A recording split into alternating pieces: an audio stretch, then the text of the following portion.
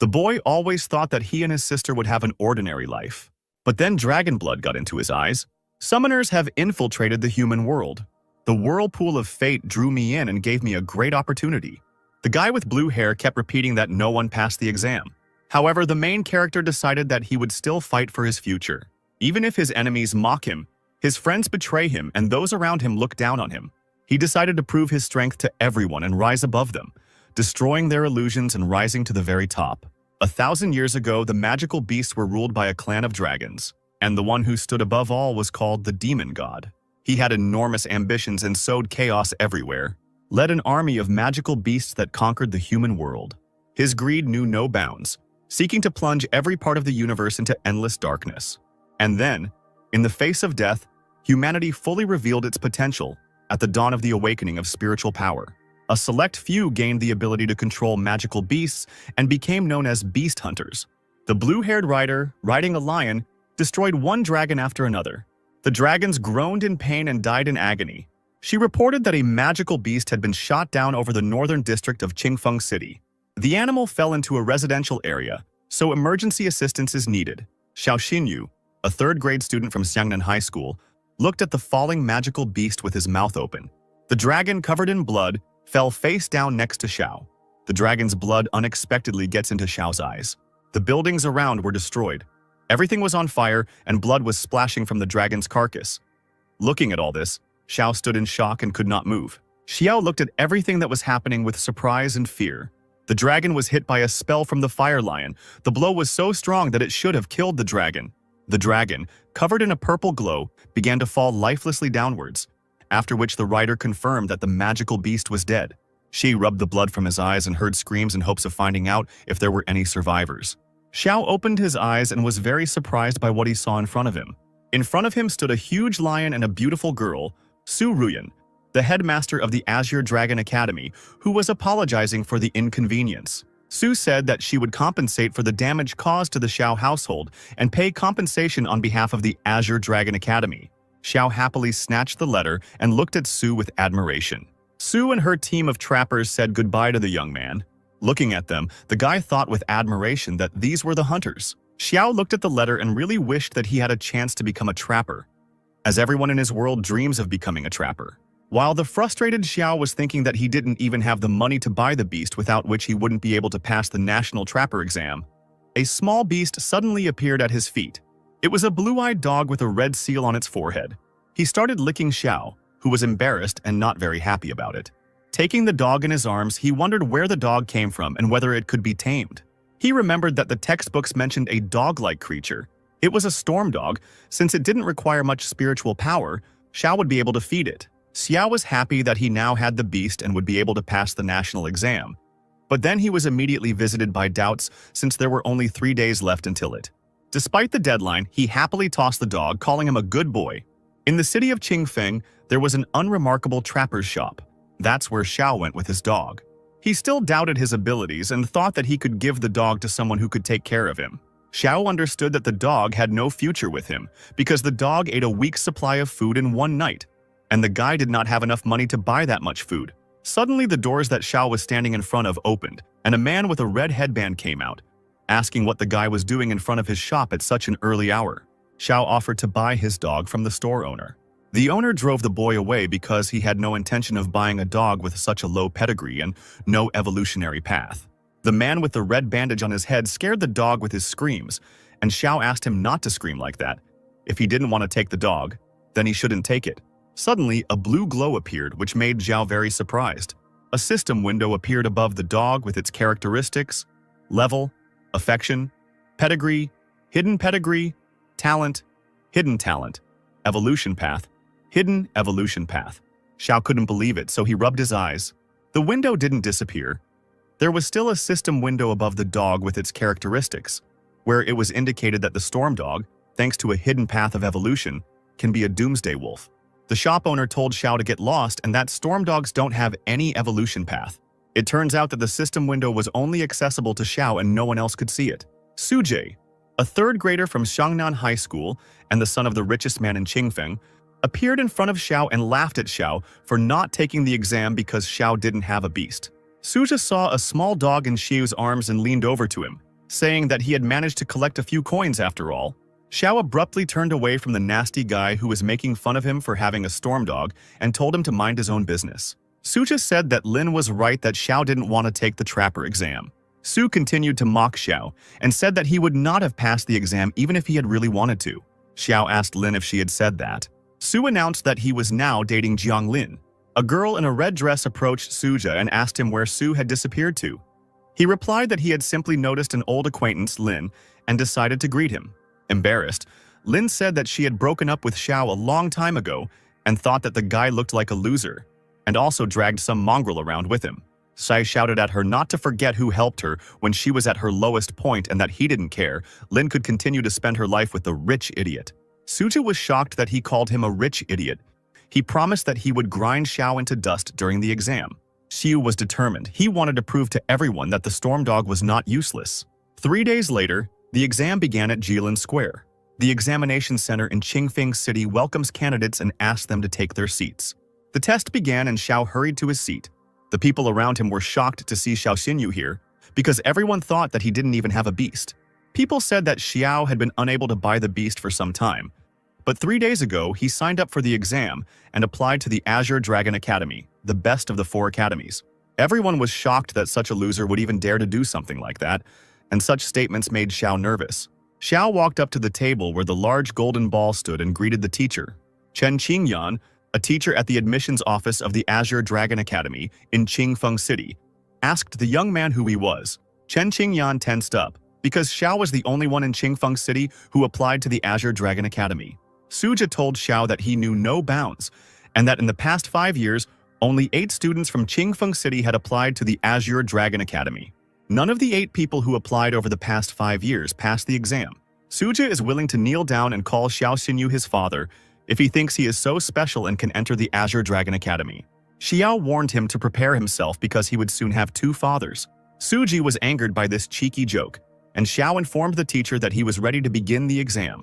The teacher warned that the selection process for the Azure Dragon Academy was extremely strict, so Xiao also needed to choose other schools in case he failed the exam. Otherwise, he would no longer be able to become a beast trapper. No one believed in Xiao, since the passing score was 800 units. But Xiao resolutely stated that he understood everything and was ready to begin. Chen Qingyan explained that the first test was a test of spiritual strength. Xiao placed his hand on the large golden magic ball. The ball showed a result of only 316 units. People started laughing at Xiao, and the teacher thought that he had a promising student in front of him. Suddenly, the spiritual power indicator began to grow rapidly and reached 621 units. The numbers on the ball were still rapidly growing upwards. There were already 711 units. The spiritual power indicator has already exceeded 800 units. People thought that the spiritual power measuring device was broken, as it showed an unimaginable 956 units. As a result, the ball stopped at 1,028 units of spiritual power. The teacher was shocked to see such large numbers that the device even cracked. The mood of the people around suddenly changed to horror. They did not understand what kind of monster was standing in front of them. The spiritual strength indicator is directly related to the potential of the hunter. Every 100 units of spiritual power allows you to make a contract with one magical beast. In the future, Xiao Xinyu might even become a 10-star level beast hunter. In recent decades, only a few such trappers have appeared in the Land of the Dragon. Chen Qingyan announced the result of candidate Xiao Xinyu. He didn't expect that Xiao would be so strong. Only 2 points less than the genius Ye Ningxuang. The crowd was furious because there were 2 tests in the Azure Dragon Academy. The second was a test for the quality of the magical beast's bloodline. The teacher was about to announce the next test, but then his assistant approached him. The assistant reported that there was a minor malfunction in the spiritual power meter. The final result was 1,032 units. Chen Qingyan asked not to tell anyone about this because it was 2 units higher than Ye Ningxuang. The teacher announces the second test, a test of the quality of the magical beast's bloodline. Xiao raised his right hand to summon his magical beast. He shouted the name Black Fang and the creature began to slowly appear piece by piece. A golden whirlwind formed around the creature. This spectacle fascinated people and terrified them at the same time. The Stormhound appeared. It caused outrage because it is the worst choice for pedigree testing. At present, no one contracts with it. The teacher was upset because the quality of the pedigree is one of the decisive factors limiting the development of trappers. The teacher was going to upset Xiao because his beast. Suddenly, shouts could be heard from the crowd that it was not a storm dog. The dog was transformed before our eyes into a huge beast. People couldn't believe it, because storm dogs don't evolve. After the dog's evolution was complete, the teacher approached him and began scanning the dog to a pedigree level that was equal to epic. Xiao Xinyu passed the tests and was accepted into the Azure Dragon Academy. Suju realized that it was time to quietly slip away with his new girlfriend. But then Xiao noticed this and asked where he was going, if he wanted to say goodbye to his father. Suju called Xiao a freak and said that he needed to know his place because he was not going to kneel down and call Xiao father, because he would not do anything to him anyway. Xiao gave a command to Black Fang, causing Suju to turn around in horror. A second later, he found himself under the dog's powerful paws and Xiao asked him what he would say now. Suju asked for forgiveness from his new father, Xiao Xinyu. Xiu told him to get out, as he couldn't have such a worthless son. Chen Qingyan confessed to Xiao that she had fallen in love with him very much over the past 2 years, and she thought they still had a chance to start over. Xiao left and said that she and everything connected with her was already in the past. Chen Qingyan fell to her knees, exhausted, and begged him to forgive her because she was wrong. Xiao picked up the phone and started calling his sister to brag about getting into the Azure Dragon Academy. He greeted his sister happily but heard nothing in response except beeps. The boy realized that his sister was in danger. On the outskirts of Qingfeng City, where there was a farmer's market, chaos reigned. People were running from monsters. Someone was trying to find their child. Hiding behind a rock, the white-haired girl hugged a crying child. Suddenly, a huge sting of a monster appeared from behind the stone. Behind them was a giant scorpion. Xiao felt that something was wrong. Something had clearly happened, so he rushed to help. After running to the farmer's market, Xiao immediately started looking for his sister. The monster was already ready to attack the girl with a small child. Xiao rushed to help his sister. Suddenly, his eyes started bleeding and a blue glow appeared. A system window appeared in front of him, offering to use the new available skill of the Hellish Stormwolf, the Bonds of Hell, Hellish Howl. Xiu shouted in a fit of anger, "Black Fang! Hellish Howl! Hellish Bonds!"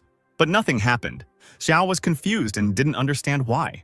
The monster struck its stinger first at Sister Xiao. At this moment, Xiao remembered that when the magical beast attacked him, the man from the Azure Dragon Academy shouted something like a spell. Then he decided to try to read the same spell.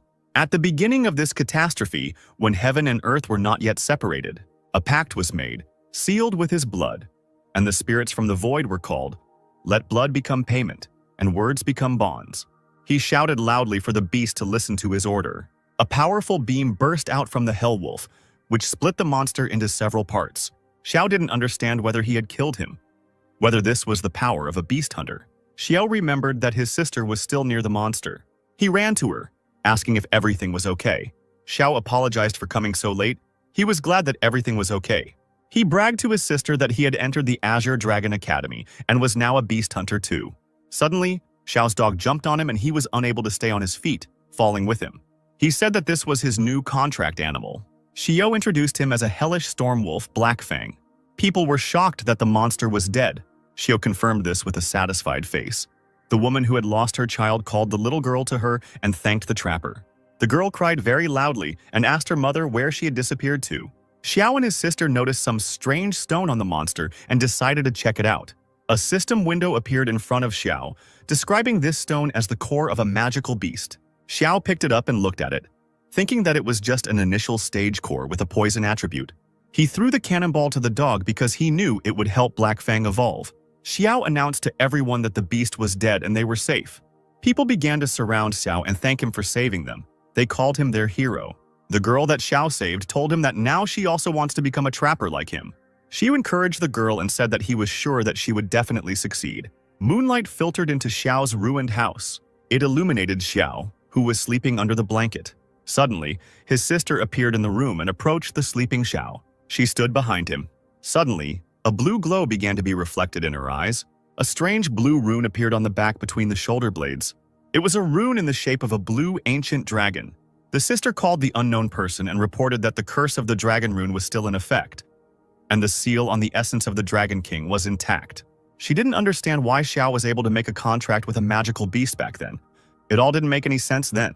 The stranger on the other end of the line said that this was fate, and he ordered his sister to keep an eye on Xiao. She understood the order and said that everything would be done. Xiao and his sister were at the Qingfeng railway station. The parents tried to pass on a basket of salted duck eggs that Xiao Yu loved as a child and a sealed gift. She said that he shouldn't be seen off and that he would come back during the holidays. The guy gave up his seat by the window to his sister and sat down next to her. A couple of hours into the journey, an announcement was made to the entire train. Magical beasts were spotted on a section of the railway. The carriage may shake. After a while, the train passed the dangerous section. Xiao was happy that they would soon arrive in Longyin City, and his sister decided to remind him that school would soon start, so he shouldn't shirk. Suddenly, the train started shaking. All the passengers were shocked by what was happening. The loudspeaker announced that there were magical beasts ahead, a flock of three-eyed giant monkeys, and everyone needed to stay in their places. The passengers were in a panic as there was a loud crash on the roof and cracks appeared in the ceiling. One of the monkeys fell into the carriage, and people ran in panic to other carriages of the train. Xiao ordered his sister to sit still and not go anywhere. She asked him what he wanted to do. Xiao didn't answer the question, quickly turned around and started to leave, but his sister tried to stop him. Suddenly, a huge three-eyed monkey fell from the roof of the train in front of Xiao. But then the monkey was hit in the face by a golden fox, and a question came from behind Xiao asking how long he would just stand there and watch. It was Qin Yanran, the daughter of the Heaven Guild leader, who said that if Xiao didn't want to die, then he should go into hiding. Qin Yanran began to twirl her staff and chant some spell. After the spell was cast, there was a bright flash and the fox suddenly rushed forward. She saw the system window with the description of this fox. He was surprised that it was a three-tailed thunder fox. The people were glad that the hunter was fighting the monster. They considered themselves already saved. But Xiao wasn't so sure about it. He shouted to everyone to get off that carriage as quickly as possible. Three-eyed monkeys live in a pack, so the guy couldn't understand why only one attacked them. Xiao told Black Fang that he needed to help the trapper. Qin fought off the monsters one after another, but she was already running out of strength. Then, two monkeys attacked from behind and Xiao shouted to the girl in the hope of warning her of danger, which made the girl turn around. Xiao decided to use the Black Fang Hellbond spell. After all the monkeys were immobilized, he asked them why they were no longer so frisky. Qin was very surprised by the fact that Xiao was also a hunter. She thanked Xiao for his help, and he said that there was no need for thanks, and that any trapper in this situation would have done the same. Xiao stared at the Qin beast. A system window appeared with status, diagnosis, and treatment. Xiao asked Qin if the fox was too active during battles and then very sluggish and sometimes even injured itself. This question greatly surprised Qin, because it was true. He said that the fox had post-traumatic stress disorder, and the manual on magical beast diseases said that three-tailed thunder foxes were the ones most likely to suffer from it. Now Qin understood why Xiao had hardly smiled lately. She thanked Xiao by hitting him hard on the back and calling him brother, and said that she would take care of her treatment when she arrived. Qin will now call Xiao younger brother. Standing behind them was Xiao's real sister, looking annoyed. She wasn't very happy with what was happening. She decided to insert herself between Xiao and Qin. After all, Xiao is her brother. She hugged Xiao's hand tightly so that he couldn't even move. Qin suddenly snatched Xiao from his embrace and asked if this was true. The girls began to tear Xiao apart from both sides and argue about whose brother he was. In the central square of the Azure Dragon Academy, there were first-year students. The dean of the Azure Dragon Academy, Lin Kang, and his deputy Wang Dongsheng addressed them. He asked the first-year students to be more patient and wait for the principal. Xiao waved goodbye to his new sister Qin. Xiao finally got into the Azure Dragon Academy. The purple giant beast emitted a purple ring with its roar. The freshmen were delighted because Principal Su arrived on her beast. She flew past the crowd of first-year students accompanied by their enthusiastic cries. The director began to land on her purple giant lion. The dean asked if Su could say a few words to the freshmen. Su remembered that this was the woman who defeated the Shadow Magic Dragon.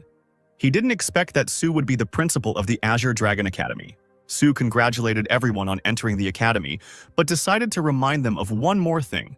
It doesn't matter whether they are from a noble family or from a poor one. In the Azure Dragon Academy, they must obey its rules, especially the 8th rule. The first-year students were shocked by these words. No one knew about this rule and what it consisted of.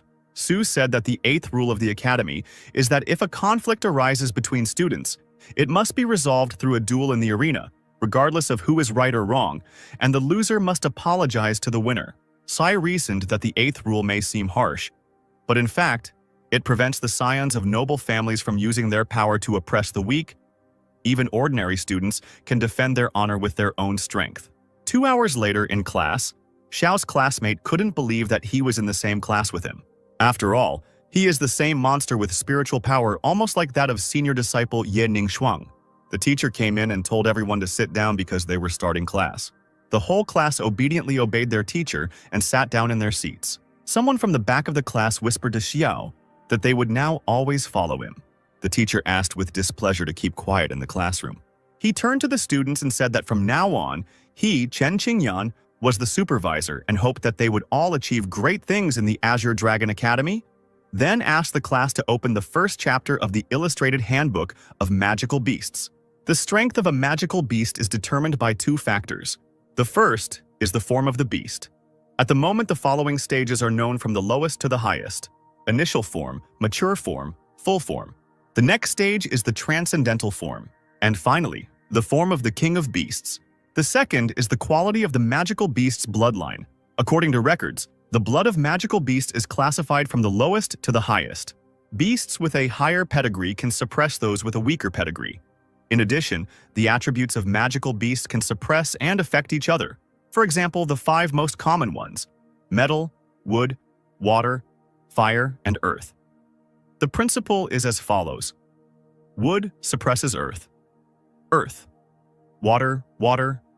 Fire, fire. Metal, metal. Wood. Based on these 5 basic attributes, others can appear such as sand and lightning. But this is the topic of the next lesson.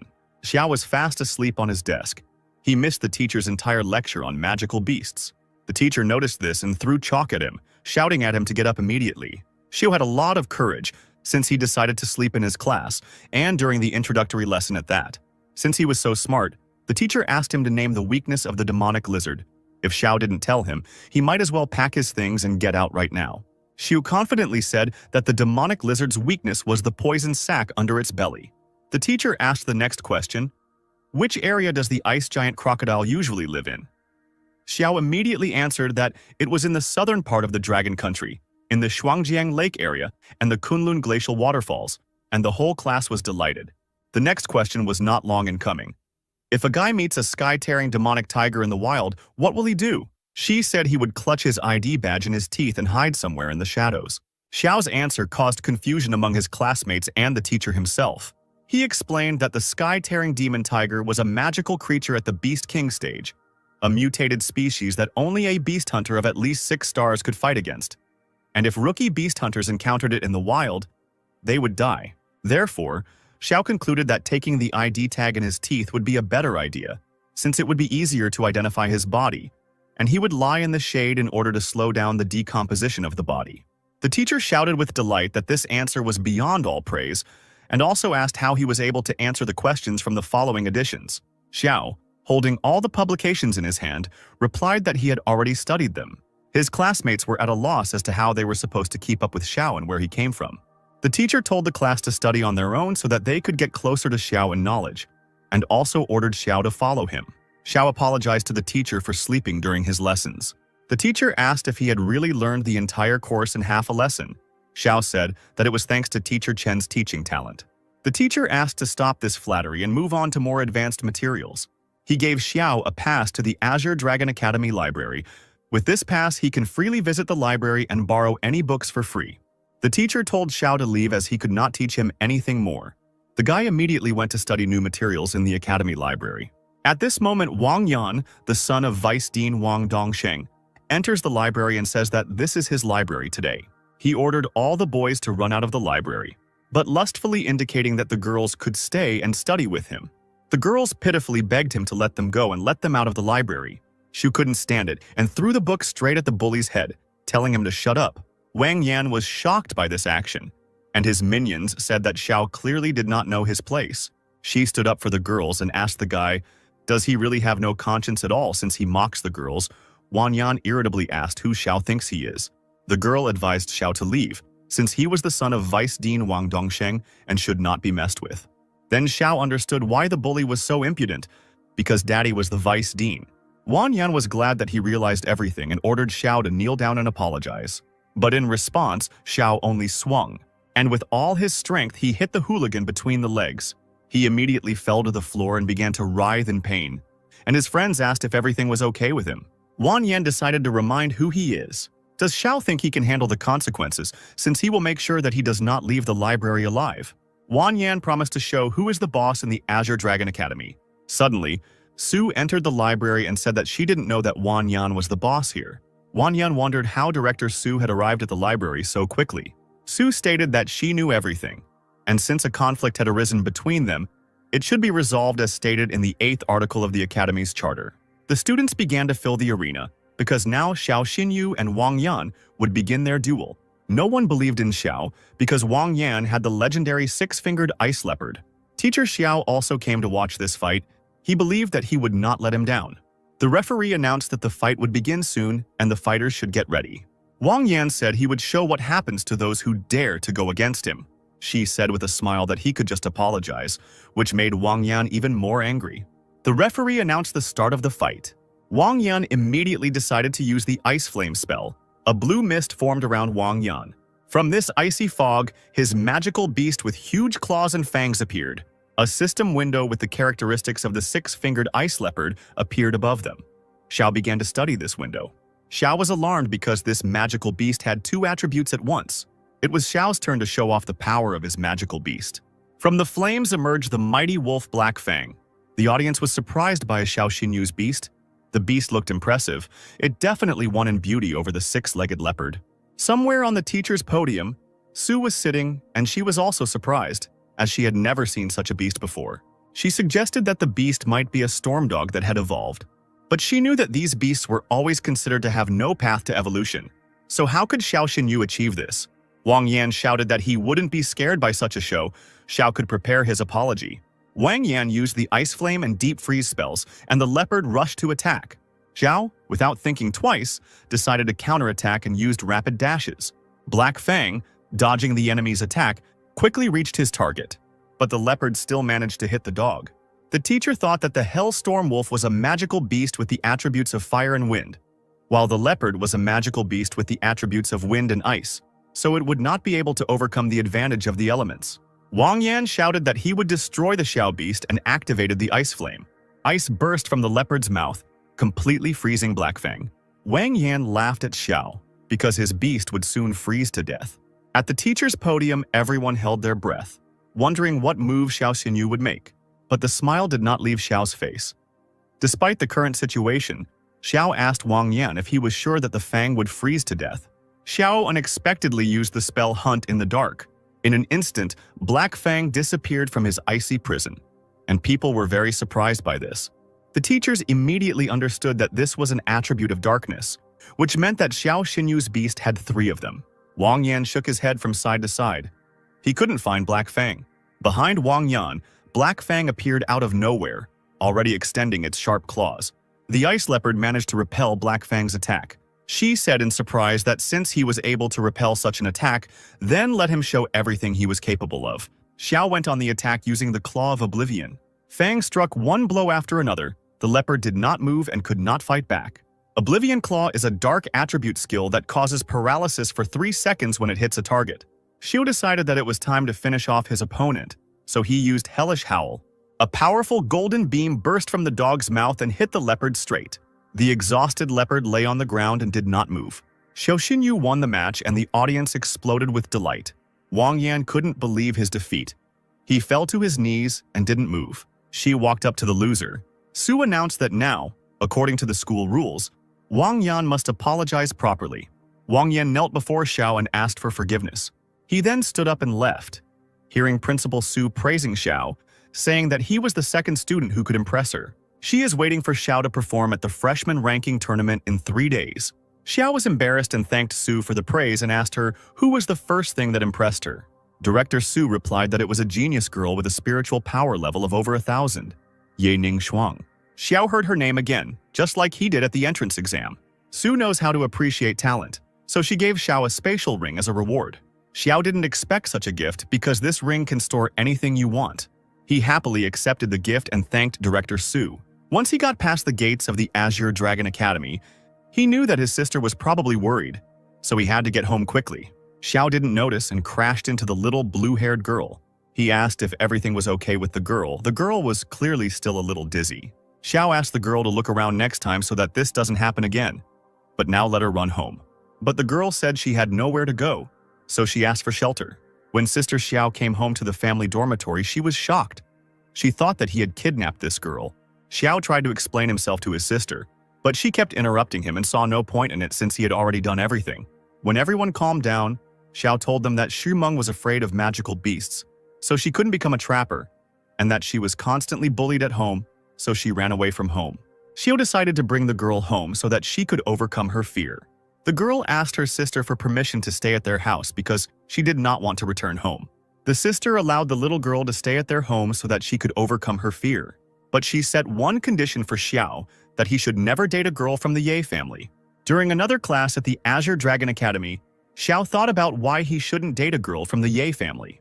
Xiao's classmate asked him what he was muttering under his breath. Teacher Chen said that in this lesson they would be determining roles on the battlefield, so the classmate needed Xiao's help. Xiao apologized because he was lost in thought. Then he clarified the question and began to explain that the trappers acted as a team, and their roles and responsibilities were different. Marksmen have ranged combat skills, allowing them to take out enemies from a distance. Mages have well-developed crowd control skills, which give them a significant advantage in team combat. The tank has strong defense and skills that restore health. The tank is a shield for the rest of the team. The killer is endowed with high maneuverability and the ability to finish off enemies. The killer's main task is to attack those who can barely stand on their feet. Support is famous for its buffing skills that provide a variety of positive effects to all team members. A classmate was very surprised by this information and asked Xiao what role he thought his butterfly bury was suitable for. The teacher reprimanded Sheng Yu to stop chatting in class. The teacher said that according to the ordinal numbers, it is necessary to call your animals to take the test. Sun Hu summoned a magical beast that has strong defense, so he is now a tank. Sheng Yu summoned his storm butterfly, which possessed mass skills based on the water element. The teacher asked if Xiao was ready. He confirmed that he was ready and summoned the beast. The beast hit the simulator with a hellish howl and an explosion thundered. The simulator showed a triple critical hit and the numbers on it began to grow rapidly and stopped at 6,371. Classmates were shocked by this. Someone said that they wouldn't even make it to 1,500. The teacher thought that the attacks of beginner beast hunters usually ranged from 500 to 1,500. He didn't expect the Hellstorm Wolf to deal more than 2,000 with a triple critical hit. Xiao asked the teacher if he had passed the attack test, and if the assassin class was suitable for him. Next came the range test, using the hellish howl which hit a whole 800 meters. Then the defense test. The Fang withstood the attack of Teacher Chen's ice-armored turtle. Zhao's control test was carried out using the shackles of hell. A buff test revealed that any beast within 10 meters of a Hellstorm Wolf gains a 30% increase in rage, 10% in attack, and 10% in movement speed. Classmates asked the teacher what role suits Xiao, because he is good at absolutely everything. The teacher admitted that in addition to these 5 roles, there is another special role called a generalist. The students asked the teacher about this role. What does this mean? The teacher explained that this is the name given to a beast hunter whose summoned creature is equally suitable for all roles. It is clear that Xiao has become the only all-rounder in his group. Xiao's classmates pounced on him with questions about how he could become so cool. But Xiao was modest and didn't think of himself as that cool. The teacher said that there is no need to rejoice too soon. Universalists are rare, but they still exist. At the moment, not only Xiao Xinyu is known, but also Yening Shuang and Han Tianjun from the second group, Murong Qingyang and Li Xuancheng from the third group. The teacher reminded the students that they needed to continue to work hard and develop. Xiao was glad that the training was over, as he needed to buy some supplements to prepare for the beginner ranking competition. But then several young men appeared in front of Xiao and asked him where he was going in such a hurry. Xiao asked with a dissatisfied face what else they needed. They smiled and flexed their fists as they asked, "Has Xiao really not heard of the Black Tiger Guild?" Then Wang Yan's voice was heard, saying that there was no need to talk to Xiao. He just needed to break his leg, and then he wouldn't be so impudent. The guys threatened and repeated that Xiao shouldn't have crossed the path of young Master Wang Yan, and that it was all his own fault. Xiao noticed the stars on the hooligans' jackets. They indicated levels. The hooligans were level 3 and level 4. Xiao asked, weren't they ashamed to attack someone who was only level 1? Wang Yan suggested that Xiao cry, and his subordinate asked him not to worry and he would deal with him. The fourth-year student summoned his magical beast, which turned out to be a thunder tiger. The tiger rushed forward to deal damage to Xiao, but then Black Fang appeared in time and attacked the tiger in response. The tiger was immobilized and fell to the ground under the onslaught of Fang. The bully was shocked because his master forgot to warn him about Black Fang's power. He guessed that the beast only appeared to be in its mature form, as it could withstand a thunder tiger that was in its full stage. This angered the bully, and he wanted to know who was stronger, some first-level weakling or the elite of the 3rd and 4th level Black Tiger Guild.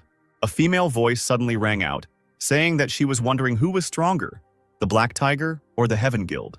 Xiao was glad that Sister Qin came to his aid. The hooligans found themselves surrounded and didn't know where to go. The Heaven Guild is the 2nd strongest guild in Longyin City. Even the Storm Guild does not dare to conflict with them. The hooligan obediently asked what brought Miss Qin here. Qin said, "If I hadn't passed by, I would never have known what the esteemed Lei was going to do to her dear little brother." This information made one very surprised, since Qin was the only daughter of the guild leader. She explained that Xiao Xinyu was her adopted brother, whom Qin Yanran had acknowledged. Qin warned that if anyone decided to offend Xiao, they would first have to deal with her and the entire Heaven Guild. Lei meekly said that there was a big misunderstanding. Lei pointed his finger at Wang Yan and said that he was the one who hired them to cause trouble for Brother Qin. Trembling with fear, Wan said pitifully that he didn't know about Brother Qin. Qin asked Lei if he knew what to do in such a situation, and he replied that he did. Lei ordered his men to teach him a lesson since he dared to offend the young master. Wang groaned in pain and shouted, "How can you do this?" Xiao and Qin were climbing up the Heaven Guild tower. Qin asked how he ran into them, and he replied that he just wanted to buy tonics for the dog. Qin objected with displeasure because he could have simply asked her, since her guild specialized in them. She said if he ever needed tonics, he just had to say so and the nurse would give it to him for free. Qin began to show the guild's premises, starting with the training gym, equipped with the most advanced training equipment that helps the beasts master various skills as quickly as possible. Next was a recreation area, where hunters could relax after a mission. There was even mini-golf, a sauna, and many other entertainments. Then there was a conference room, where they hold meetings on important issues and make plans for further development. The medical area had advanced equipment and a wide range of medicines. The guild's doctors are highly qualified and provide the best services for the treatment of wounded animals. Xiao asked his sister if he could join her guild and become a doctor. Then another female voice was heard. She said that he would not be able to join the guild. It was Liu Yue, the vice leader of the guild, who was surprised that Xiao wanted to join the guild even though he was still very young and had no experience. Qin turned to Liu Yue. She said that he was the one who helped her on the train. Some guy ran in and shouted that they had just delivered several seriously wounded animals. The guy was yelling about how they didn't have enough staff to help everyone. The deputy told him to ask for help from other branches and asked Qin Yanran if she could take care of this matter. The animals were lying on stretchers. The guy said that they didn't have much time, since the animals were bleeding heavily. Xiao proposed his candidacy to the deputy. A horned dog with severe bleeding was being transported to the 3rd operating room, and they also brought spare bags of blood. The animal has already lost too much blood. The bleeding needs to be stopped as soon as possible. The medicine should help. Conventional methods did not help, and the bleeding still did not stop. Xiao began to scan the beast with his gaze, and a system window appeared with the type of wound. Since the beast encountered the queen of poisonous bees, and their poison interferes with regeneration, the beast bled to death.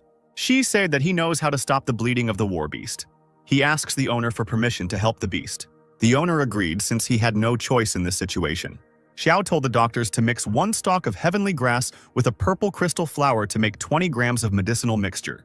Then add the core of the mature magical beast with the poison attribute and boil for 5 minutes.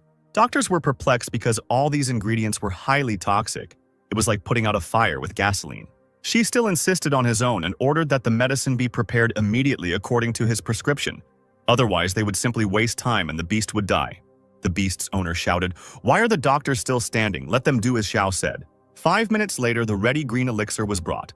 Xiao put on rubber gloves, carefully opened the bottle and dipped his finger in. He then carefully applied the medicine around the beast's wound. The beast screamed sharply in pain, causing horror among the people. But eventually, the bleeding stopped and the healing process began. The owner was glad that his beast was alive. Xiao asked the deputy if she was satisfied with the work done. She replied that the work was beyond praise. She admitted that her conclusions were incorrect and invited Xiao to the guild as a pharmacist. Xiao accepted this offer with pleasure. Sister scolded Xiao for being late due to signing a labor contract with the Heaven Guild. Xiao confirmed everything his sister said. The sister was offended by the fact that someone completely forgot about his own sister after he found some rich woman. The little girl asked, "Pharmacist, is it edible?" Xiao said not really, but he would be paid well now. They were planning to visit a restaurant over the weekend. Wang Yan lay in the hospital room and cursed Xiao Xinyu. He would never forget this humiliation. Yan's father called his son a worthless weakling, to which he asked him for help. The father couldn't believe that his son lost to some country boy from a small town. Yan cried when his father said that his son had brought shame on the whole family. Yan said that Xiao was backed by the Heaven Guild, so he didn't even have a chance to take revenge. Father asked sarcastically, if Xiao Xinyu accidentally died at the hands of a magical beast during the trials on Mount Yunan, then it wouldn't have anything to do with the Wong family? On Mount Yunan, all the arriving students were faced with another test, which would be broadcast in real time on all screens. The vice dean announced that the bracelets that the test subjects would wear would record the number of magical beasts killed, and would also keep a log of combat actions. Killing 1 to 10 magical beasts will result in a C rating. For killing between 11 and 30 magical beasts, a B grade is awarded. For killing 31 to 50 magical beasts, a grade of A is awarded. From 51 to 80 magical beasts are given an S rating. Killing more than 80 magical beasts will result in an S+ rating. Su asked the deputy to announce the particularly gifted participants among this year's recruits. The deputy announced that, according to the results of the entrance tests, 3 particularly gifted students would be singled out this year. Murong Yangshuo, the eldest son of the Murong family, first class. Murong Xinxin, the youngest daughter of the Murong family, first grade. Xiao Xinyu is a third grade student. There are 4 great trapper dynasties in the country: the Ye, Li, Murong, and Shangguan clans. In the broadcast studio of the Azure Dragon Academy, everyone was greeted by the host of this test, Yang Shu. Su asked the deputy, how many magical beasts did he think Xiao Xinyu could kill? He replied that it was 50 and that he had taken that with extra. The teacher categorically disagreed with the deputy because if you take into account his talent, he would be able to kill at least 80. Su said that they were wrong. She believed that Xiao would perform a real miracle and break Yining Shuang's record. Newcomers began to enter the testing area.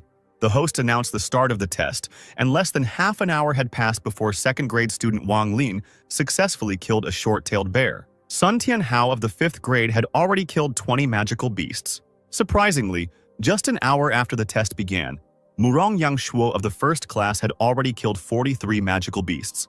His griffin is the only beast to achieve full form in this test. The griffin's ability, Spatial Dash, not only instantly reduces the distance to the target, but also enhances any attack by adding a penetration effect. Although the silver-fanged snake has exceptional regeneration abilities, it was unlucky to encounter the white griffin, whose attack completely ignores its regeneration. Murong decided to extract the magic core from the beast and move on. At the moment, the Murong family was in the leading position with scores of 50 and 49, and Xiao was in 3rd place. The camera moved to the battlefield where a young girl from the Murong family was fighting. Her beast is a bone-winged wyvern of legendary bloodline, the only undead beast in this trial. She met the bloodthirsty lion, a second-stage mature magical beast with an epic bloodline. Its attacks deal 5 times the damage. If the girl kills this bloodthirsty lion, the total number of her victims will be 51. Elder brother Murong was at a loss as to whether she would be the one to take first place in this test. But then he saw that someone had overtaken his sister, which caused him confusion. His sister was fighting a lion, and her beast fired a powerful beam towards the lion. Suddenly, she heard someone ordering Black Fang to attack. Black Fang suddenly jumped on the lion and cut off his head with the claws of hell. Xiao, riding on the Fang, thanked his younger sister Murong for distracting the beast. This made Murong's younger sister extremely angry, and she wanted to kill the impudent boy. With his cunning, he managed to steal the beast from Murong and thus top the table. But it's too early to relax, as a dangerous beast has appeared, namely the 3-eyed magic ant. The presenter said that he felt danger coming from the beast, and he did not know who would dare to challenge such a ferocious creature. The first to attack was Xiao with his Black Fang. He used the bonds of hell. The ant has a very strong shell, but the Hell Wolf's fire ignores armor and still deals damage to the monster. Yao gave the order to Black Fang to finish off the monster with a hellish howl.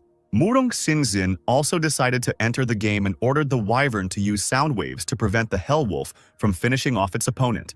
She pulled this trick to use necrotic flame and kill the 3-eyed ant herself. After the murder, she walked up to the stone, bent down and picked it up.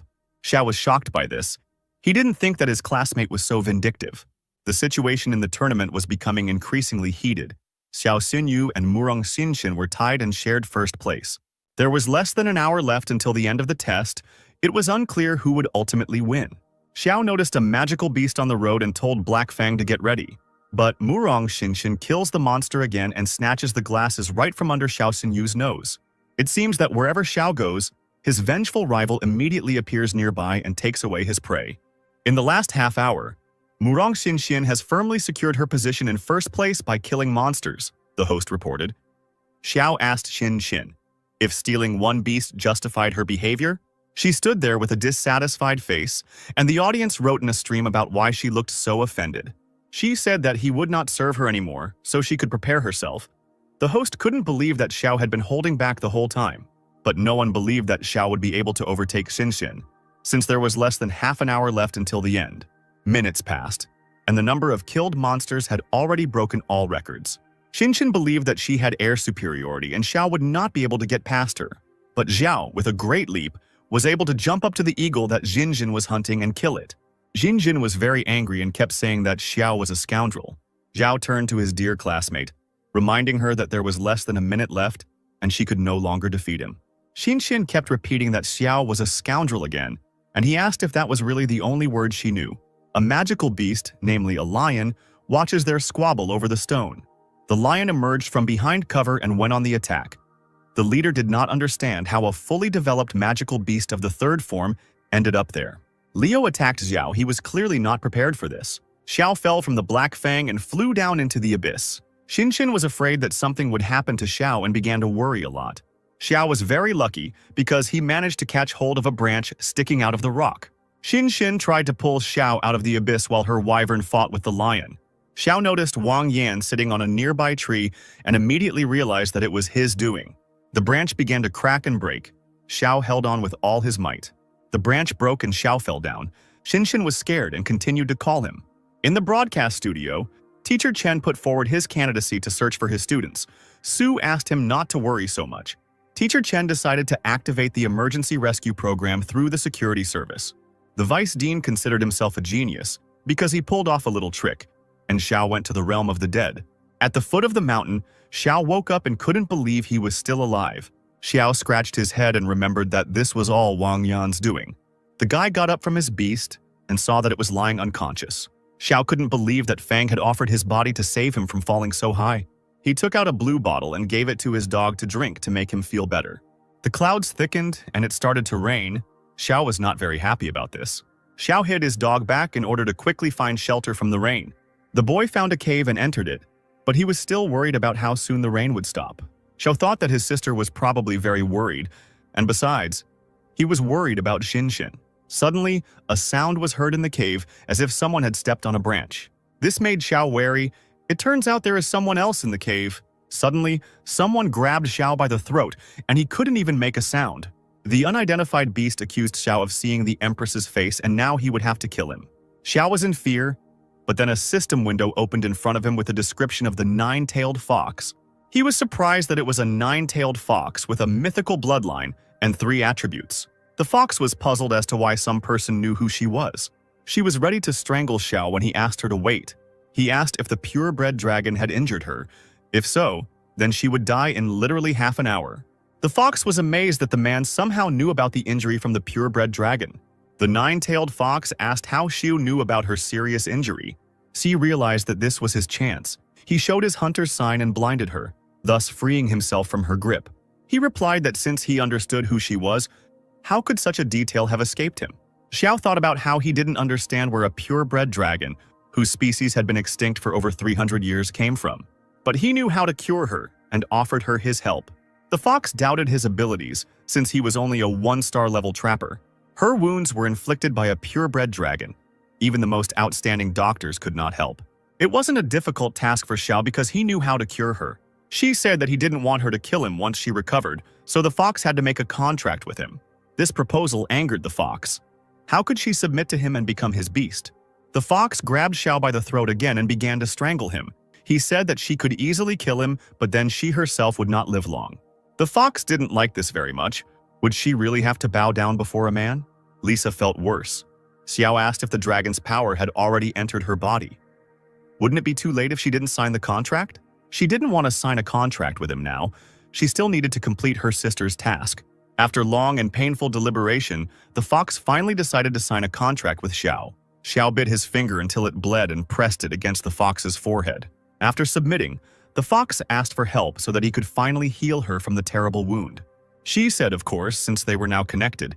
He began to undress, which embarrassed the fox.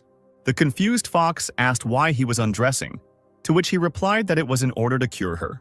The fox ordered him to put his clothes back on, but Xiao didn't listen and cut himself in the chest area to make blood flow.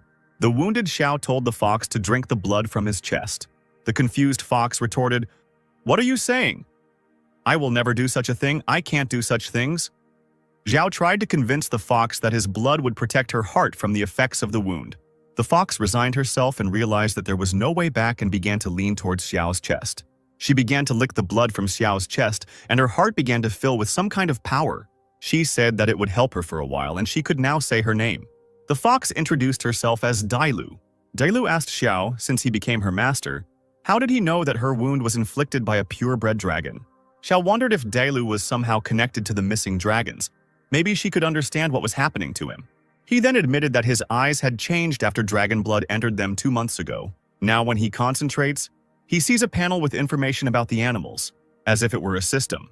Dailu thought that his eyes were very similar to the legendary eyes of the demon god. Eyes can see all the information about any animal. An ordinary person should not have them. Dailu thought for too long, so Xiao asked her why she was silent. She said that most likely his eyes had changed under the influence of dragon blood and became the eyes of a demonic god. Xiao asked about the demonic eyes. Isn't that a system? Dailu chuckled and said that this was not a system. He did not live in a fantasy world. Xiao thought after Dailu said that it was just a visualization of the demon god's eyes abilities. But why did he hear someone's voice then? He remembered sitting with his dog in his arms in front of a red ruby, and a voice telling him to take this stone, which would allow his beast to be reborn. The voice first appeared after the shadow dragon's attack, pointing at the crystal. The voice told him to give the red crystal to his dog. In the end, Xiao still fed the crystal to the dog, despite his doubts. And the dog did indeed evolve into a hellish storm wolf. Xiao wondered if he would have another chance to hear that voice. At this time, an aggressively minded lion approached them from behind and began to growl at them. Daibu grabbed Xiao by the collar, as he stood there like a pillar and did not react to the enemy's attack.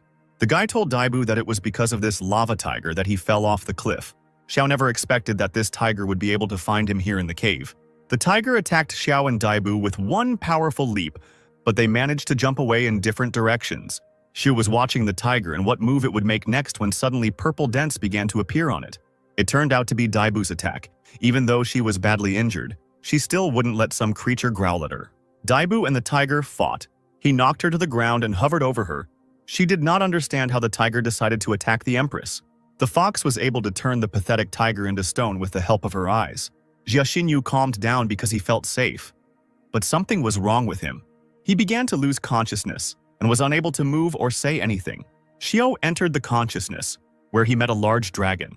The guy didn't understand who was talking to him, although he saw a huge dragon in front of him.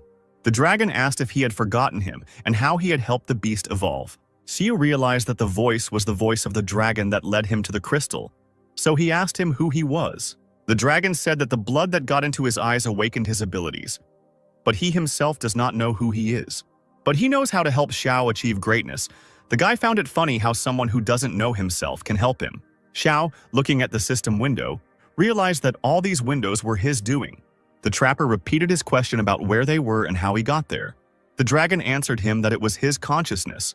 While he was unconscious, the dragon decided to meet him, but now it was time for him to wake up. Xiao asked with hope in his voice when they could see each other again. But the dragon said that there was no need since he was always nearby. Xiao woke up in a hospital room. He wondered how he ended up there because he was in a cave. Teacher Chen and Su stood in front of Xiao's bed and waited for him to wake up. When he woke up, he said that the last thing he remembered was a cave near the cliff. Su explained that he was found by a rescue team next to the body of a lava tiger. She said that he was unconscious. How could he know what happened there? Su asked Xiao not to worry. The academy would conduct a thorough investigation and sort out this situation. Xiu thanked Su for her concern and said that he believed in her and this investigation. Teacher Chen said that in the Yunan mountain test, he and Murong Xinshin achieved SM+ rank and set a new academy record. So he'd better focus on recovering and preparing for the rookie rankings this weekend. Then Xiao's hand lit up and a projection of a fox appeared and he realized where it had disappeared to. The fox was surprised that he sacrificed his blood to save himself and then lost consciousness due to his wounds. Daibu said that the rescue team arrived in time so that they wouldn't see her. She hid. She asked Xiao if he told the teachers that falling off the cliff was an accident. Xiu knew that this was not an accident. He suspected who was behind all this. Wang Yan won't get off so easily this time.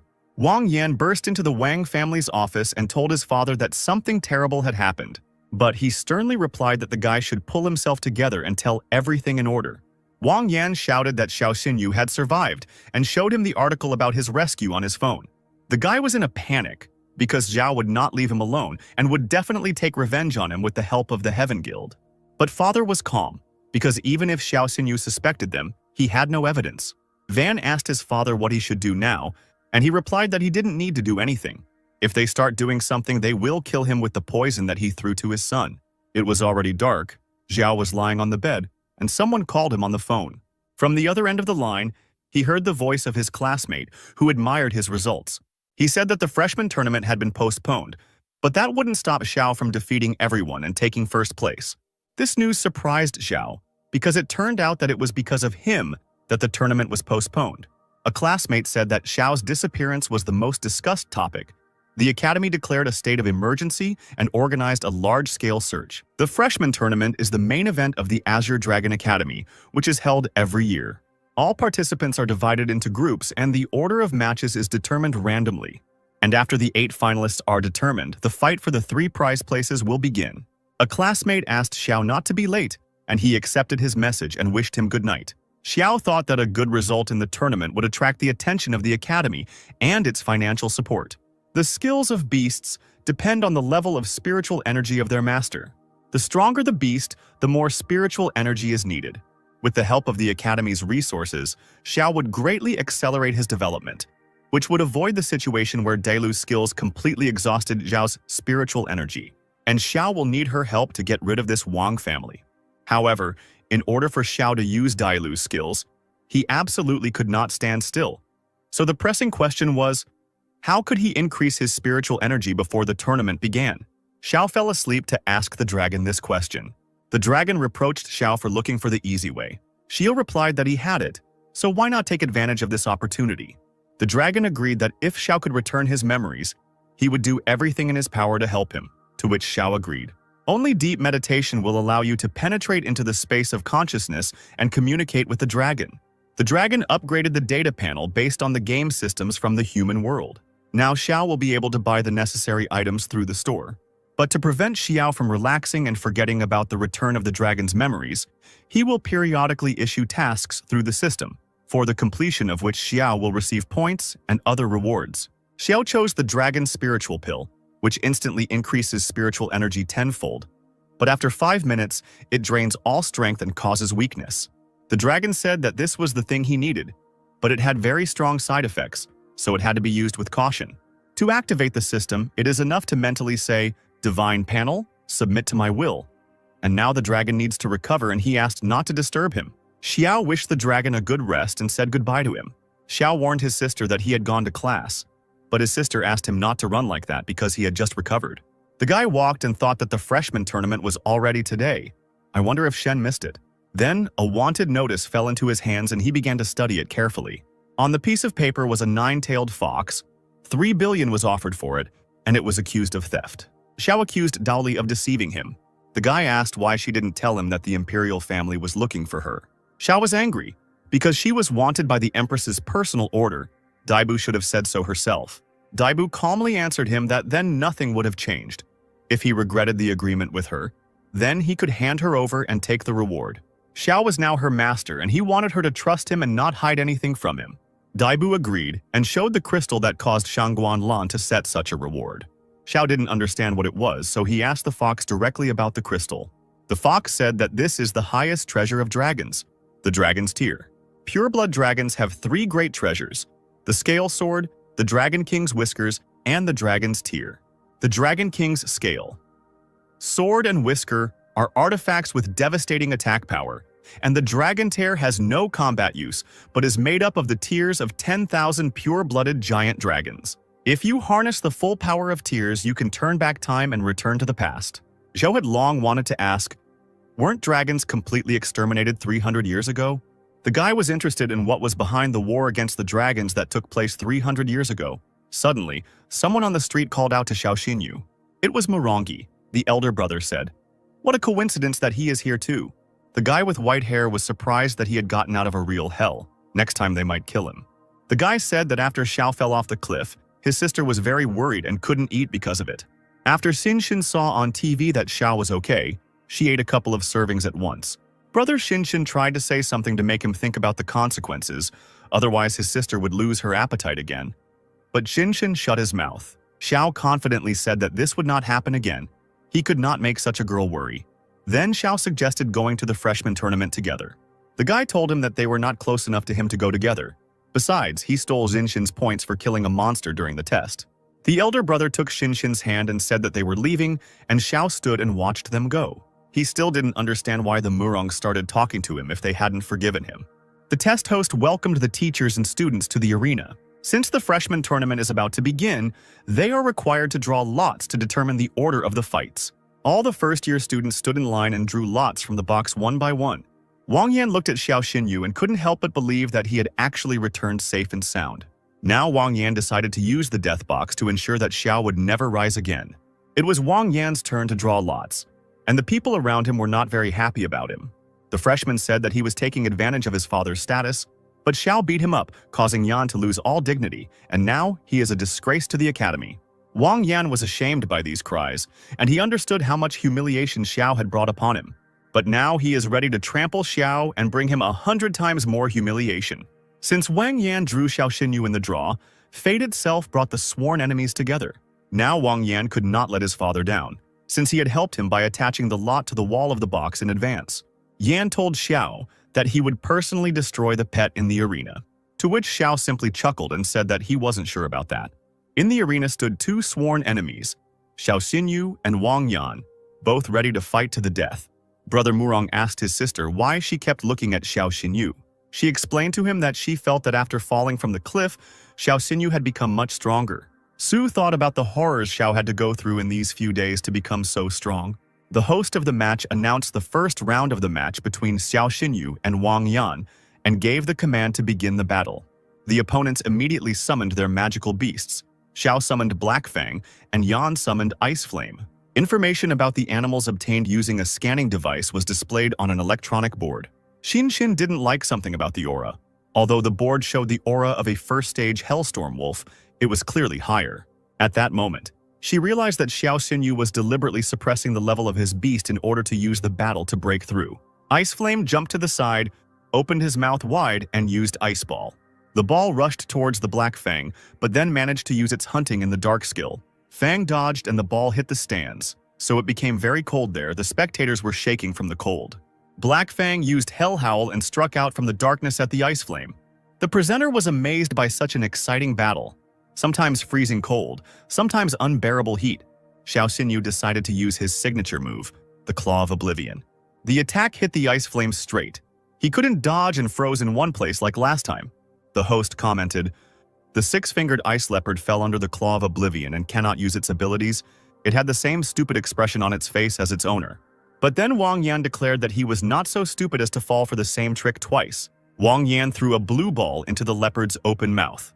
The leopard swallowed it and began to rapidly increase in strength, and he developed an icy mane. While no one was expecting it, the leopard carried out one of his most powerful attacks. Xinshin didn't pay attention to this. She was still thinking about how Xiao Xinyu could become so strong in such a short time. Xiao noticed how the leopard's strength began to increase sharply and did not understand why this happened. He decided to check something, whether Wang Yan had used a forbidden potion that temporarily strengthened the beast. Xiao turned to Wang Yang. "Did you really force your beast to take a forbidden potion in order to win?" But he told Xiao Xinyu to mind his own business, and then continued to attack him with an icy barrage. Black Fang took the blow and was wounded, but still stood on his feet. Xiao supported his beast, shouting at it to hold on a little longer. Then came another powerful attack from Wang Yan. It was an ice hammer. The ice hammer froze the Black Fang, and he couldn't even move. The audience was shocked at how the six-fingered ice leopard suddenly became so strong, and they were worried that Xiao Xinyu was losing ground. Wang Yan proudly said that he had given in to Xiao Xinyu last time, but now he would see his true strength. Wang the Elder said to Su, "Is it true that my son's talent is no less than Xiao Xinyu's?" Su was very surprised that the ice leopard had become so strong that even a blind person could notice something was wrong. She continued to think that Xiao Xinyu was in a really difficult situation. If this continued, the hellish storm wolf would not only lose but also suffer serious injuries. Xinxin and Su couldn't believe it. They were very worried about Xiao Xinyu. They thought that everything was already decided. The teacher believed that Xiao Xinyu had a trump card that could turn the tide of the battle. Xiao knew that it was not in vain that his Black Fang killed more than 100 magical beasts on Mount Yunan. Xiao ordered Black Fang to use the Hellfire Lotus. This was his trump card that was supposed to help Xiao win. Wang Yan realized that this was a very dangerous attack, and if his ice flame was not dodged, he would lose. Black Fang opened its mouth and released hellish fire, which formed a fire lotus. The teacher happily noted that the fire element combat skill is precisely the lotus of hellfire. Su was amazed that Xiao used a combat skill that was only available to fully developed beasts. Xiao's future was simply limitless.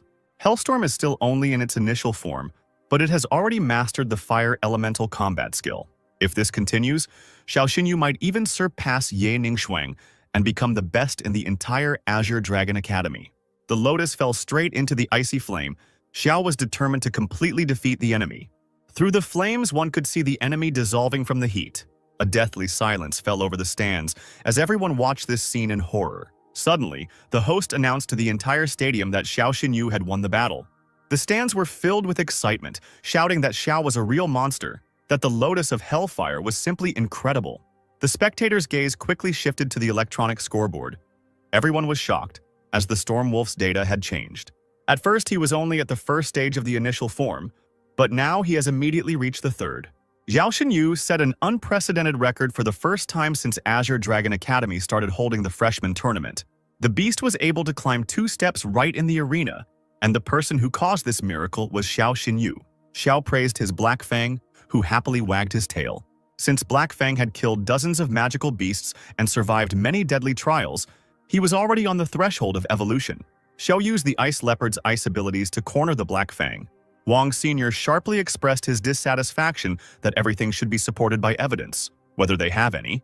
He said that the rules of the competition state that the fight continues until a winner is determined. The Ice Leopard is dead.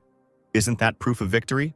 Su's subordinates began to speak harshly and negatively about Xiao Xinyu, saying that although he was talented, he was cruel and ruthless and had no place in the academy. Su replied that there was no point in jumping to conclusions just yet, and that until the truth came out, she would not spare anyone who tried to slander her student. She ordered the ice leopard's body to be brought in so a veterinarian could perform an autopsy. The doctors brought in the leopard's body and began to examine it carefully. Su asked what the results were and if they found anything. The vet said the internal organs were badly damaged, probably due to the Hellfire Lotus. Wong Sr. immediately thought that things were going well because he had bribed the academy's veterinarian in advance. He knew that the rector might resort to this method of verification. He asked Su what she would say now, since even the doctor confirmed the death of the beast at the hands of the enemy. She suddenly interrupted their conversation with an objection, asking what kind of killer would act so brazenly in front of so many people. Moreover, the Lotus of Hellfire attacks only the soul, and the leopard died from internal bleeding, especially since the spiritual attack does not leave physical damage. Xiao asked again if the doctor was confident in his diagnosis. He whispered to the doctor that it was not worth risking his career for penny bribes and that he should think again. The doctor stated that the matter was extremely serious and requested that the ice leopard's blood be analyzed to double-check. 10 minutes later, the doctor brought the results to Principal Su and said that the ice leopard had died from the rampage pill. Wang Yan was infuriated by this conclusion and went berserk, calling the guy a worthless doctor who was blatantly lying. Wang Yan tried to justify himself to Su.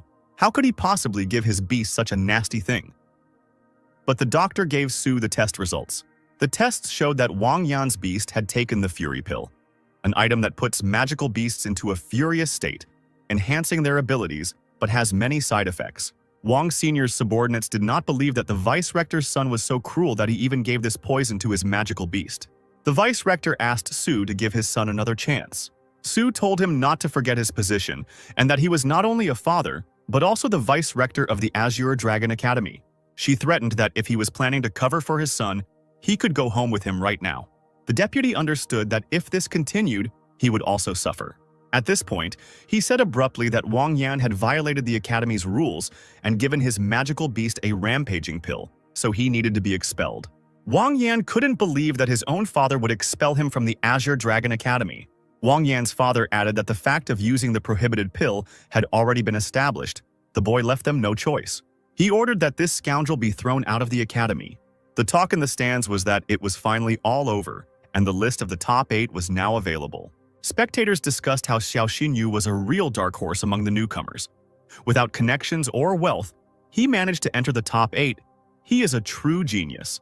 Brother Xinshin told her that Xiao Xinyu was among the top 8. He stole so many points from Xinshin on Mount Yunan.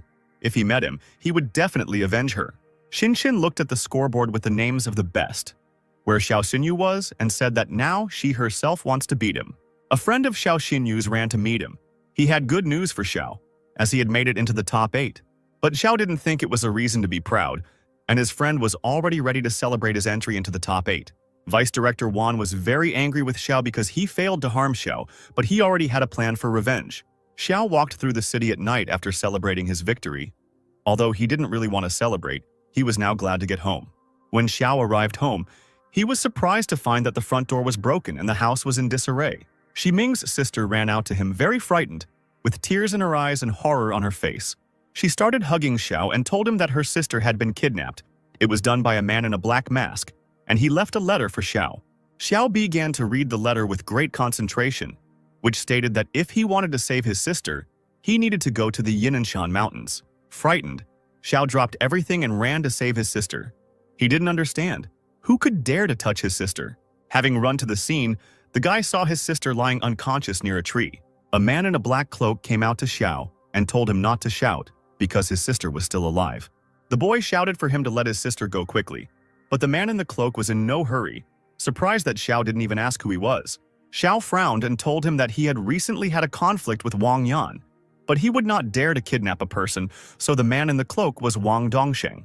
The man laughed and began to remove his hood, amazed by the boy's insight. Dongsheng fantasized that if Xiao Xinyu were his son, he would make him the most powerful beast hunter in the entire Dragon Empire. But then Dongsheng became serious because life had turned out differently, and Xiao had even wounded his son, so he had to die. Dongsheng summoned a stone guardian, and a huge, powerful bear jumped out of the ground. It was not just any bear, but a ruthless stone demon bear in the form of a powerful beast king. The bear is constantly in a state of absolute defense, which makes him invulnerable to physical attacks, and he can also neutralize any crowd control skills. Dongsheng laughed at Xiao because he was a 1-star level beast hunter who was now facing a king level beast, so Xiao's path had to be interrupted here. At this point, Xiao smiled and told Dongsheng that he would disappoint the deputy director. Adjusting his glasses, Dongsheng wondered if Xiao really wanted his dog to become a snack for his stone bear. Since Xiao had another beast in reserve, he raised his hand and ordered Dailu to kill this bear.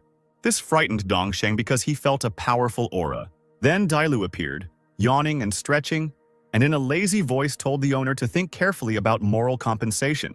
Xiao allowed her to sleep as much as she wanted, but first she needed to kill that stone bear. Sweat began to pour down Dongsheng's forehead from excitement. Dailu terrified him so much that he decided to act unexpectedly, right now. The stone bear flew sharply towards Dailu, swinging its massive hammer. But in one moment, the bear froze and turned into stone, so he couldn't even move. The frightened Dongsheng realized that this was the same nine-tailed fox, a king-level beast that was being sought throughout the country. Dongsheng was angered by the fact that Xiao had made a contract with the most wanted criminal in the empire. But Xiao smiled and interrupted him, saying that since he summoned the nine-tailed fox in front of him, it meant he didn't plan to leave him alive. Dongsheng went berserk. The gap between 1 and 6 stars could not be bridged with just one summoned beast. The bear, turned into stone, was able to break these shackles with his powerful roar, causing the stones to fly apart. Wan Sr. sneered at Xiao. The nine-tailed fox was strong, but that wouldn't change the fact that he was only a 1-star level hunter. Dongsheng promised that he would now show him how difficult it was to overcome the difference between a 1-star hunter and a 6-star hunter. The stone bear suddenly became stronger. A demonic aura appeared around it, and the stones began to rise upward. Xiu tensed up, realizing that the enemy was using black fog, an attribute of darkness. The attribute of darkness meant that the beast had to feed on the blood of humans or other magical beasts to replenish its energy. Xiao blamed Dongsheng for the fact that it was because of him that low-level beasts began to disappear in Longyin City about 5 years ago. A red skull mark appeared on Dongsheng's satisfied face, and he insisted that dying from the fangs of his bear was a great honor. On the enemy's face, Xiao saw this red skull and horror began to appear on his face. After all, it was the Red Skull Guild, which specialized in training hunters with the attribute of darkness. The guild was listed as a sinister terrorist organization. The people of this organization inspired fear just by their appearance. Xiao asked what would happen if everyone found out about the status of the deputy director of the Dragon Academy, but he said that the guy would not leave here alive. The fox was scared because she couldn't use any of her combat skills due to Xiao's low energy reserves, but he reassured her because he didn't enter into battle unless he was confident of his victory. The guy took out a purple pill and ate it without thinking. Immediately after this, Xiao felt a powerful surge of strength, and an aura of the same color began to emanate from him.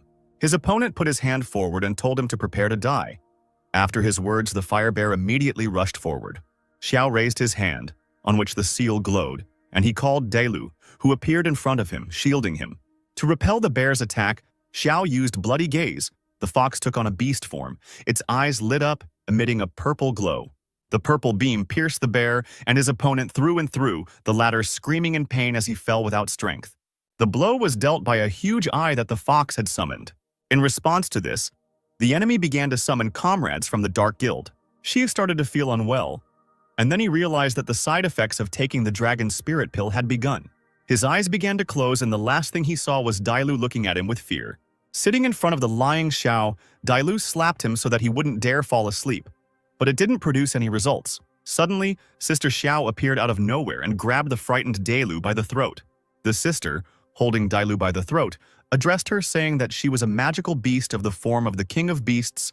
The sister could not think that Dailu would make a contract with her brother. Dailu felt the power of a dragon coming from her sister. She had never encountered such a powerful aura before. The fox asked her if she wasn't Xiao's sister. Even though she had the power of a dragon, who was she really? Putting her finger to her lips, the sister said that the fox did not need to know who she really was. After letting go of Dailu, she immediately sat down next to Xiao, who was lying on the ground, and began to examine him for wounds. The sister put her hands on Xiao and began to treat him. A white glow appeared around her hands. A worried Dailu watched this and hoped that Xiao would be okay.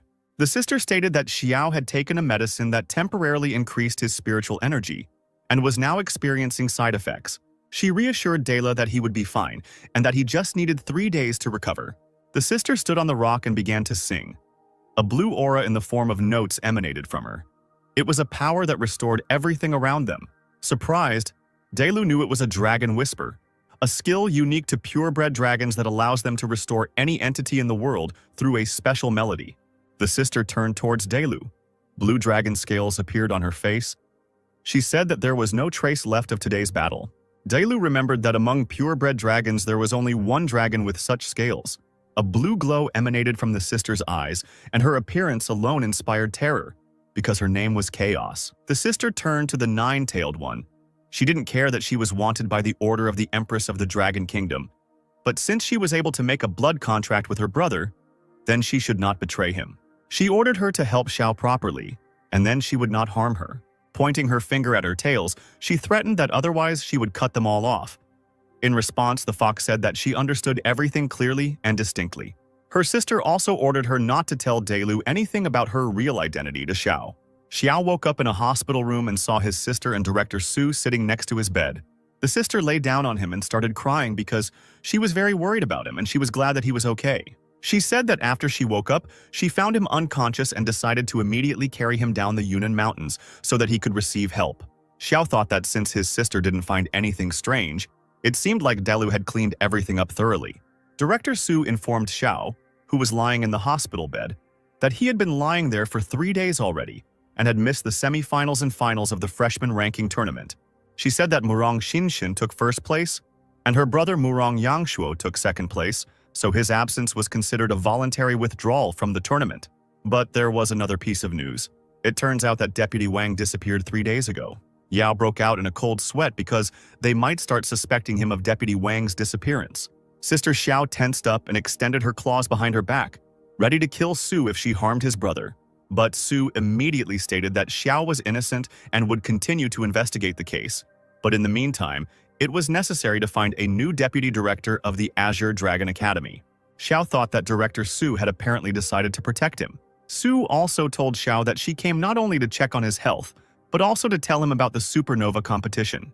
The Supernova competition is a major event jointly organized by the Azure Dragon, White Tiger, Red Crane, and Black Tortoise Academies. Since each school selects 3 of the most talented newcomers, everyone at the Azure Dragon Academy considers Ye Ningxuang to be the most talented student. But in last year's Supernova competition, she lost to Li Muqing of White Tiger Academy and only took 2nd place. Therefore, Director Su said that Xiao should become one of the representatives of the Azure Dragon Academy and restore the honor of the Azure Dragon Academy. This was a great chance to make up for the missed opportunity at the freshman ranking tournament, but Xiao didn't know the conditions for participating in this competition. Director Su explained the conditions for participating in the tournament. A participant must have at least 2 battle beasts, and the participant must be at least a 2nd-star trapper. Su put her hand on Xiao's shoulder and said that she believed in him, and that he would be able to qualify as the 2nd-star trapper before the competition began next month. She was determined because Director Su believed in him, and she had always helped him. He couldn't let her down, and he would also have a chance to see the power of the White Tiger. Xiao told Su not to worry, because 1st place in the Supernova competition would be his. As he walked through the Yunan forest, Xiao reflected on how the participants in last year's Supernova competition had signed contracts with at least 2 beasts.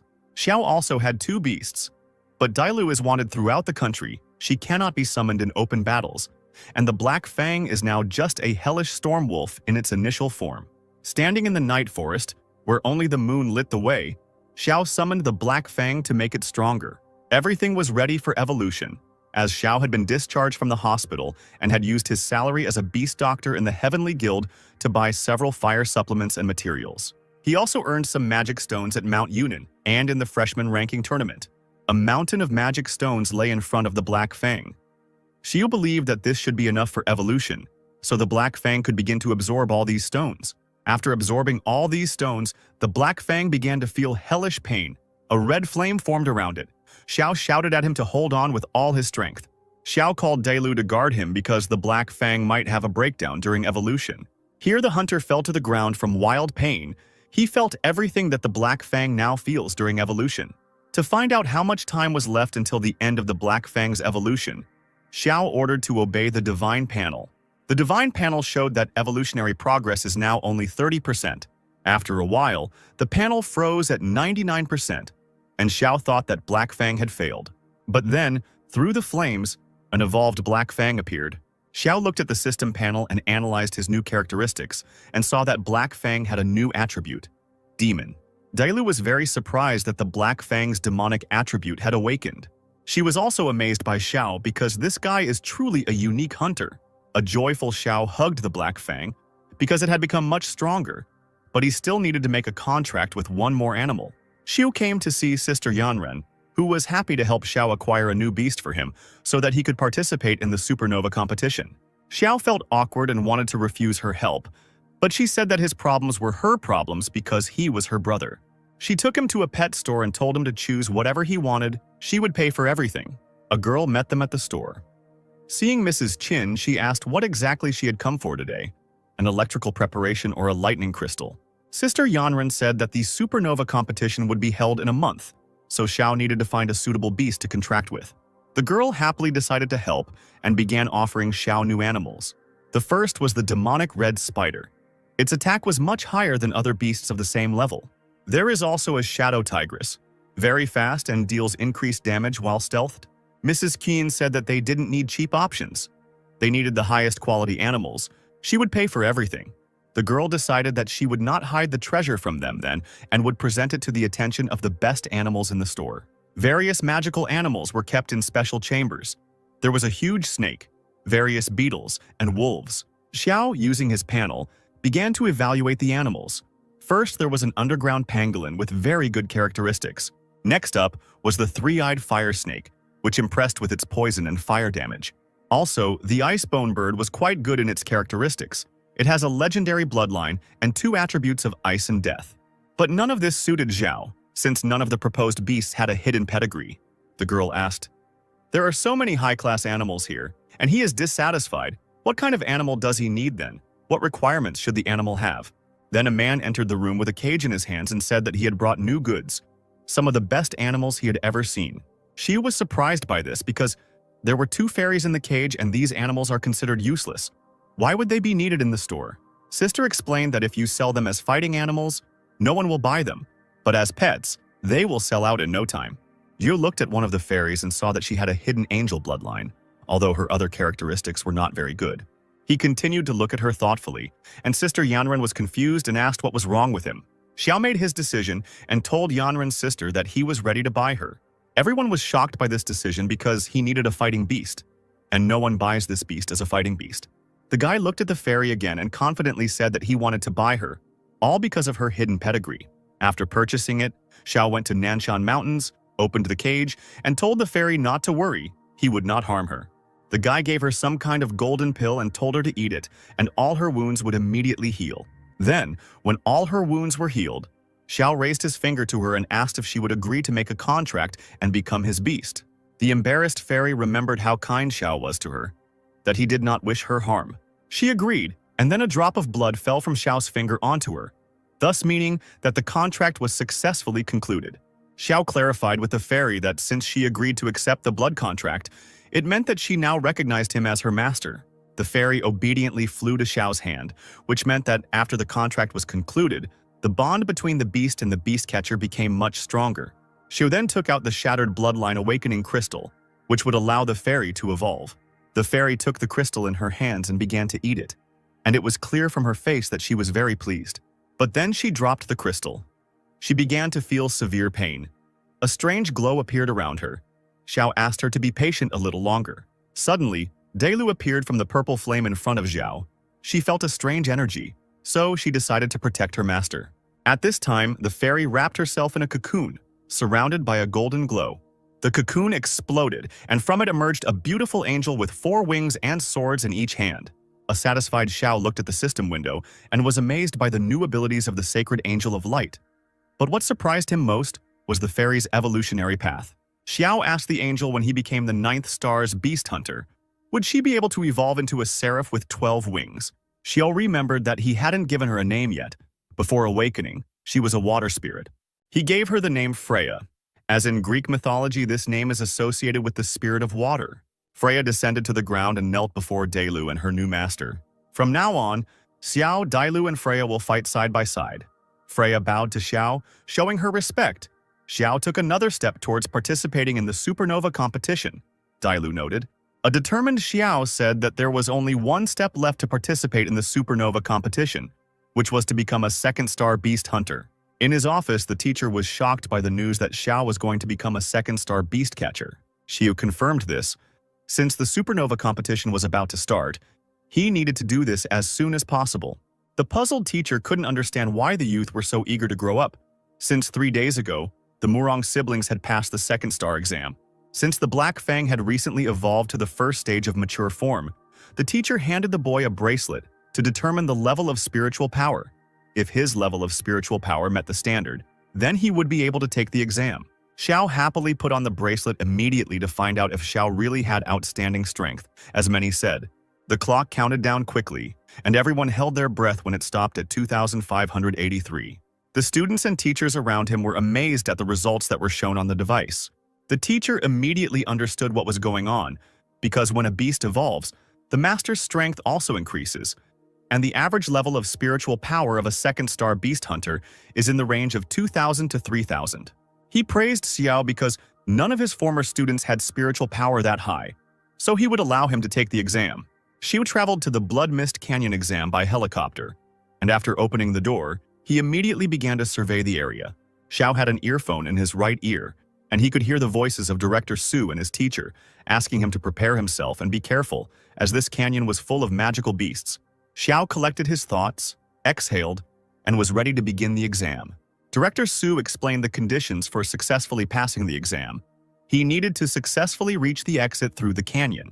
In the observation room, teacher and Principal Su were standing, discussing that Xiao had successfully landed and entered the Blood Mist Canyon. To pass through the canyon, the examinees first had to fight crocodiles with iron jaws and teeth. The next test was to escape from the demonic spiders that inhabited the demon cave, among which there were individuals of the third stage of mature form. The huge spiders with powerful jaws inspired terror just by their appearance, which Xiao Xinyu would have to deal with. Xiao was parachuting down and saw terrifying crocodiles with iron jaws looming in the crimson swamp. Crocodiles surrounded the place where Xiao landed. The teacher told him through the earpiece that if he summoned the wolf of the underworld, there would be no danger, since the crocodiles were only in their initial magical form. But Xiao ignored the hint and called Freya to surprise everyone and test her capabilities. This shocked the teacher and director Su, why he did not summon the Black Fang and when he managed to make a contract with the second beast. The teacher's face was filled with surprise as Xiao was able to form a contract with the mythical Angel of Light. This is unbelievable, since they haven't been seen for many years, and Xiao was seen 2 days ago in the animal store with the water fairy. Director Su decided to remind Lao Chen that the Netherworld wolf was previously just a storm dog, so perhaps the water fairy had also evolved. The teacher recognized Xiao Xinyu as a true beast catcher, as he always makes the impossible possible. At this time, Xiao was attacked by crocodiles, but Freya destroyed all the crocodiles with one powerful blow. The teacher was amazed that Freya was able to defeat the iron-toothed crocodile with just one blow, which confirmed the power of the Angel of Light and her mythical lineage. Xiao, pleased with the fairy's work, ordered Freya, who was floating in the air, to lead him through the swamp. Freya wrapped her powerful arms around Xiao's waist, making him feel a little embarrassed. She picked up Xiao and held him in her arms, which took the boy completely by surprise, and he didn't understand why she held him in her arms in that particular way. After crossing the swamps, Freya lowered Xiao to the ground, and in front of them was a bloody thick fog. Out of nowhere, spiders attacked them, but thanks to Freya's quick reaction, she was able to repel the spider's attack. But then a huge spider with sharp fangs descended along the web, enveloped in a terrifying red aura. Xiao was tense because, thanks to the system window, he realized that in front of him was a bloody demonic spider that lived in colonies. A terrifying aura emanated from the cave, and it became clear that there were at least 20 spiders in it. The teacher decided to remind Xiao that the Holy Angel of Light was only in its initial form, and could ignore the difference in strength and deal damage even to mature blood demon spiders. But Xiao summoned his main beast, and it turned out to be a powerful storm demon wolf, Black Fang. Director Su was not happy with this. She told Xiao that the main goal of the exam was to reach the finish line, not to kill all the magical beasts. Without listening to Su, Xiao stretched out his hand, formed a goat sign with his fingers, and commanded the Black Fang with a hellish howl. The bloody demonic spiders tried to hit the Black Fang with their webs, but it dodged again and again. But then one of the webs still hit Black Fang. Let's grab him by the hind leg. Xiao didn't lose his composure and began giving commands. First to Freya to activate the sacred shield of light on the Black Fang, then to the Fang to spin around and use the Lotus of Hellfire. The animals obediently began to carry out their master's orders. Thanks to this, none of the attacks were able to reach the Black Fang, all because of the purple shield. Then this purple shield turned into a real tornado, which blew away the spiders one after another. Black Fang destroyed all the blood demon spiders. There were only 25 of them. Suddenly, the ground beneath Xiu trembled. Rocks began to rise up, and a Black Fang began to howl, all because of the terrifying aura. The cause of these disasters was a fully evolved magical beast that had emerged to the surface. The teacher advised Xiao to retreat quickly, since yesterday's downpour had attracted a crypto spider, and the boy would not be able to defeat it. But Xiao did not want to retreat, since then he would fail the exam. Xiao folded his hands into fists and said that even if God or Buddha himself stood between him and successfully passing the exam, he would destroy them. Black Fang opened his powerful mouth and released a piercing purple flame, while Freya, with her swords, released a golden beam. But the spider looked unharmed. He had managed to make a shield from his thin red web. Xiao was annoyed because he couldn't harm the spider, and the teacher was also distracting him by constantly telling him not to risk his life. Dailu also didn't like the idea of fighting the spider. She agreed with the teacher and Director Su that it was not worth going ahead and it was better to retreat. Nothing could stop Xiao, as he really wanted to pass the exam and become a second-star beast hunter, kill that beast and test his limits. The spider's terrifying appearance didn't frighten Xiao. He ordered Black Fang to stealthily approach the spider from behind and use the Claw of Oblivion. Suddenly, the spider opened its mouth and released a large black web towards Xiao. Suddenly, an aggressively minded wolf emerged from the shadows behind the spider. The spider reacted to this and quickly struck the wolf with its sharp metal paw. But Freya came to the rescue to protect Xiao. She activated the divine shield in time. The shield only softened the blow, but Xiao was still sent flying into the rock behind him. and his beasts looked exhausted. Xiao recovered from the blow and gave a thumbs-down sign, showing that he was not affected by the spider's mockery. The spider was perplexed and decided to launch a new attack and released another web towards Xiao. Having climbed onto the black Fang, the guy began to dodge the web, as it was very poisonous. Looking at the spider's terrifying eyes, the boy understood that he couldn't just escape from the spider, he needed another plan to defeat it. Then, Xiao noticed the health bar above the spider's head, which was constantly and slowly decreasing for no reason. The guy noticed shallow wounds on the spider's back. Blood was flowing from them, so the web became weaker. Due to the injuries he had received, Black Fang would likely not be able to withstand another blow, so Xiao decided to ask Freya for cover. The spider's life bar decreased again, and it became clear how to deal with the nasty spider. Xiao was suspended in the air by Freya. He shouted at Black Fang to spit on the spider. Black Fang turned towards the spider and spat right in his face, which caused confusion in him. The spider got angry and released a very large amount of web, but Black Fang managed to react and hid in the shadows. The animal catcher confirmed his suspicions that the more webs a spider produces, the fewer lives it has. Black Fang's task was simply to wear out the spider, not without risking his own life. The wolf used shadows, moving from side to side, which made the spider very angry. But again, one of the webs reached its target and the Black Fang was caught and immobilized, after which a blow from the spider's sharp paw followed.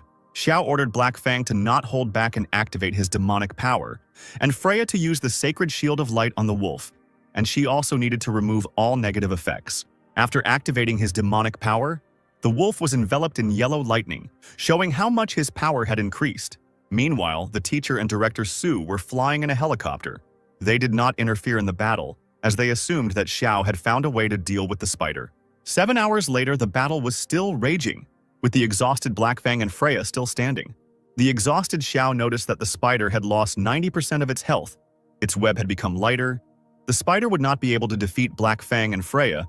It needed to hold out a little longer. The only thing that bothered Xiao was that the spider, having lost so much blood, did not try to escape, perhaps because it was furious. Opening its mouth once again, the spider fired a powerful shot of web towards Xiao. But since the black wolf used hellish howl and the purple flame was able to reflect the web attack, the spider was left without strength, and this was a chance for Xiao, and he, without thinking, immediately attacked the spider with the Lotus of Hellfire. In response, the spider released a rain of webs. Freya managed to react and covered Xiao with her body. But the beast didn't need to worry about Xiao. They had to go on the offensive to deal with the spider once and for all. Due to the Black Fang's attack on the Hell Lotus, the spider suffered serious damage and began bleeding from its eyes. Tired from the battle, Xiao sat down on the ground and realized that he had managed to kill the spider with the help of the coordinated work of his beasts. She stood up and walked deeper into the cave to find out what was hidden there. There should definitely be something worthwhile there. Suddenly, Xiao heard someone telling him to leave immediately, because even after death, the spider could continue to move for some time. Immediately after these words, the spider actually rose up and opened its mouth to launch another attack on the beast catcher's squad. Frightened, Xiao commanded his beasts to hide inside immediately. Freya flew up and decided to launch a powerful attack on the spider's body, which made Xiao worry. This attack threw the spider into the air, and then it exploded into small particles, which now definitely meant the death of the spider. She looked at Freya with bewilderment because she was able to master the combat skill on her own. Returning to the cave, Xiao saw what the spider was so fiercely and desperately defending. He decided to ask Dailu what it was. Xiao was delighted to hear that it was a heavenly soul vine seed that had an ancient bloodline, and he would now be able to cultivate it. Dailu knew that this would be an extremely difficult growing process, as it required dewdrops from the feather grass and nectar from the magical yellow flower, as well as fertilizer from the excrement of higher beasts. Xiao looked at the seed with disappointment. It was so small, but it was even more troublesome than the daughter of an aristocrat. Since Dailu is the form of the king of beasts and is being sought by the empress of this country, she can simply ask for help from other beasts of the same high level. After leaving the cave, Xiao waved to the helicopter and said that he was okay. 2 weeks later, in the city of Xiling, as expected from a national competition, the atmosphere and scale were astonishing. As he climbed up to the stands, elder brother Murong was surprised that the great Xiao himself had arrived so early. Xiao wished good morning to brother Murong and complimented Liu Jin that she had become even more beautiful. Yanshu was so angry that he crushed the can in his hand, and Xiao calmly explained to him that Murong Xinshin's name was too long, so he came up with a nickname for his sister. The guy was perplexed at how he even had the courage to insult his sister with such a stupid nickname. The sister asked him to calm down and sit down, and he obediently agreed with his sister. Xinshin told Xiao about her successes, as her first beast had evolved and reached the second stage of its mature form, and the second had awakened the ability to control lightning. Murong Sr. was horrified that his little sister would talk to another guy herself, and even accept this stupid nickname so calmly. The guy was desperate because girls grow up too quickly, and his sister was always so vindictive that she remembers how he gave her a nickname, and after that she did not speak to him for several days. The world has gone mad. The cat now hangs out with the mouse, and apparently soon there will be cancer on the mountain because Murong's sister has found her betrothed, Yanshu declared. To distract himself from the strange brother Murong, Xiao asked Xinshin who they were fighting today, but he didn't receive an answer since the results of the draw hadn't been announced yet. Then a female figure appeared and claimed that the guys were wrong and the results were already known. Director Su approached the boys, holding the results of the draw in her hands, and told them that their first opponent would be the White Tiger Academy, and they must defeat them at all costs. A girl in a luxurious purple dress with a gorgeous figure heard this and asked Su why she was so nervous. Wasn't she afraid of losing to them? An angry Su decided to ask what Director Ju was doing here, why she wasn't in her place in the preparation area. If you were interested, all the information was on her phone. Leaning chest to chest, the two headmistresses began arguing over the talent of this year's Azure Dragon Academy's trump card. Qingyu, since elementary school, the teacher interrupted the headmistress's dispute as he announced that the Empress had arrived. Director Ju continued to threaten Director Su and said that she would force him to return to his pathetic academy in disgrace. A roar of joy erupted in the stands as the Empress descended from the heavens. People believed that she was the most beautiful and powerful woman in the country. Shangguan Lan was the Empress of the Dragon State, dressed in a beautiful white kimono and riding a kilin. Xiao watched her with admiration because she was the most powerful beast hunter in the Dragon State, and her presence alone caused awe. The Empress wore the mark of 11 stars, which meant that she stood above all the 10th star hunters. The difference with Xiao was a real abyss. Xiao looked at the 7-colored sacred kilin and saw terrifying characteristics that even he couldn't analyze. There was horror on Xiao's face. As he expected, the gap between them was too great. Even the dragon's eye could not appreciate the strength of this beast. Xiao asked Delu that since the Empress ordered the capture of the fox with 9 tails, how could she survive? She should be grateful that Xiao made a contract with her. The kilin was not the only powerful beast the Empress had under her control. She had even more powerful beasts under her command. A golden dragon wriggled around the Empress, its aura striking and breathtaking. The astonished Xiao asked Dailu if Shangguan really had a purebred dragon under his command, but received a negative answer. According to the chronicles, only purebred dragons, phoenixes, and kilins are of divine origin, and phoenixes and kilins come after dragons in strength. If purebred dragons were extinct, then how did the Empress manage to make a contract with one of them and obtain one of the 3 dragon treasures, the Dragon Tear? Xiao wondered about these questions. The Empress announced that the battle was about to begin, as Xiao had been drawn first. On the left side of the arena stood the participant from the White Tiger Academy, Lin Tianxi, the son of the guild leader, dressed in an orange suit, and on the right was the representative from the Azure Dragon Academy, Xiao Xinyu. Without a second's delay, Xiao summoned Black Fang, a purple wolf that announced its appearance with a roar, while the opponent summoned a red snake with a long tongue sticking out and an aggressive hiss. Xinshin and Yang Shuo were surprised by this clash of beasts, fearing that the fight would not be easy, considering that the red snake and Black Fang were each other's opponents. The red snake used its hurricane blade, illuminating the arena with a bright yellow light, directing a fiery whirlwind towards Black Fang. Black Fang, without hesitation, released a purple light from his toothy mouth, the so-called hellish howl. Black Fang, assuming the confident pose of a predator, growled terrifyingly, seeing someone's blood scatter across the arena. The bald guy with cross-shaped earrings in his ears smiled contentedly, voicing that the advantage was clearly not on Xiao's side and that it would be better for him to surrender. Confident Xiao, not giving in to his opponent's provocations, resolutely extended his hand forward, showing the number 2, explaining that only 2 attacks would be enough for him. Suddenly becoming serious, Xiao confidently commanded Black Fang to use Hell Howl into the sky. The Empress's assistant, who stood next to her, watched the column of purple light and assumed that this was how he wanted to melt the sand. But despite his efforts, the fire of the Xiao beast was too weak. The Empress, sitting on the throne, rested her chin on her graceful hand, grinned, and refuted her assistant's guesses about Xiao's plan. After revealing Xiao's plan, the Empress looked at the purple pillar with a satisfied smile and explained that Xiao was going to use the 7-colored clouds she had summoned. The frightened opponent, looking at the large wolf spewing purple flames from its mouth, wondered what Xiao had planned. Feeling the raindrops falling on his skin, the frightened enemy gave the red snake the order to stop Xiao. Xiao, against the backdrop of a purple sky with a yellow swirl, relaxedly spread his arms out to the sides, telling his opponent that it was too late and the chance had been lost. The clearly maddened enemy looked at the ground where his wet sand lay, realizing that his beast would now be unable to create either sand whirlwinds or hurricane blades. Even more confidently, Xiao extended his hand forward, giving the command to Black Fang to use the Lotus of Hellfire and the wolf. Without even having time to listen to the rest of the command, Xiao immediately jumped towards the enemy, spewing scarlet flames from his mouth. The fiery lotus flower hit the target straight on, causing the snake to let out a hiss of pain, and, opening its mouth, the snake fell to the ground exhausted. The red snake, lying on the ground with blood flowing from its mouth, only heard the commentator's words about victory in 2 attacks. The battered opponent fell to his knees, hearing only how brilliant Xiao's idea with the artificial rain was. Dressed in golden and white clothes, the Empress looked at the arena with satisfaction, not hesitating to praise Xiao's intelligence. An assistant approached from behind with a file on Xiao in her hands and announced that there was nothing strange in his past.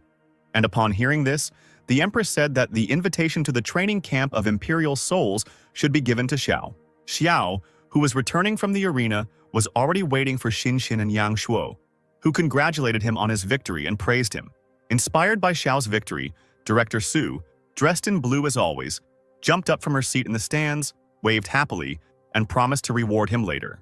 Dailu's inner voice told Xiao that he smelled the scent of phoenix grass, which made Xiao very wary because he knew very well that this grass does not grow on the western border. Confused by Xiao's intention to leave, Xinxin asked if he was sure he didn't want to watch the next fight. After receiving a negative answer, Xinxin reminded him that the next fight was hers.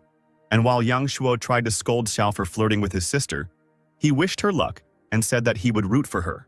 Xinxin wanted to say something, but Xiao interrupted her and, awkwardly scratching his head, apologized, saying that he had things to do and could not stay.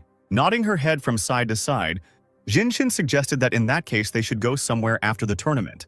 As the commentator announced Xinxin's upcoming fight with the son of the White Tiger Academy's ruler, Xiao ran away, having first agreed to go somewhere. 2 guards in the crowd of people tirelessly thanked him for his protection, presented him with fresh eggs, and praised Mr. Zhou, who approached them. Confused, Shay stopped near a passing blue rhinoceros. He didn't understand if this whole crowd had really come to greet the army. In front of the blue rhinoceros with a shield on his back, a clearly aged hunter in golden armor walked with a confident and proud step. The shocked Xiao immediately turned to Dale in his mind, telling him about the appearance of an 8-star level beast hunter with a top-form rhinoceros and affection above 100. Dailu was not surprised by this information and said that the rhinoceros is part of a clan of fighting monsters who live for battle and have long been at odds with her 9-tailed clan, and the only ruler of the western city can be none other than Zhou Xiong. Dailu realized that the phoenix grass could very well be in Zhou's bag and suggested that Xiao steal it. But he was not confident in this proposal. Xiao noticed that the huge rhinoceros was limping for some reason and, looking closer, noticed a red bug in the beast's ears and eyes.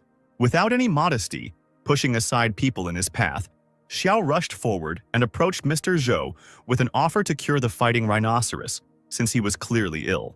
Mr. Zhou, turning to face Xiao, did not understand at all what he was talking about and asked what Xiao meant, thinking that Xiao was the same age as his son, and he probably did not know anything about healing. Handing his business card to Mr. Zhou, Xiao introduced himself as a visiting physician from the Heavenly Guild and began asking questions. How often does the beast appear lethargic? Does it develop red spots, inflammation, and ulcers on its skin in rainy weather? Surprised by the correct questions, Mr. Zhou accepted Xiao's business card, replying that he had come for precisely this reason, but did not consider him a truly worthy doctor, and asked him to name the cause of the illness in order to compare whether his answer matched that of other doctors.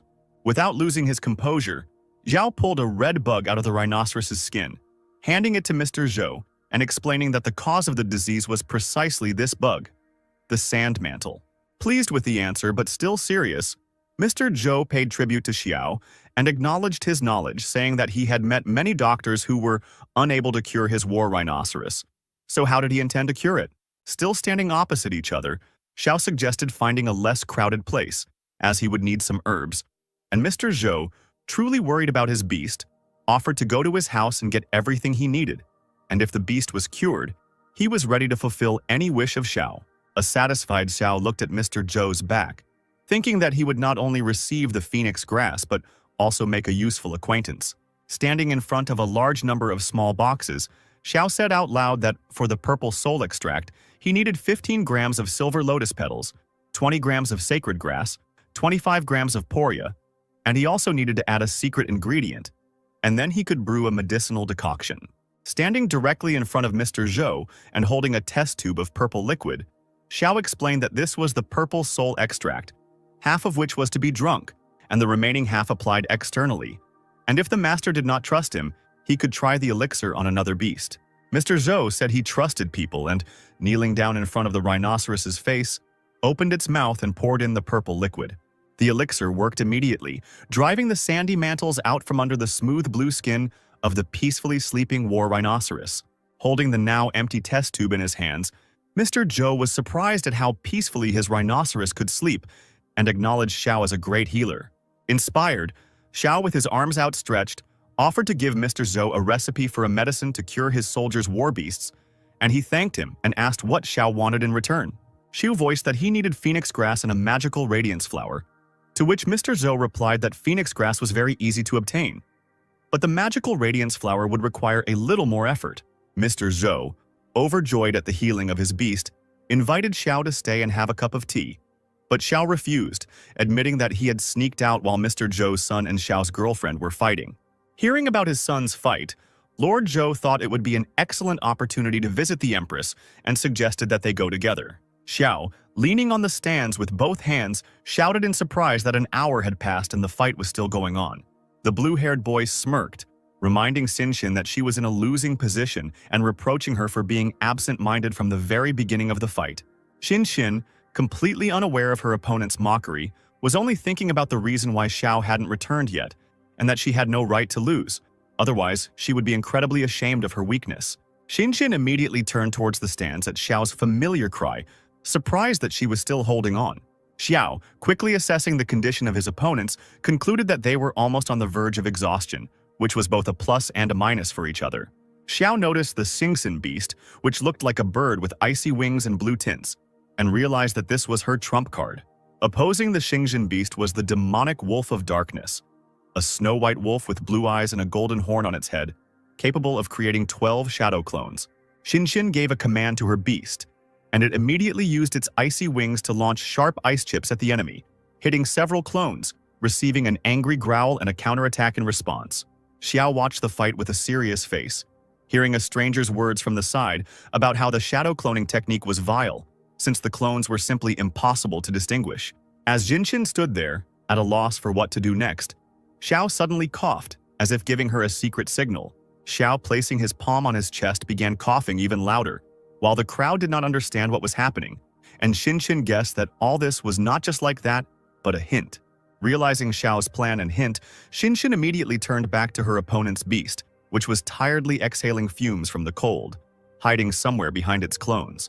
Realizing exactly where the original was, Xinxin confidently commanded her bird-shaped beast to attack the enemy, and this precise and swift strike hit the target, spraying the white wolf's blood. Shocked by the bird's sudden strike, the blue-haired boy attributed his opponent's normal luck to his own, commanding the wolf to move the clones, but even that didn't help the wolf evade the ice attacks. In the dust, shaking sweat from her forehead, Xinxin listened to the commentator's announcement of her and her academy's victory with a score of 2-0. Yang Shuo and Xiao, who were watching Xinxin descend, applauded and shouted congratulations on her victory. Ignoring her brother, who was so happy about his little sister's victory, Xinxin immediately threw herself into Xiao's arms, thanking him for his congratulations. Yang Shuo, who didn't understand anything, was shaking with fear, voicing his fears that Xiao had definitely done something to her. Before Xiao could say that he hadn't done anything special, Yang Shuo interrupted him, ordering him to take his hands off his sister and threatening that if he tried to mess with Xinxin, he would kill Xiao without a second thought. The blue-haired boy, awkwardly scratching the back of his head, walked back to the director, who was standing with a cigarette in her hands and was clearly angry about her charge's loss. Breaking a smoldering cigarette, the director pointed towards her charges, informing them that no one would go to bed until they came up with the perfect plan and tactics for a team fight. Mr. Zhou, standing next to the Empress, amid the joyful cheers of the spectators, acknowledged that his son had much to learn. But the general's daughter was a promising student who had managed to spot a weak spot at a crucial moment. The Empress, smiling, asked Mr. Zhou not to pretend and admit that it was the very divine physician he had praised so much who had pointed out her weak spot.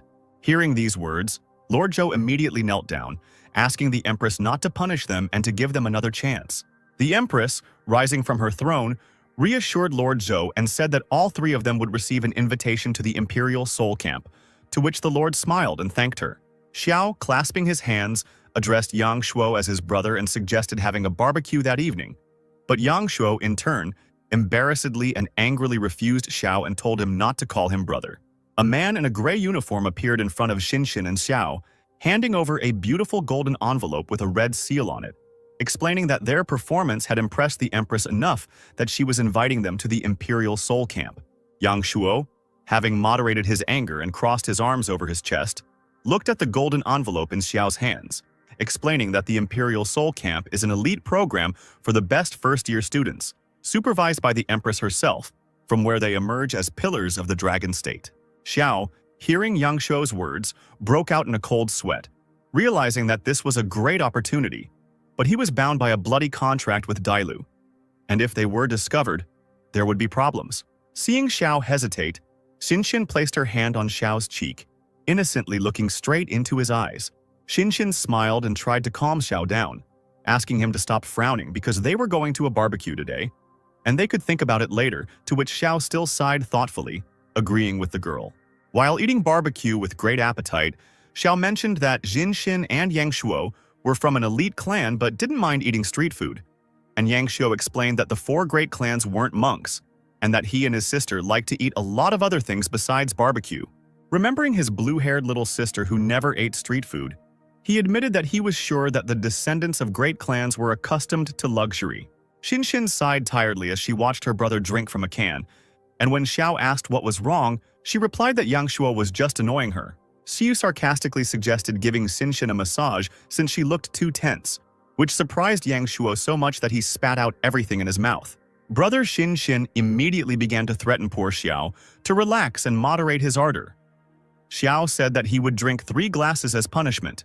This infuriated Yanshu even more, as he squeezed the can in his hand and said that there were no glasses, because alcohol was not water. Xiao understood everything and, raising his hand, asked the owner to bring something stronger. The owner brought them a whole box of booze and a new cunning plan was born in Yang Shuo's head. He needed to outdrink Xiao. After drinking a lot, Yang Shuo felt ill and it became clear that he was drunk. He had already made promises from Xiao that when he married Xinxin, he would not offend her. A pleased Xiao boasted to Xinxin that her brother was the first to get drunk and acknowledge him as his son-in-law. Embarrassed, Xinxin realized that it was because of her brother that she hadn't had such a fun time today, so she suggested to Xiao that they go out together sometime. Xiao was pleasantly surprised by this proposal, so he suggested going for a walk the day after tomorrow, since they had a team tournament tomorrow. Lying on his bed, Xiao thought about what he still needed for the seed. He had the phoenix grass, and the magical fusion flower would be brought soon.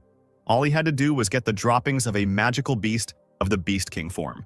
Having thought everything over, Xiao covered himself with a blanket, turned to the window and fell asleep, as the morning is wiser than the evening.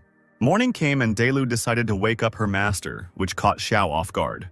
Enraged, Xiao jumped out of bed and pressed Dailu against the wall, placing his hand on her chest.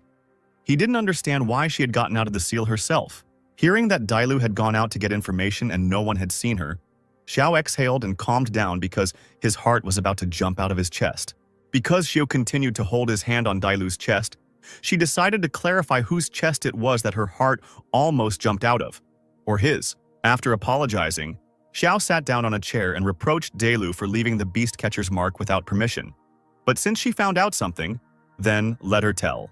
Dailu told Xiao that the admiral of the Dragon State's fleet, Murong Jin, had captured a jellyfish, a spiritual snake of disasters that knew many things, and was going to be executed in 3 days on the full moon. The fox had known the jellyfish for a long time, and she was her friend, and also a magical beast in the form of the king of beasts. Xiao was amazed that Murongjin was an admiral for a reason, since he was able to defeat the beast king form, but it dawned on him that Dailu was going to save the jellyfish.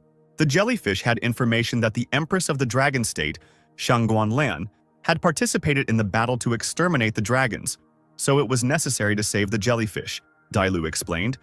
But Xiao flatly refused this idea.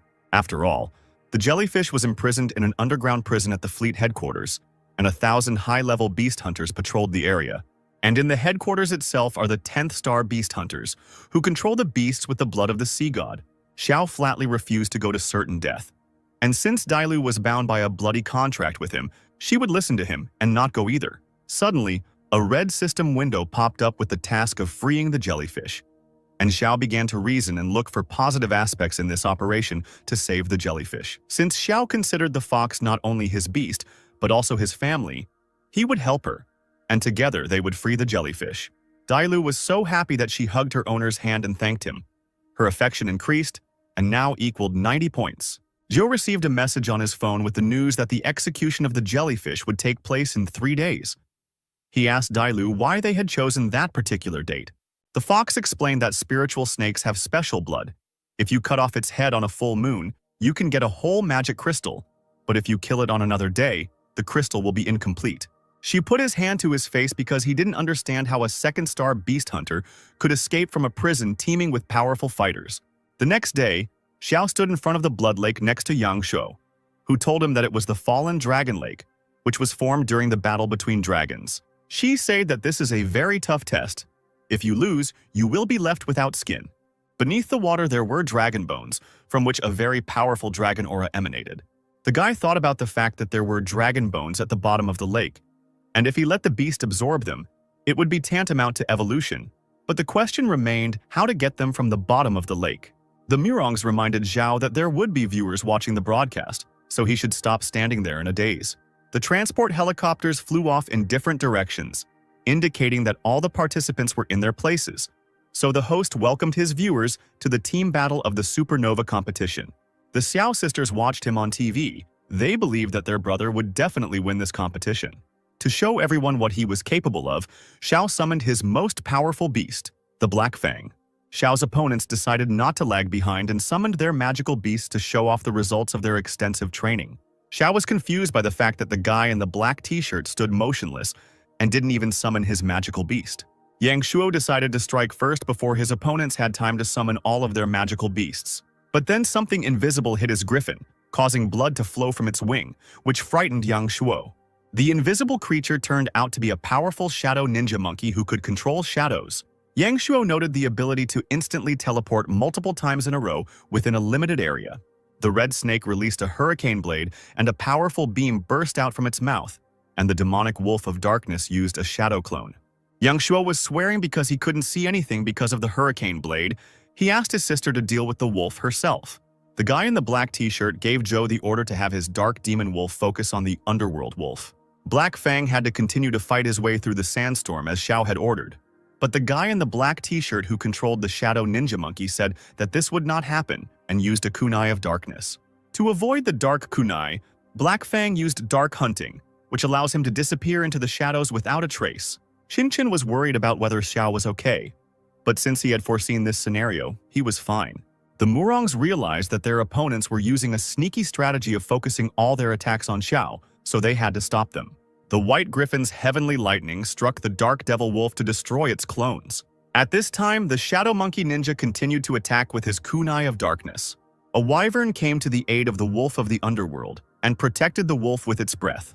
The guy in the black t-shirt said that they were wasting their energy and couldn't protect Xiao forever, so Xiao Xinyu's star would be the first to go out today.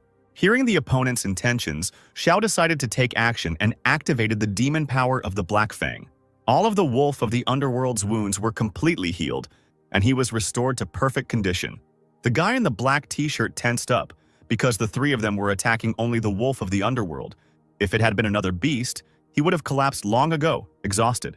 All the animals began to fear the Wolf of the Underworld, and he also had a psychic effect on them.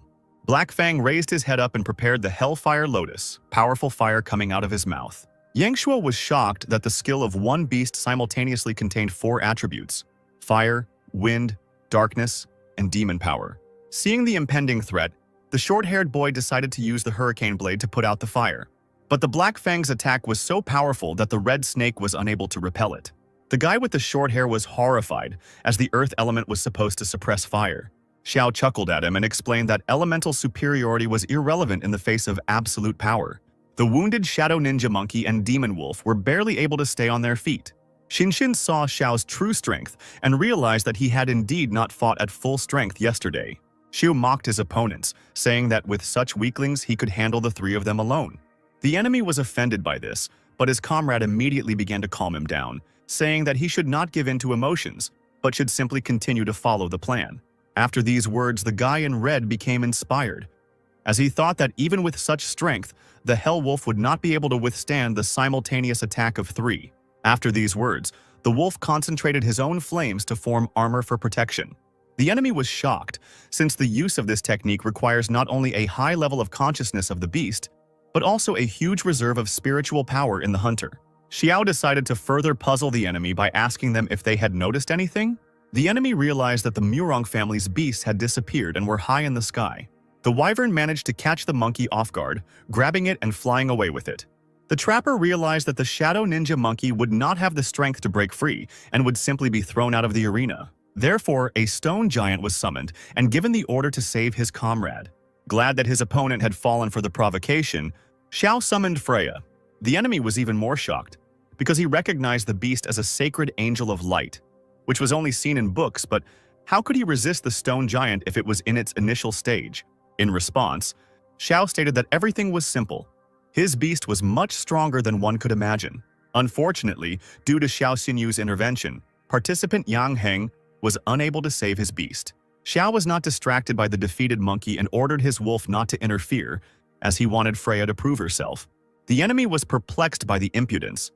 Could a beast in its initial form really defeat their beasts, which had already reached an advanced form? The red snake was given the order to teach this arrogant fool a lesson. The stone giant had to cover his partner. But before anyone could blink, Freya struck the snake with all her might, sending it flying free. Reporters nearby were in shock, because the footage had to be slowed down 1,000 times to make anything out. Yang Shuo asked Xiao what kind of technique was used, in response to which the guy said that Freya mastered this technique herself, and it was called lightning dash. The enemy was confused, as even the stone giant with its enormous defense was no match for the angel's attacks, so they had no idea what to do next. Xiao didn't give them a chance to think, continuing to mock them, asking how they liked the taste of lightning dash. They were sure that such a powerful skill couldn't be used often, so they had to attack now to make it in time. After making the decision, one of the guys summoned a thunder rhino. The second guy was also full of determination and, activating the seal on his hand, summoned an indomitable gray fox. The Murong family didn't want to stand by and began to activate summoning seals after the enemy. Xiao did not expect help from his allies and ordered Freya to deal with the smallest and remove the gray fox from the arena. In response to the angel's attack, a stone giant stood in front of her to protect the fox. The Murong also sent their beasts in response to delay the enemy. The enemy was on the verge of exhaustion, but since they had almost no spiritual energy left, Xiao Xinyu should also be running low. The bald guy supported this statement, saying that he had only enough energy for one more session, so they decided to use their signature technique. It was their last chance to win. Xiao and the Murong family realized that the enemy was running out of steam, so they would launch a final attack that they had to repel to win. The stone golem began to grow greatly in size. The dark demon wolf used its shadow clone ability on the stone giant.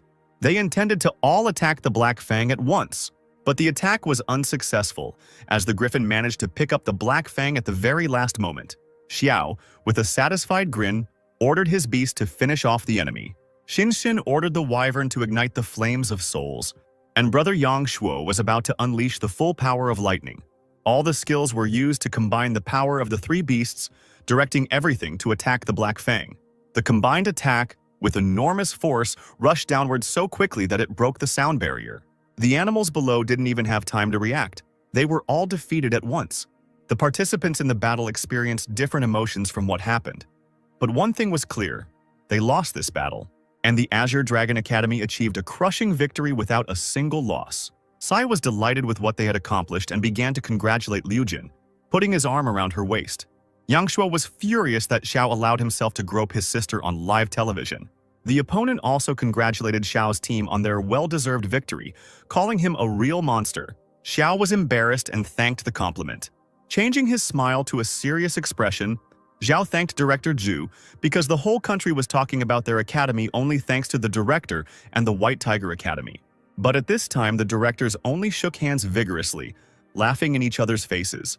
Director Zhu mockingly warned Director Su to keep a closer eye on her star student in case he transferred to their academy next year.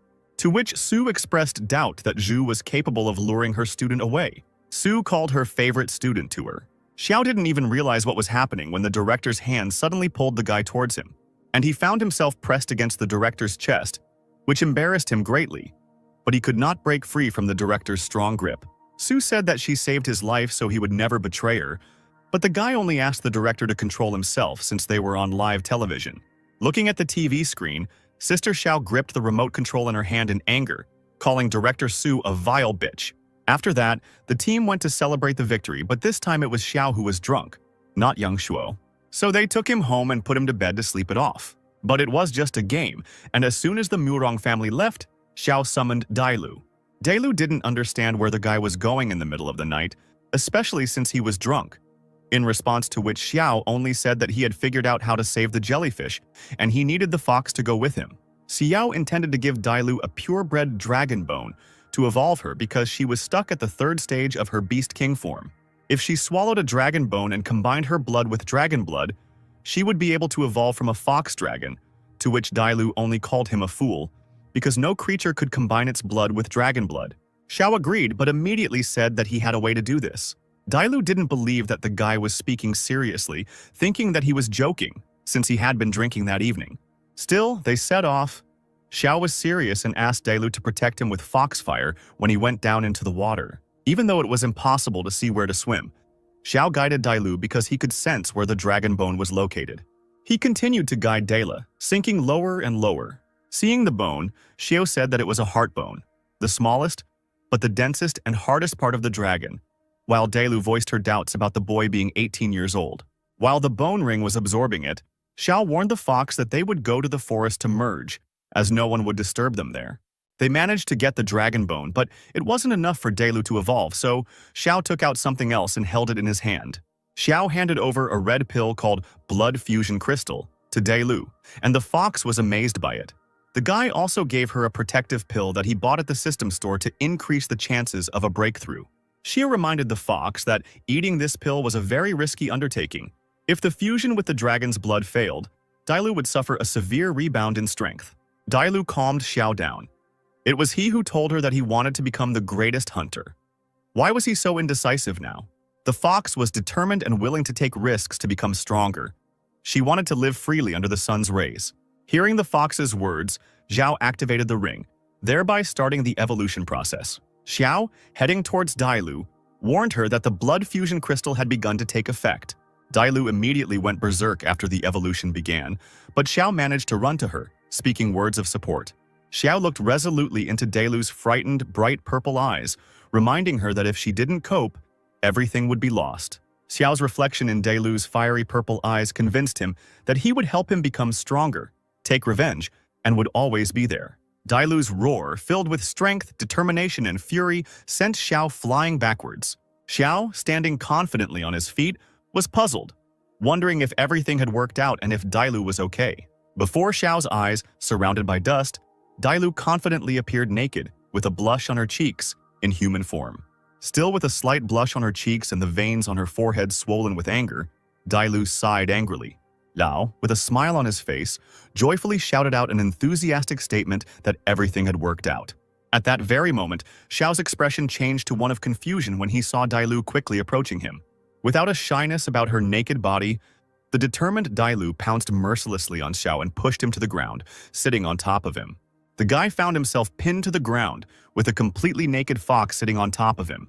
Dailu, although embarrassed but determined, shouted curses at Xiao, accusing him of making his words of support sound like a marriage proposal. Being in an unacceptable proximity to each other, both embarrassed with blushing cheeks, Xiao tried to justify himself, explaining that he didn't mean that at all. Still riding on Xiao, Dailu, with her eyes full of despair and hope from the words she had spoken earlier, with rosy cheeks and an innocent face, asked him to repeat his words. Looking at the mountains over which the bright sun was rising, Xiao thought about how he was not ready to give up, but he understood that he would not become a great magician by the time he was 30. Sitting on a huge rock, Xiao, with a haggard face, was spinning dark thoughts in his head, scolding himself for giving Dale dragon blood, knowing that it would strengthen her, but forgetting that a dragon is lustful by nature, and a mere human cannot cope with a nine-tailed dragon fox. Continuing to ponder over this, Xiao decided for himself that this situation was worse than waking up in someone else's bed after drinking, and he couldn't restrain himself only because that's the nature of men. Accompanying the movements of her thin arms toward Xiao with curses, Dailu suddenly grabbed his neck, scaring him to death. While Xiao was trying to clear his throat, Dailu, still naked and with a thoughtful expression, scolded herself for not being able to control her powers, knowing that if anyone found out, she would definitely be laughed at. After clearing his throat, Xiao reproached Dailu for still walking around naked and used the power of his golden ring, which flashed with yellow light and materialized a very ordinary gray cloak. A happy Dailu, smiling, reproached the owner that he had already seen and done everything possible, and there was no point in pretending to be a gentleman. Finally putting the gray cloak on Dailu, Xiao awkwardly tried to explain that they were both old enough now. Holding Dailu by the shoulders, Xiao explained that in the event of unforeseen consequences, he was ready to take responsibility for the little fox's life. Enraged by Xiao Dailu's words, she threw a rock straight at his head, screaming at him to get out of her sight. Awkwardly, but with a smile on his face, he scratched the bruised area, taking his phone out of his pants pocket. Turning sharply to face Dailu, Xiao joyfully shoved the phone in her face, congratulating her on her breakthrough and successful evolution. Finally noticing her reflection in the phone screen, Dailu was surprised to see golden dragon horns on her head. A happy Dailu, with a beaming smile on her face, was surprised that, in addition to her horns, all her injuries were healed. A divine panel appeared in front of Xiao, detailing Dailu's upgrades, the ability Dragon's Power, which helps deal physical and mental damage to the enemy, and Dragon's Soul, which automatically blocks fatal attacks during critical wounds, increasing affinity to 88, as well as the skills Divine Dragon Strike and Dragon's Breath. Xiu extended his hand with a thumbs up, indicating that luck was on their side, but instead of luck, Dailu heard about the pregnancy, spreading her arms at her sides in displeasure. She warned Xiao that she would send him to the next world if he mentioned the pregnancy even once more. Sitting in the apartment and reading the news, Xiao spoke about his fears that they would only be able to save Medusa in 2 days on the ice island, and that this was their only chance. Otherwise, they would have to abandon this idea in order to take part in the competition in time to avoid suspicion. Dailu put her hand to her face thoughtfully, wondering how Xiao, a second-star trapper, was going to compete with ninth-star trappers. Inspired, Xiao shared with Dailu the idea of using the dragon elixir with a smile on his face, and since Dailu now had dragon blood flowing through him, he asked her for some blood. Without a second's hesitation, Dailu pulled out a knife and decisively ran it across his finger, preparing to give him as much blood as he needed. A neat finger with a red nail quickly and without hesitation filled a transparent bottle with its scarlet blood. Fearing for Dailu, Xiao grabbed her bleeding finger, licking all the blood and scolding Dailu for being reckless and neglecting his body. Surprised, Dailu called out to Xiao, who was still holding her finger in his mouth in an embarrassed and slightly sad voice. Suddenly, the phone in Xiao's hand rang, interrupting Dailu's words before he could finish his sentence. Still embarrassed, Dailu, holding the bottle in her hands, and the surprised Xiao looked at the screen of the ringing phone. A message from Lujin appeared on the phone screen, telling them to meet at 7 in the evening and have barbecue with her brother. The white-haired guy, noticing Xiao walking through the night city, called out to him, beckoning him over. When Xiao asked about the guy's early arrival, Yang Shuo's brother's face distorted with displeasure, and he named his sister as the reason. Xin, wearing a short white dress that showed off her large breasts, folded her hands modestly in front and said that they had been waiting for a long time. Not at all embarrassed by Xin's beauty, Zhao walked closer and asked the girl to help him get some special ingredients since he couldn't afford to buy them. Standing opposite each other, Xin, smiling gently, shyly holding her left hand, agreed to help Xiao, while Xiao, holding Xin by the shoulders, thanked the girl for her help and confessed his adoration. Her brother, with slight aggression, reminded her that he was there and would not let anyone harm his sister. An inspired Xin, with a sparkle in her eyes, warned her brother that she would go with Xiao to get some herbs. Not wanting to disturb Xiao and Xinshin, brother Yangshuo referred to business, but not before pointing his finger to Xiao and asking him to step aside and talk. Putting a supposedly friendly hand on Xiao's shoulder, Yangshuo poked him in the chest, warning him that he could tolerate Xiao touching his sister, but he shouldn't think about dragging her to the hotel. Yangshuo waved goodbye to them, and Xinshin did not forget to remind her brother to return home as early as possible. The herbs lay on the table, and a satisfied Xinshin, with a bright smile on her face, accepted Xiao's sincere gratitude and promises to prepare strengthening elixirs for her beasts. Still inspired, Xinshin clasped her hands in front of her and asked Xiao if he had noticed anything else. A satisfied Xiao looked at the smiling Xinshin, sure that she was expecting praise for how beautifully she was dressed today, and replied that he hadn't noticed anything. Surprised, Xinshin looked at Xiao's back as he turned around and walked away, asking again if he was joking. Frustrated, Xinshin sighed, not believing that he really hadn't noticed anything. Xiao and Xinshin were walking through the city at night and came across a very scary-looking dark alley. The frightened Xinshin suddenly screamed in fear, which made Xiao nervous. Xinshin, who was sitting on the ground, assured Xiao that she was fine and was just scared of the kitten. Xiao, like a true gentleman, leaned over to Xinshin and began to help her. Since she had sprained her ankle, she needed to be more careful. The guy turned his back and offered to carry Xinshin on his back, since the street was quite slippery, but she refused because she was able to walk on her own. But the persistent Xiao asked her not to be naughty and took her on his back, which greatly embarrassed Xinshin. Because it started pouring rain outside, Xiao started running with Xinshin on his back to keep them from getting soaked to the skin. Finally reaching home, Xiao sat Xinshin down on the bed and began to dry her wet hair with a towel.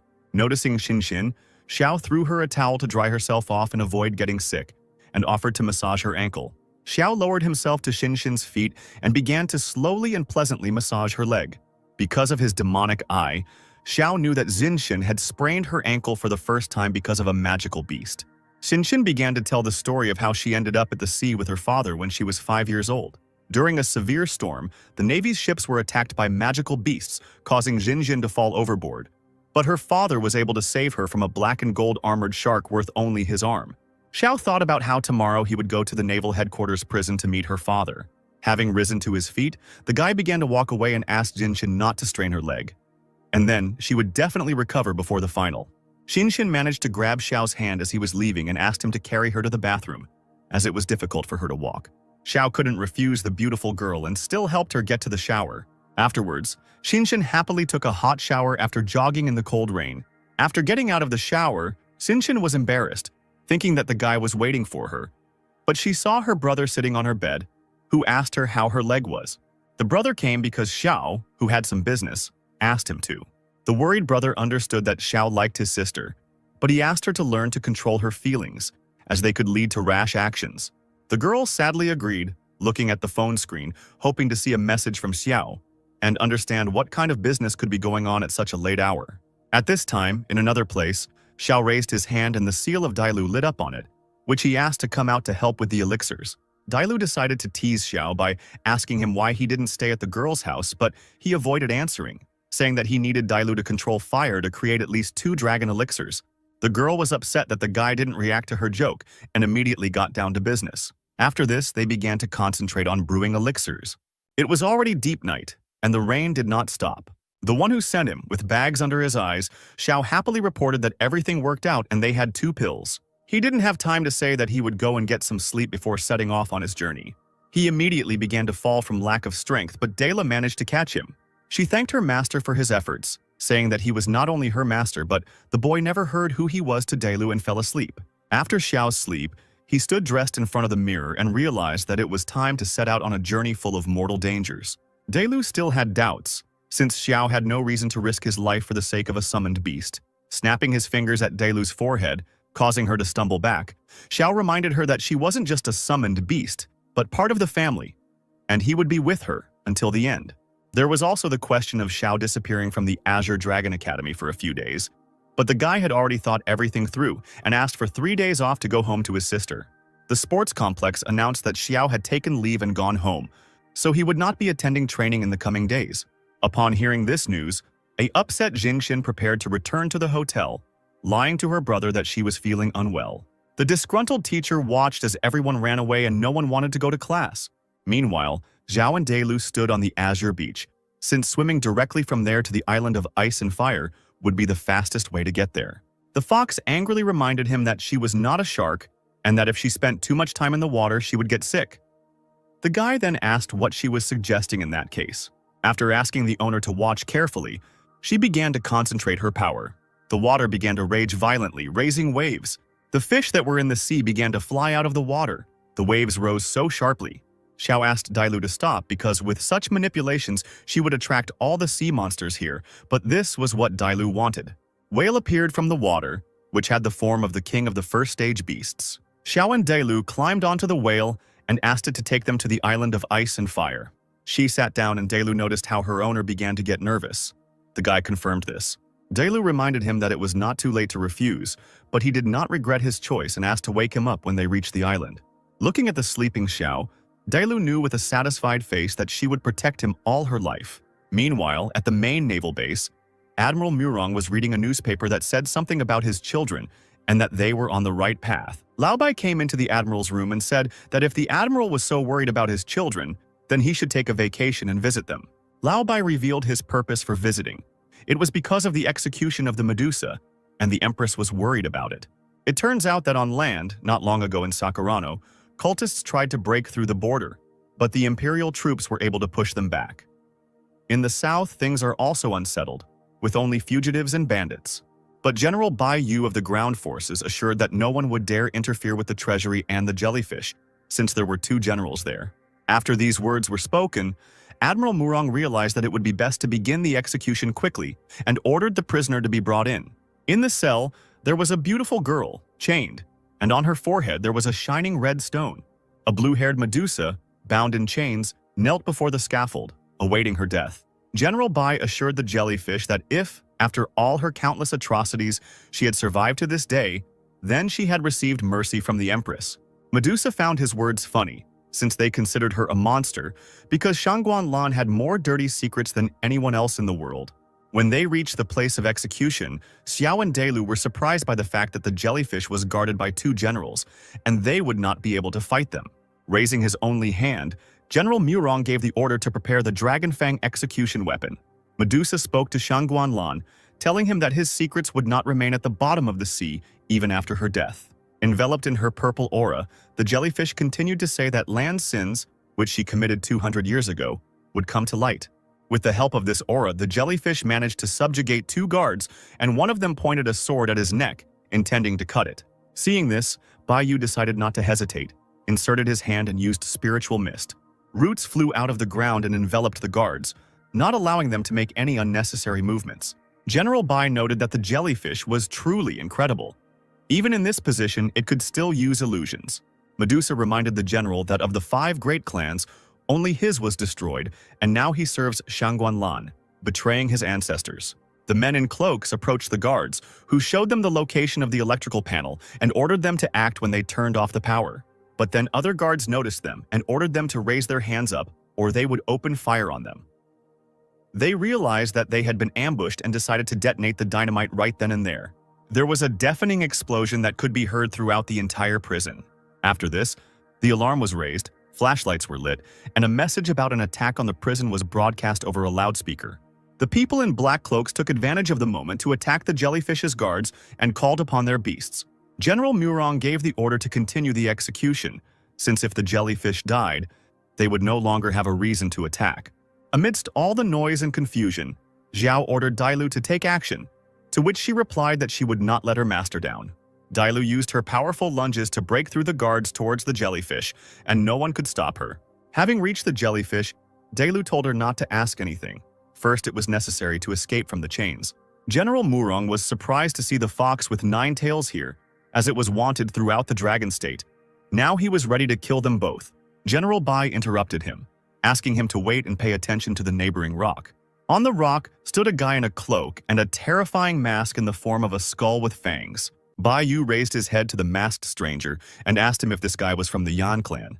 The guy continued to glare at everyone around him, declaring that they didn't need to know this because he only came for this snake, and whoever stood in his way would die. Medusa immediately thought how a guy could address her like that with such spiritual power. And Delu, showing a small smile, also noted in her thoughts that Xiao had gotten into character very well. Everyone who was watching the guy on the rock began to discuss among themselves who he was, thinking that he was one of his own and could even help him. But General Murong, still smoking a cigar, told the man in black that no matter whether he was from Yanmeng or not, the only thing that awaited him for invading the naval headquarters was death. And supporting the general, Bai Yu shouted with all his might that whoever captured the guy alive would receive a generous reward. At these words, Xiao grinned slightly, but no one could see his smile under the mask. Medusa, looking at the guy, immediately noticed that his spiritual power had just increased tenfold and continued to look at the guy with an amazing look. Finally, Xiao told Dailu that he would last for a maximum of 10 minutes, and then his life would be in her hands. And the fox only replied that she understood what the guy was talking about. Murong pointed his index finger at the rock, signaling everyone to advance. All the guards and the animals of the people in cloaks rushed towards the three figures standing on the high cliff.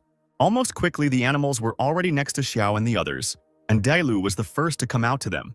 After commanding the fox to act, Dailu asked the boy to take care of the jellyfish before launching an attack. Later, taking a step forward, Dailu crossed her arms in front of her. And having placed them again, the fox quickly activated her powers, causing stones to fly in different directions behind her, her eyes to glow with a bright light, and magic to sparkle around her body. And at that very second, there was a powerful flash that reached right up to the sky, blinding everyone around. The soldiers could not hold back their screams from such a strong light, and everyone wanted only to turn away from the source of the light. The animals also began to whine, unable to withstand the fox's strength. The people in cloaks, seeing their summoned animals suffer, were also affected by the power, and one of them noted that this just indicated that the guy was indeed from the Flame Alliance. Murong, looking at what was happening from the side, immediately thought that the fox apparently had evolved. Lao Bei, looking at the dragon's scales, horns, claws, and pupils, immediately recognized these things as the power of the dragon that had disappeared 200 years ago. But Murong also added that this guy was extremely dangerous and could not be allowed to leave this island of ice and fire. Bai Yu crossed his arms slyly and replied that he understood this perfectly well, continuing to smile sarcastically. At this time, the rock began to crack and the earth began to tremble. Si showed all his confidence as he walked slowly along the crumbling cliff. And suddenly, when the three fugitives were walking on the stones, their feet unexpectedly found themselves on a large predatory flower with teeth. Trying to keep Dailu on her feet, she didn't even understand at first what was happening, while the flower itself continued to rise. And as if under hypnosis, all three began to fall into the wide-open mouth of the plant. Dailu let out a cry from the unexpected fall, and right during the flight, she tried to see where they were flying. And suddenly, the flower's mouth slammed shut, leaving only a solid red light around the guy, the fox, and the jellyfish. The guards couldn't help but be surprised when they saw the cursed demonic flower, as this plant beast with an ancient lineage was truly incredible. And one of the fighters added that this was to be expected from a god among plant animals. Xiao was one of the first to come to his senses. Being inside the plant and immediately opening his eyes, the guy began to look around. Turning his head, the guy noticed that Dailu, standing on her feet, was looking into the distance and asked out loud where they were. But, on the other hand, the voice of the jellyfish was heard, who explained that this was the stomach of the cursed demonic flower. And immediately after her words, completely different demonic creatures, similar to animals, began to attack the three. Medusa, also standing on her feet, quickly began to cast her gaze in different directions, so that if anything happened, she would have time to defend herself. Xiao, as if giving a sign to the fox, briefly glanced at her. Dailu quickly understood the guy and formed a circle around herself and the others, protecting them for a short time from the onslaught of the creatures. Xiao understood that they would not be able to defend themselves here for long and began to quickly look for ways to get out of here. Looking to the side, the boy quickly commanded Dailu to use Dragon Breath and attack the weak spot on the right. The fox quickly began to fulfill the request and launch the dragon's breath into the place she had been told. The plant, from the side, began to swell in different parts of the body, as if explosions were happening inside it. Murong quickly noticed that 6 minutes had already passed, and Lao Bai, knowing that after being swallowed by the cursed demonic flower, you would experience the sensation of your flesh beginning to decompose and your bones being ground into powder, and so the man was confident that these three would not be able to escape. But suddenly, the plant was torn into different parts from the inside, leaving only a small stem intact. The next minute, A large figure of a red fox with horns on the top of its head burst out from the already collapsed plant. Lao Bai held his breath and couldn't believe that this was even possible, because he knew very well that no one had ever managed to escape from the cursed flower. Murong also added that the power of the dragon flame was truly impressive, and even the cursed flower with ancient blood could not withstand this attack. As soon as the huge beast stepped forward, the general saw that same guy standing on the fox's head and shouted to him, hoping to find out who he really was, because he had such power, but he was not even in the top 10 wanted. Xiao, standing confidently on the animal's head, only laughed slightly. Murong, who was not at all satisfied with the guy's behavior, said that in that case they would have to arrest him and slowly interrogate him in an underwater prison. And after his words, a large fish began to move under the water, trying to get to the surface. Xiao quickly tensed up as he felt something under his feet, and the big fish, opening its mouth, began to radiate its powerful force, from which came equally strong shockwave shocks. These shocks reached the fox and the guy, and only because of the fox's large size were the two able to stay on the ground. The guy, looking forward, felt what a powerful destructive force had just passed through him. The fish, more like a shark, continued to shoot out of its mouth like charges, which, with a shockwave, captured the area of land where Xiao stood. But the fox was not going to give up so easily, and in order to defend herself, she opened her mouth and also began to radiate her bright red power. The big fish, in front of the boy and Delu, continued to exude its energy, trying to absorb its enemies, but the fox did not hold back its attack, also showing its strength. Xiao understood that he couldn't drag out the fight, because the medicine would only work for a little more than 3 minutes, and he immediately voiced his thoughts to the fox. Delu, understanding the guy, suggested that in that case they leave quickly. But Bai Yu stood in front of them, not wanting to let the uninvited guests go so quickly. The man extended his hand and released a myriad of vines, and Dela began to be engulfed in vines from all sides, first wrapping around her paws and then her body itself, preventing her from moving. The general continued to hold his hand outstretched, but already clenched it into a fist and added that although they had burned his flower with dragon flame, plant animals by nature do not feel pain. Xiu looked down at the man and realized that they were being attacked from 2 sides, surrounded from the front and from behind. It seemed that everything was lost. The vine wrapped around all parts of the animal's body and then began to strangle the fox, causing it to lose its balance. The large fish standing in front of them, having finished giving impulses, suddenly formed a large trident above itself, making it clear that it was intended for the guy. This trident almost immediately flew towards the fox, who could not even move. Seeing the angry fox, Xiao knelt down on one knee and continued to be on her head. He told her to stop resisting and suppress the dragon's power by turning off the energy shield. Dailu didn't even understand why she should do this at the moment when a large trident was flying at them, but the guy convinced her to just do it. And suddenly, the two seemed to fall through the ground, and the vine began to get entangled in the ground. Lao Bai couldn't understand why the fox stopped fighting and even gave up defending itself, watching as clouds of dust began to rise from the place where they were standing.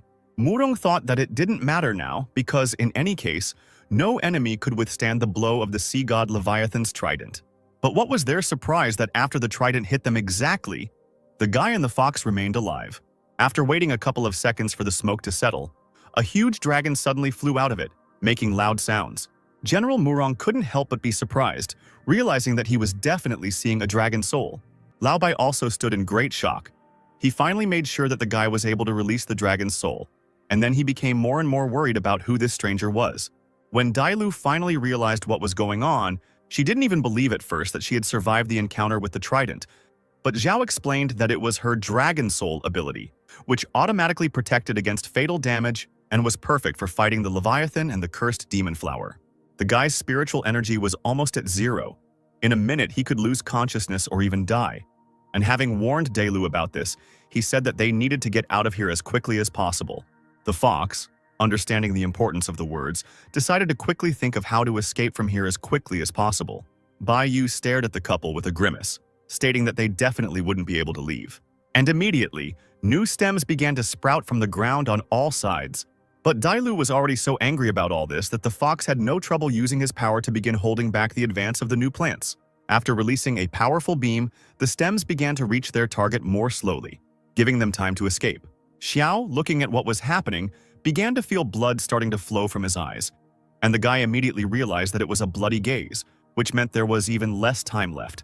The fox, realizing the seriousness of the situation, let out a very powerful roar, after which a circle formed around them, protecting them from attack, and something began to thicken in the sky.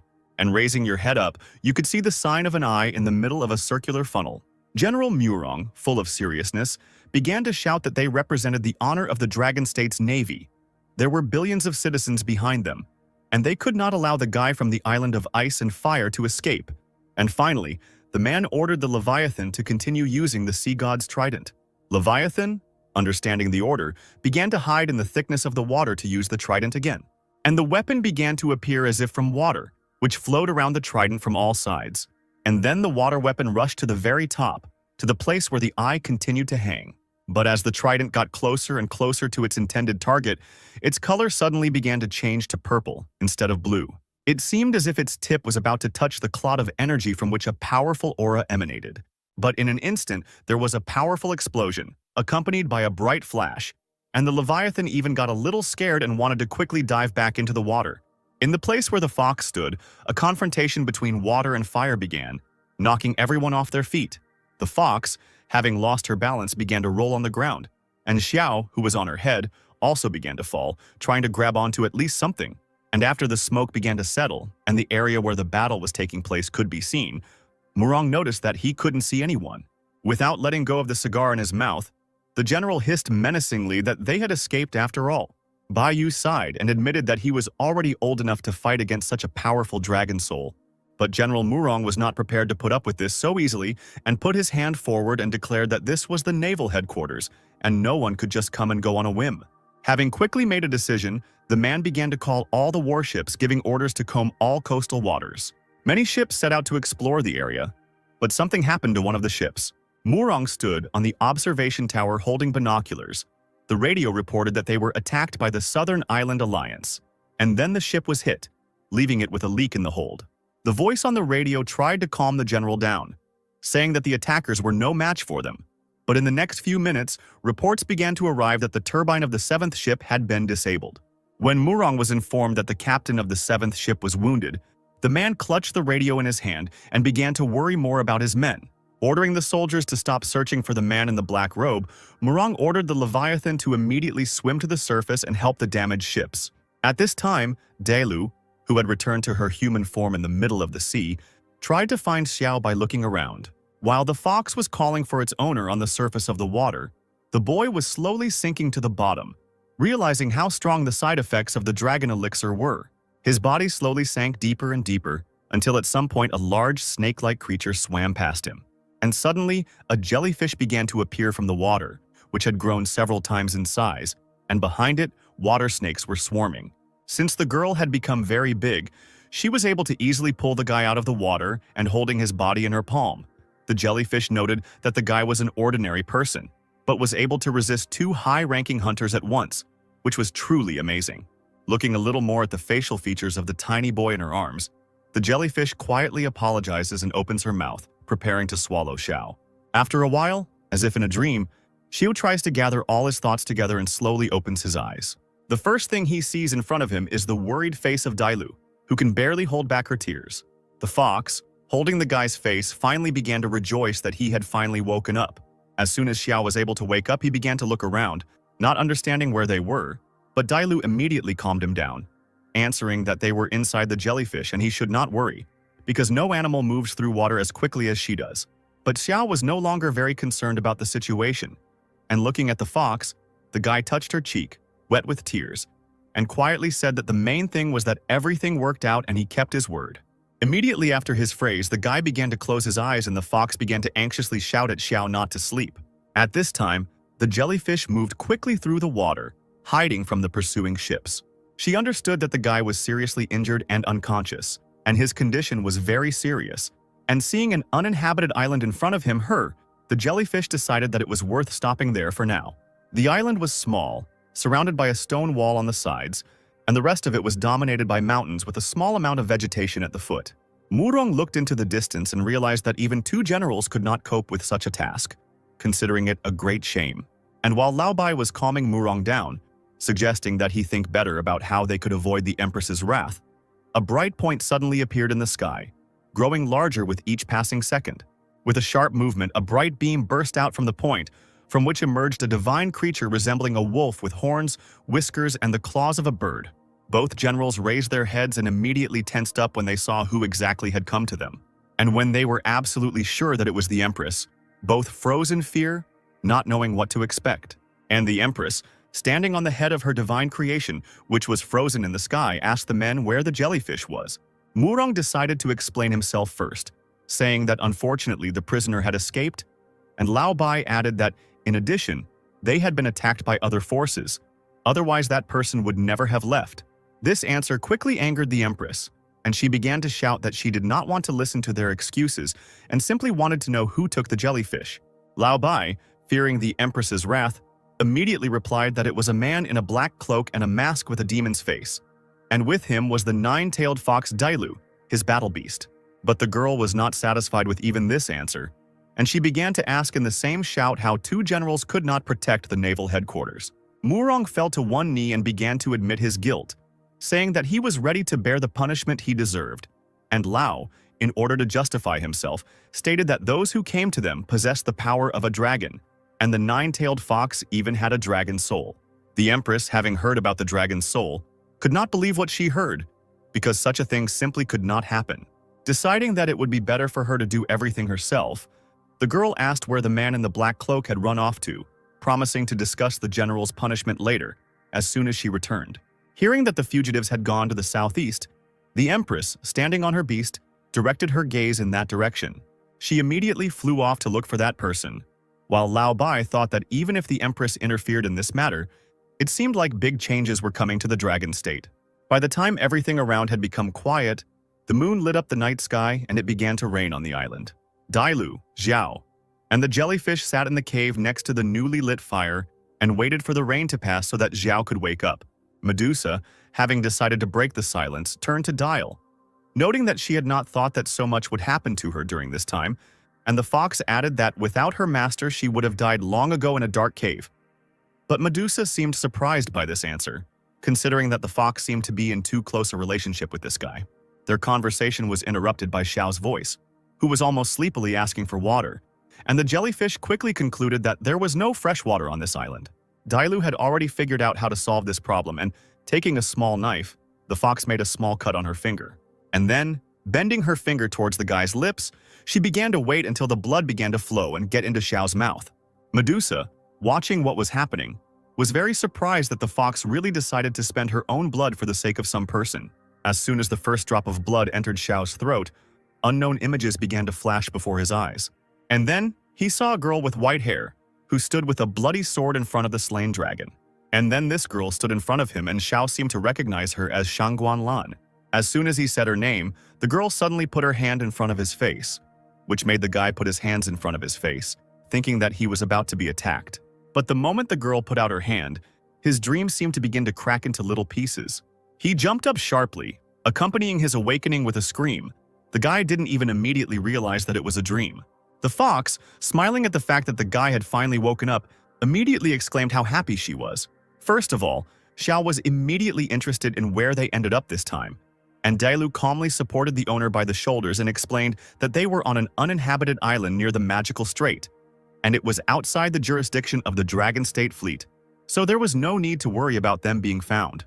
Having come to his senses a little, licking his lips, Xiao felt the taste of dragon blood and also learned from the fox that after losing consciousness he was severely dehydrated, and there was no fresh water on the island. So this was the only way, and the guy was very grateful for such care. As soon as he expressed his gratitude, the system showed that the affection level had increased to 99. But their conversation was interrupted by a jellyfish, who suddenly entered with a glass of water in her hands. But Xiao didn't immediately notice the water because he was only looking at the crown that was on the jellyfish's head. The guy, of course, gladly accepted the water from his savior. The moment the jellyfish bent down to hand over the glass, Xiao's eyes dropped to the level of her chest, which was only slightly hidden by her dress. Xiao, as soon as he noticed that the girl's chest seemed to be about to fall out of her thin dress, immediately blushed with embarrassment and hurried to change the subject. Medusa, as if noticing the guy's embarrassment, folded her arms across her chest, declaring that there was no need for thanks, since she should be thanking the guys for saving her life. The fox, looking out from behind the guy, noticed that this was the highest form of gratitude among the snake tribe. Not noticing Dailu's words, the jellyfish continued to thank the guy, stating that the snake tribe always repays kindness, especially for saving a life, so Xiao can wish for anything. The guy, having finally quenched his thirst, looked at the snake with an almost greedy gaze, not even hiding his gaze. After thinking for a while, Xiao said without any embarrassment that in that case he wanted a jellyfish. But the snake immediately and sharply refused the guy's wish. Xiao, who did not expect a refusal to his request, did not even know what to say in the first seconds. There was silence between the two for a few seconds. The snake crossed her arms and declared that she was ready to do anything for the guy except sign a bloody contract. And the guy immediately asked why that was impossible. And then the jellyfish explained that orcs would never be slaves. But the guy decided to try his luck and offered food and shelter. But the snake still refused. Dailu, watching this, remembered how she had once been forced to enter into a bloody contract with Xiao Xinyu. But in the end, it was all for the best. The guy was so disappointed that he even started spitting blood, which caused concern among both ladies. Clutching his head, Xiao began to say how he thought that if he risked his life for the snake, he would be able to warm its cold heart. But how wrong he was, and the guy demonstratively groaned that now there was no more room for warmth in his soul. With his hand on his heart, Xiao continued to say in a pained voice that since the jellyfish didn't want to make a contract, then he no longer had a reason to live, and in his next life, he would never save such an ungrateful snake. Medusa, listening to the boy's suffering, could no longer bear these words and abruptly declared that she would sign the contract, if only the boy did not die. Having named the jellyfish Shasha, the guy began to talk about how kind she was, adding that he now had an incentive to live. The fox, pulling the guy aside, asked him since when he began to manipulate so shamelessly, to which the guy only added that in such a situation all means are good. But Dailu, continuing as if scolding the guy, asked him what he would do if moral pressure did not work. Smiling slyly and looking straight into the fox's eyes, Xiao said that he would simply catch the jellyfish and hand it over to the authorities for a reward. That way, it would definitely give in faster under his pressure. Having discussed all the plans with the fox, the guy hurried to conclude a bloody contract with the jellyfish. And touching the forehead of the jellyfish with his finger, the guy, with the help of his blood, left a small seal on the forehead of the snake as proof of their contract. Afterwards, when the deed was done, the jellyfish stood up and almost immediately the seal began to glow underneath it. And on the snake's forehead, a small, barely noticeable mark appeared. Xiao, satisfied with what he had done, declared that now Shasha was his jellyfish. Swaying a little, she herself could not believe that she had made a bloody contract with a human. Almost immediately, the guy's system had a complete description of the snake, which contained a lot of useful information, starting with its abilities and ending with what the path of hidden evolution is. Looking at the large stat, the guy noticed that Shasha was really strong, thinking that he could use another dragon bone. Suddenly, over the island where they were hiding, a powerful clap of thunder was heard, accompanied by a bright red light. Xiao, who a minute ago was simply beside himself with happiness, suddenly stopped, feeling as if lightning had pierced him. Dailu immediately noticed the owner's condition and quickly asked the guy what was wrong with him. And Xiao, continuing to hold his hand on his chest, said that he had some kind of bad feeling. Although the danger had already passed, the guy's heart was still pounding wildly. And it suddenly dawned on the guy that he had sort of saved the jellyfish. But the system had not given out a reward, which meant that the task had not been completed. Quickly coming to his senses, Xiao commanded Dailu that they needed to quickly leave the island, but the fox and the jellyfish did not really understand why there was such a rush. The guy, putting on the mask, understood that if they didn't leave now, it would be too late later. As soon as everyone was about to leave, the jellyfish offered to sit on her back, since she swims better in water anyway. When everyone left the island and found themselves on the water, the island suddenly seemed to explode. It was as if someone had fired a large beam into the middle of the earth, blowing up every part of the island. Sitting on the snake's back, the fox turned his head and realized in horror that the island had simply been razed to the ground. Xiao, with a mask on his face, began to run his eyes in search of who did this to the island and almost immediately noticed someone in the sky. Looking up at the sky, someone's silhouette was visible. It was the Empress who, looking at the fugitive's features, immediately recognized in him exactly the one she was looking for. The fox, as soon as she saw the seven-colored sacred Kilin, at first did not even believe that the Empress was here. The snake, turning into a large water serpent, raised its head higher above the water and added that they were being pursued, and it was unlikely that they would be able to escape. Xiao, looking at one of the strongest of all the beast hunters, mentally thought about why she was here, and realizing that his spiritual power was already running out, there were no pills left and the guy would not be able to use techniques, so the situation became even more complicated. Dailu, noticing the owner's concern, stepped forward, activating her power and asked the guy not to worry and just trust her. Meanwhile, the Empress approached the fugitives, continuing to stand on her large white beast. The girl, looking at the fox walking ahead, said that she was just lucky to merge with the blood of a purebred dragon, and turning to the guy, the Empress, as if ordered him to tell her who he was and then she would save his body. Lisa, realizing the danger of the situation, immediately began to stop the Empress, offering to talk, in the hope that she would not find out about Xiao's identity. The fox's violent reaction really attracted the Empress and she agreed to listen.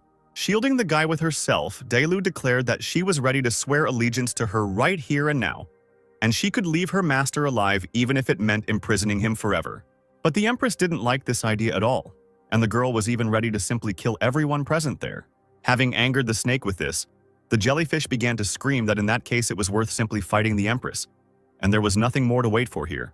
These words became like the beginning of action for the Empress, and she, looking once more at her victims, prepared to rush into the attack. Having flown higher into the sky, the girl summoned her yellow dragon, which was many times larger than all those taken here. The fox was the first to feel the dragon's strength, and even tensed up from such power. The Empress's mood changed to a more threatening one, and it became clear that she was not going to talk. As soon as she landed on her beast's head again, large black demonic wings appeared on her back. Dailu looked at the Empress with confusion, seeing the ominous energy of the black dragon's soul emanating from the girl, although this was impossible for people. But then the jellyfish declared that this was precisely the real face of this woman, adding that now they knew for sure that she wanted them to take this secret with them to the grave. The fox was almost completely overcome with fear from such powerful energy. But Dailu still wasn't going to give up so quickly for the sake of her master. With one quick jerk, the Empress's beast flew at the three of them, approaching them closer and closer. Dailu, having encouraged herself a little, was already ready to enter the battle. In a second, she transformed into a nine-tailed fox and stood confidently in a fighting stance, awaiting the attack. And deciding not to wait for the full approach, the fox made several dashes towards the large beast. But as soon as Dailu got close to the beast flying towards her, something unexpectedly began to inflict numerous cuts on her. Xiu was only able to understand this when he saw the fox start to bleed. And at that very moment, something cuts off one of Dailu's paws. Immediately after this, part of her ear is also quickly cut off, leaving only a small piece. And then, without even having time to scream, the fox loses his head with just one felling. She quickly shouts the girl's name, afraid that this is how it will end now. Fearing for the fox, the boy sees how it, having become human again, began to fall almost unconscious at a great height. The boy couldn't leave Dayla like that and quickly ordered the jellyfish to catch the fox. As soon as the jellyfish lowered its head to the fox's body, the guy tried to lift it up, realizing that it was almost exhausted. Placing her head on his lap, Xiao saw Dailu trying to call out to him. The girl tried not to show weakness, and stretching out her hand to her master's face, the fox felt sorry that they had only recently met. Xiao, hearing what she wanted to say with this, couldn't help but let tears slowly start to flow from his eyes. The guy kept trying to find out from the fox how to help her, but Dailu, instead of words, put her hand on his head and pulled him closer. And then, very tenderly and with all the love she had, she kissed the guy on the cheek, unable to hold back her tears. Smiling slightly, Dailu tried to speak with all her might, apologizing to the guy, adding that it seemed she would leave first. The fox, wanting to touch her master again, stretched out her hand forward, but suddenly it fell to the ground. Xiao frantically began to shout the fox's name, seeing how she didn't blink or breathe. The guy finally realized what exactly had happened, and he could no longer hold back his tears. All the good and bad moments associated with the fox immediately began to float through his head, and realizing how attached he was to her, the guy hugged the girl's already lifeless body. The Empress, watching what was happening, said that there was no need to worry so much because they would soon be reunited. Xiu seemed to no longer pay attention to the words of the one who killed the fox, and simply continued to hug her body, while the Empress, deciding to take advantage of the moment, began to form a new attack. The girl, flying up on her wings, began to gather all her energy together to strike the others again. The snake, beating the owner, directed its gaze at the Empress and declared that it would protect the guy to the end. But immediately after her words, Xiao loudly and clearly shouted that this should not be done. Medusa paused for a second, not understanding the meaning of the words spoken to her. But Xiao, who could no longer calm down, continued to shout that this was not the ending he wanted. And wanting Delu to survive, he took out a small but strongly glowing crystal. The snake, as if understanding the owner's desire, wrapped itself tighter around him, hiding him from prying eyes. Small particles of water began to thicken in the sky, and suddenly, a powerful flash appeared around the guy, surrounding everything around with a shockwave, from which the water, the sky, and everyone who stood nearby began to fill with blue light. The Empress froze in place as soon as she saw the dragon's tear, not believing what was happening. And then, the time on the clock seemed to start rewinding, starting from 7 hours and 10 seconds all the way to 4. As if a clock had been rewinded, the torn parts of the fox's body began to grow together. The wounds on her body began to disappear on their own, as if they had never been there. After all this, her body again acquired a living appearance. The Empress, looking at the guy, tried to do something, but as soon as she even waved her hand, nothing happened. And then everything seemed to return to its original state. Not far from them, stones from the destroyed island began to appear from the water. And as if brick by brick, the recently destroyed territory began to be put back together. In the end, it was as if no one had touched the island. Xiao only came to his senses when he heard Dailu calling him. The fox, not noticing anything, already standing on her feet, asked the guy why he was in the clouds. But suddenly the girl seemed to realize what was happening. And the next moment the guy jumped up on the spot, ran up to Dial, kissing her right on the lips, confusing the fox. Medusa, having forgotten, or rather not knowing, what would happen in the future, looked at the guy in surprise. Breaking away from the kiss, Xiao commanded the two that they needed to leave, and then he would definitely explain everything. Dailu, also forgetting everything that happened to her, agreed with the guy, seeing how worriedly he spoke. And after some time, something happened again that only the guy remembered. The island began to collapse from a powerful shot. The Empress, leaving a large hole in the center of the earth, waited for the guy she was chasing to finally come out. But looking at the destroyed island, the girl realized that they had escaped after all. The Empress promised that next time there wouldn't even be bones left of that guy in the black cloak. Meanwhile, Xiao, the jellyfish, and the fox wanted to quickly hide from the impending threat. Hiding on another island in a rock, the guy tried not to look out, afraid that someone might follow them. But the jellyfish hastened to calm him down, assuring him that most likely no one was chasing them anymore. And Dailu was still very interested in how Xiao understood that Shangguan Lan would pursue them. Turning worriedly to the fox, the boy took her hand and declared that he could not lose her a second time because he would never survive it. Clutching the crystal in his hand, Xiao explained that he was helped by a dragon tear that accidentally activated, and holding it closer to the girls, the guy invited them to touch it to confirm his words. Medusa was seriously about to touch the crystal, while the fox continued to show only incomprehension. As soon as Dailu touched the stone, tears flowed from her eyes, causing confusion in the snake. When everyone had come to their senses a little, the system showed the guy a notification that he had completed the task and received 1 purebred dragon egg as a reward. Realizing that, since the reward had already been given out, it meant they were finally safe, and the guy could finally breathe a sigh of relief. Turning to Shasha, the guy remembered how Dailu told him that the snake knew the secret of that battle with the dragons that happened 200 years ago, and asked the girl to tell him more about it and who Shangguan Lan was. Medusa began to remember how she once exterminated dragons in flocks, but in the end, she herself became what she fought against, an evil dragon. 90% of the strongest warriors of the dragon state participated in that war. And at that time, there were 2 strongest fighters, Shangguan Lan and Xiao Lian. And then Shangguan was not yet the empress of the dragon state, and Xiao Lian was not the leader of the rebels of the Flame Alliance. At that time, the jellyfish was just a small snake hiding in a rock. But she remembered how they fought in the Dragon Valley, where her refuge was, so she saw the whole battle with her own eyes. After Shangguan Lan killed countless dragons, she stood in the center of the valley, covered in dragon blood and laughing hysterically, and then transformed into a black dragon that was much larger than its brethren. Possessed by the thirst for blood, she destroyed the entire valley, not distinguishing between the enemy or ally in front of her. When the battle was over, the dragons were destroyed. Almost all the trappers were killed, and the only survivor was the current leader Xiao Lian, and the jellyfish, because it was far away and was able to escape death. But even despite this, Shangguan still wanted to kill it, and the guy finally understood why Xiao Lian handed over the dragon state, created the Flame Alliance, and became an enemy of Shangguan.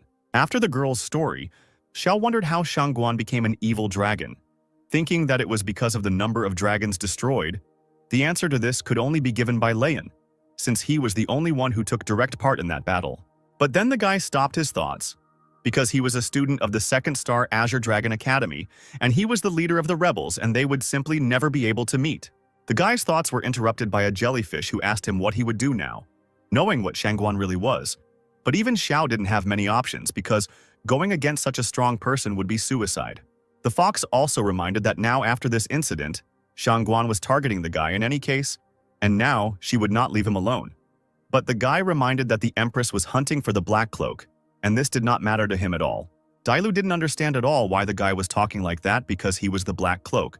But the guy quickly changed the subject and suggested that the fox not bother her head with this, and that it would be better to go and rest, and then return to the city. Having decided that he really needed to rest, the guy looked at the dragon tear one last time. But suddenly, Xiao's head suddenly began to feel heavy, and the guy could barely stand on his feet, causing the fox to start to worry. At that moment, the guy seemed to stop seeing and could only see darkness in front of him. But then suddenly a large golden dragon stood in front of him, grinning and breathing heavily, approaching closer and closer. Thinking that this was all real, Xiao started to run, afraid that the black dragon had finally reached him. But when he was running, the guy accidentally came across a mirror, and at first did not attach much importance to it, only wondering where it came from. But when it dawned on him that he was not in a cave, the boy seemed paralyzed and unable to move. Suddenly, the skin on his hands and face began to grow dragon scales, and Xiao was horrified and did not understand what was happening. Covering his eyes with his hands, the boy began to scream that he did not want to turn into a monster while the dragon continued to stand behind him. Screaming as if Xiao didn't want to be a monster, he suddenly seemed unable to do anything, and the next second he began to rise into the air, black wings appeared behind his back, and horns of the same color appeared on his forehead. While Xiao was unconscious, a fox and a jellyfish were sitting next to him, who understood that the guy was still very weak, feeling a slight fever, assuming that he would remain in this state for a couple more days. Looking at Dela, the jellyfish stated that the milk of a magical beast could increase its immunity and ability to recover. But the fox, as if not understanding her look, immediately snapped back that she definitely did not have milk. Realizing that she would still have to go in search of milk, the fox headed towards the exit of the cave, promising to get something. And leaving the cave, the jellyfish was left alone to watch the exhausted guy. After a while, unexpectedly for everyone, Xiao jumped up shouting that he was not a monster. Looking around, he finally realized that it was a dream and calmed down a little.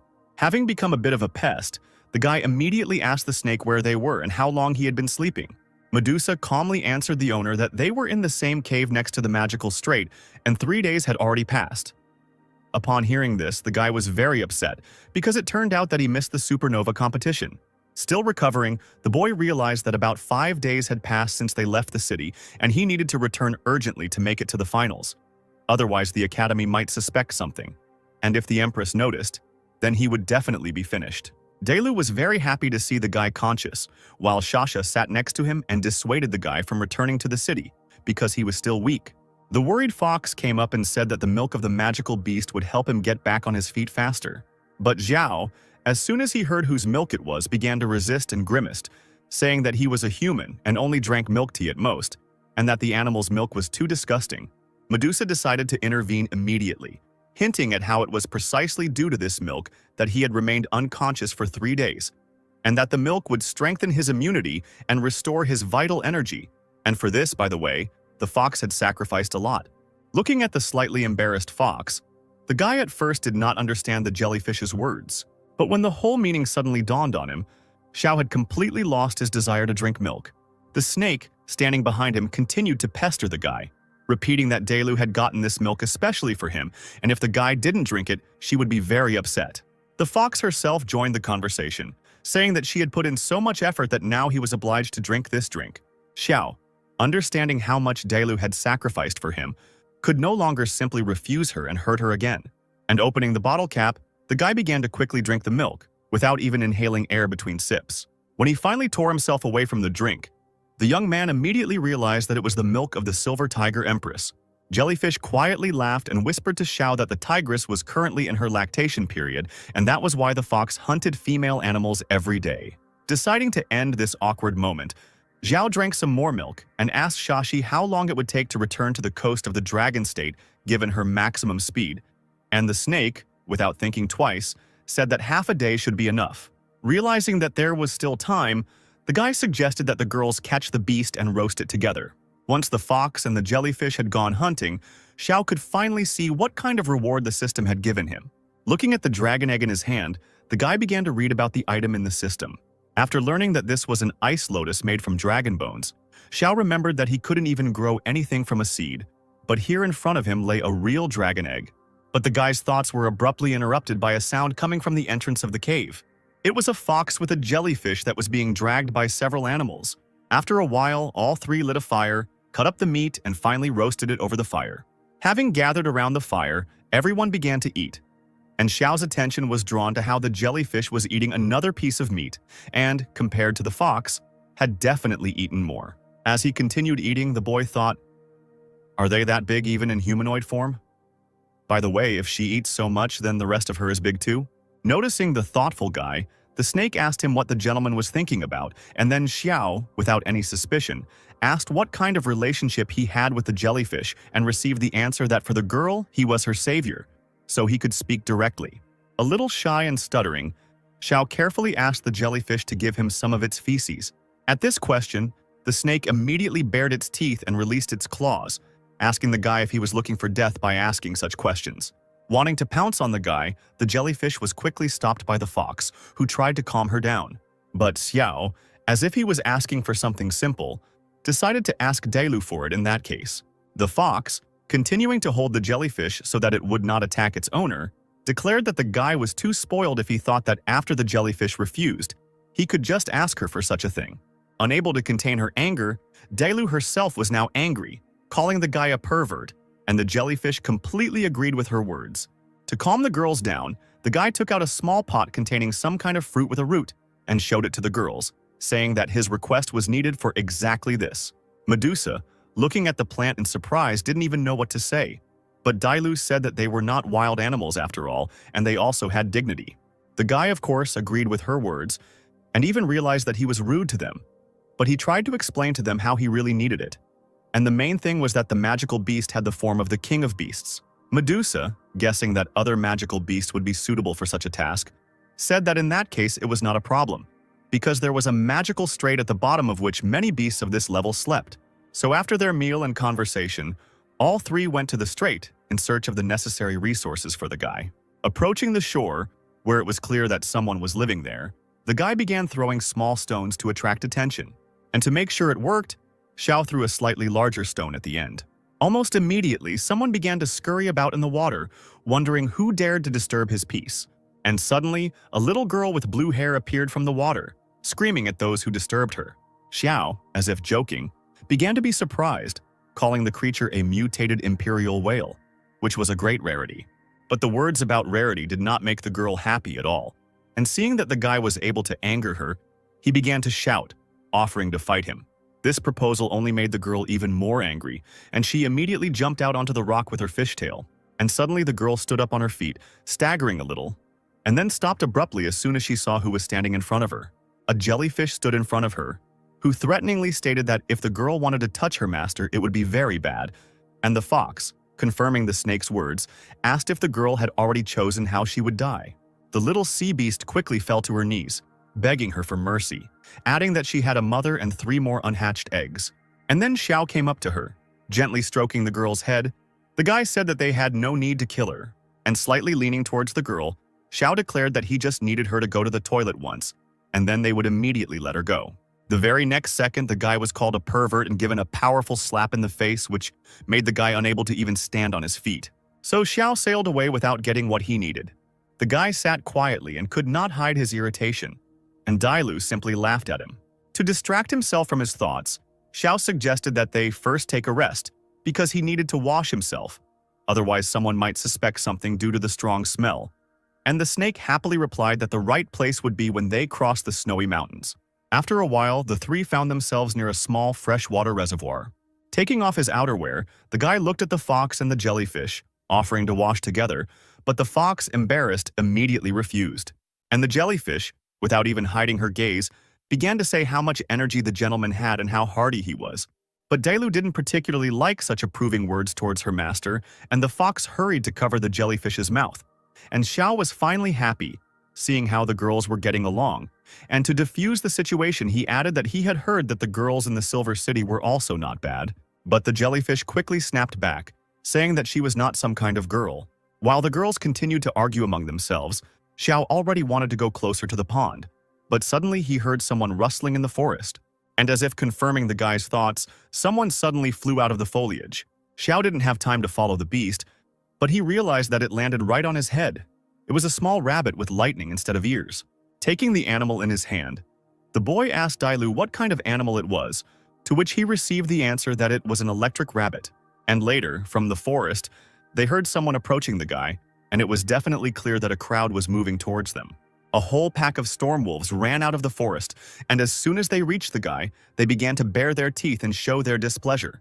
Xiao guessed that, apparently the wolves mistook him for a competitor in the hunt, because he was holding the hare tightly in his hands. Even a little embarrassed, the guy asked the fox and the jellyfish with a smile on his face if they would figure this out. And the girls, waiting for some more words, headed towards the wolves. Not even a minute had passed before Dailu returned to the boy, leaving behind a whole pack of wolves lying on the ground. Xiao even considered it too cruel. Having made sure that there was no more danger for the little animal, the guy released the bunny from his hands, telling him at last that the strongest survives and next time he will not be able to help him. The little animal quickly jumped off Xiao's hand and moved to the ground, but after that, for some reason, it turned around sharply, jumping towards the guy again.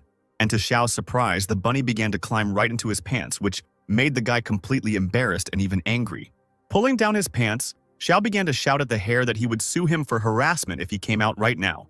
Without waiting for obedience, the guy simply pulled the animal out of his pants, holding it tightly by the ears. But looking into his small eyes, Xiao even began to think that maybe it was worth giving the bunny another chance, and if they were connected by fate, then he would leave him. And as soon as he decided to keep the beast for himself, the system showed all the information about the electric rabbit. Seeing that the little animal could reset the cooldown of the ult, the guy was very surprised at how useful this animal could actually be.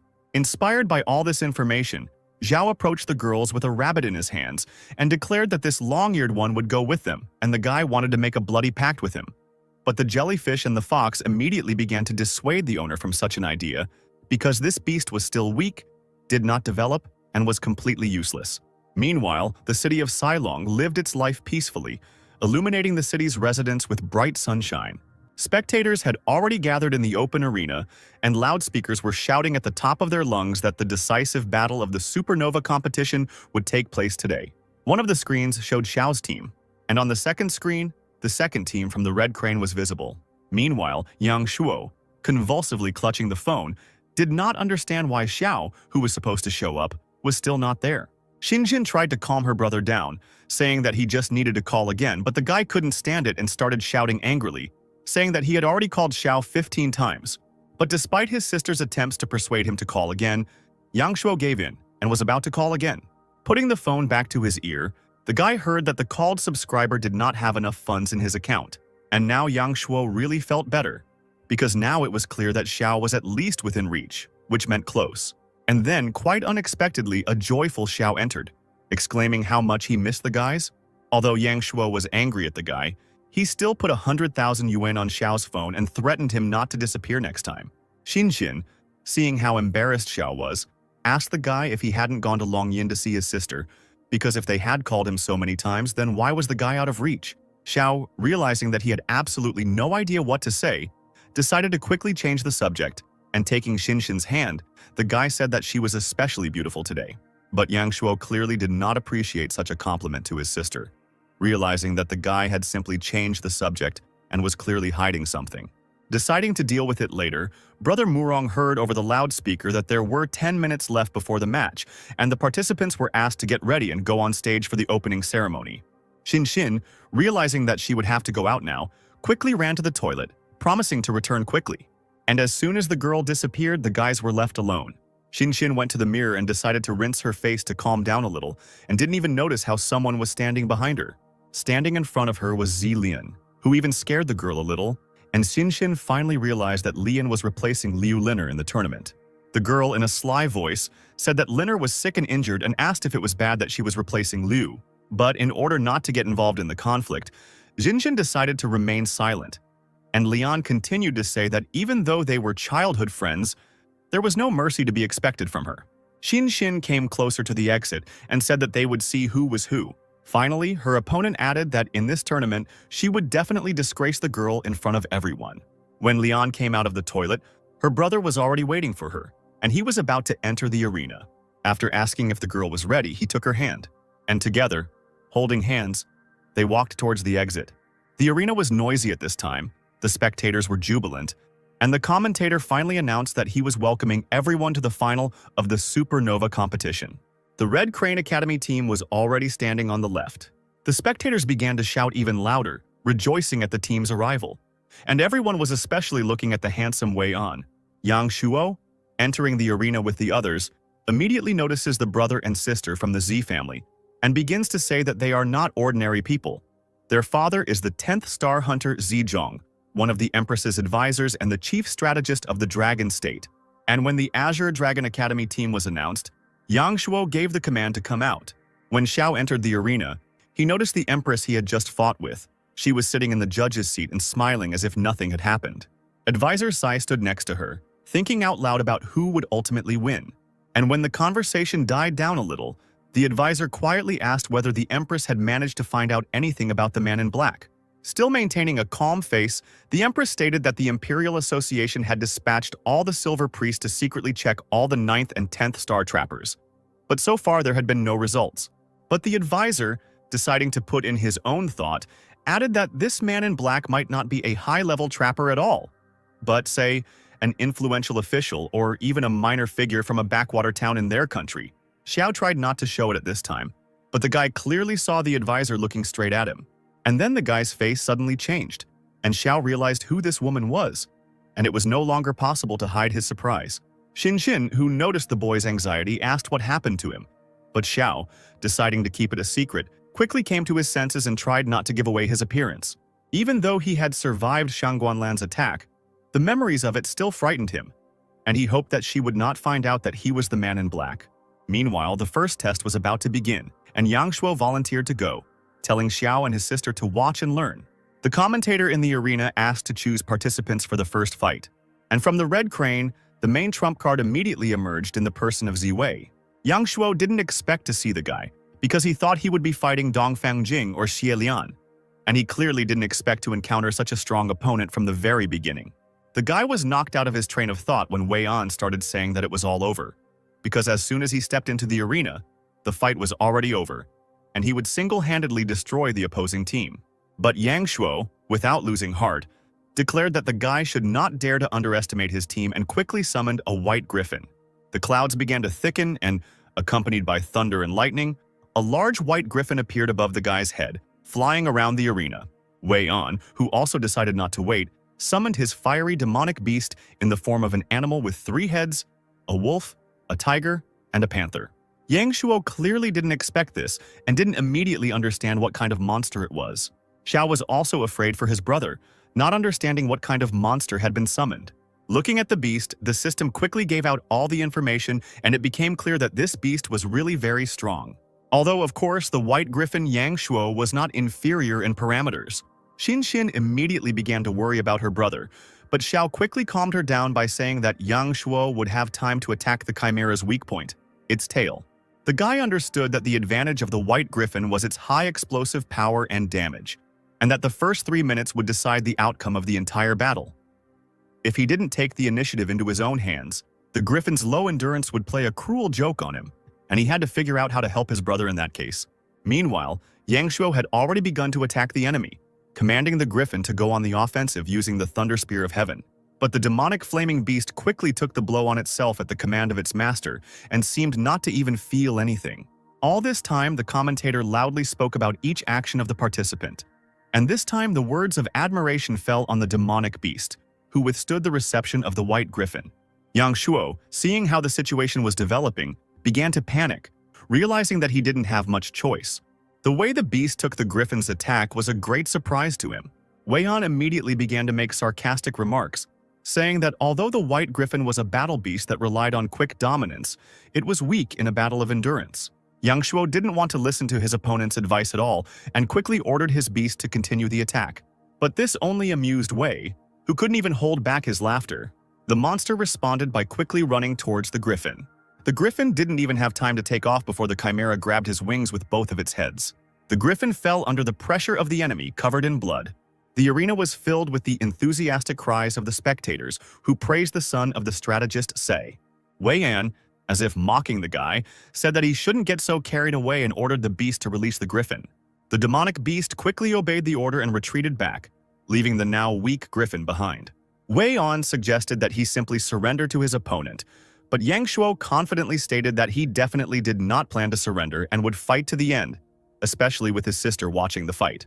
Xinshin wanted to call out to her brother, worrying about him more than anyone else, but Xiao quickly put his hand on her mouth so that the girl couldn't make a sound, realizing that there was nothing to say now.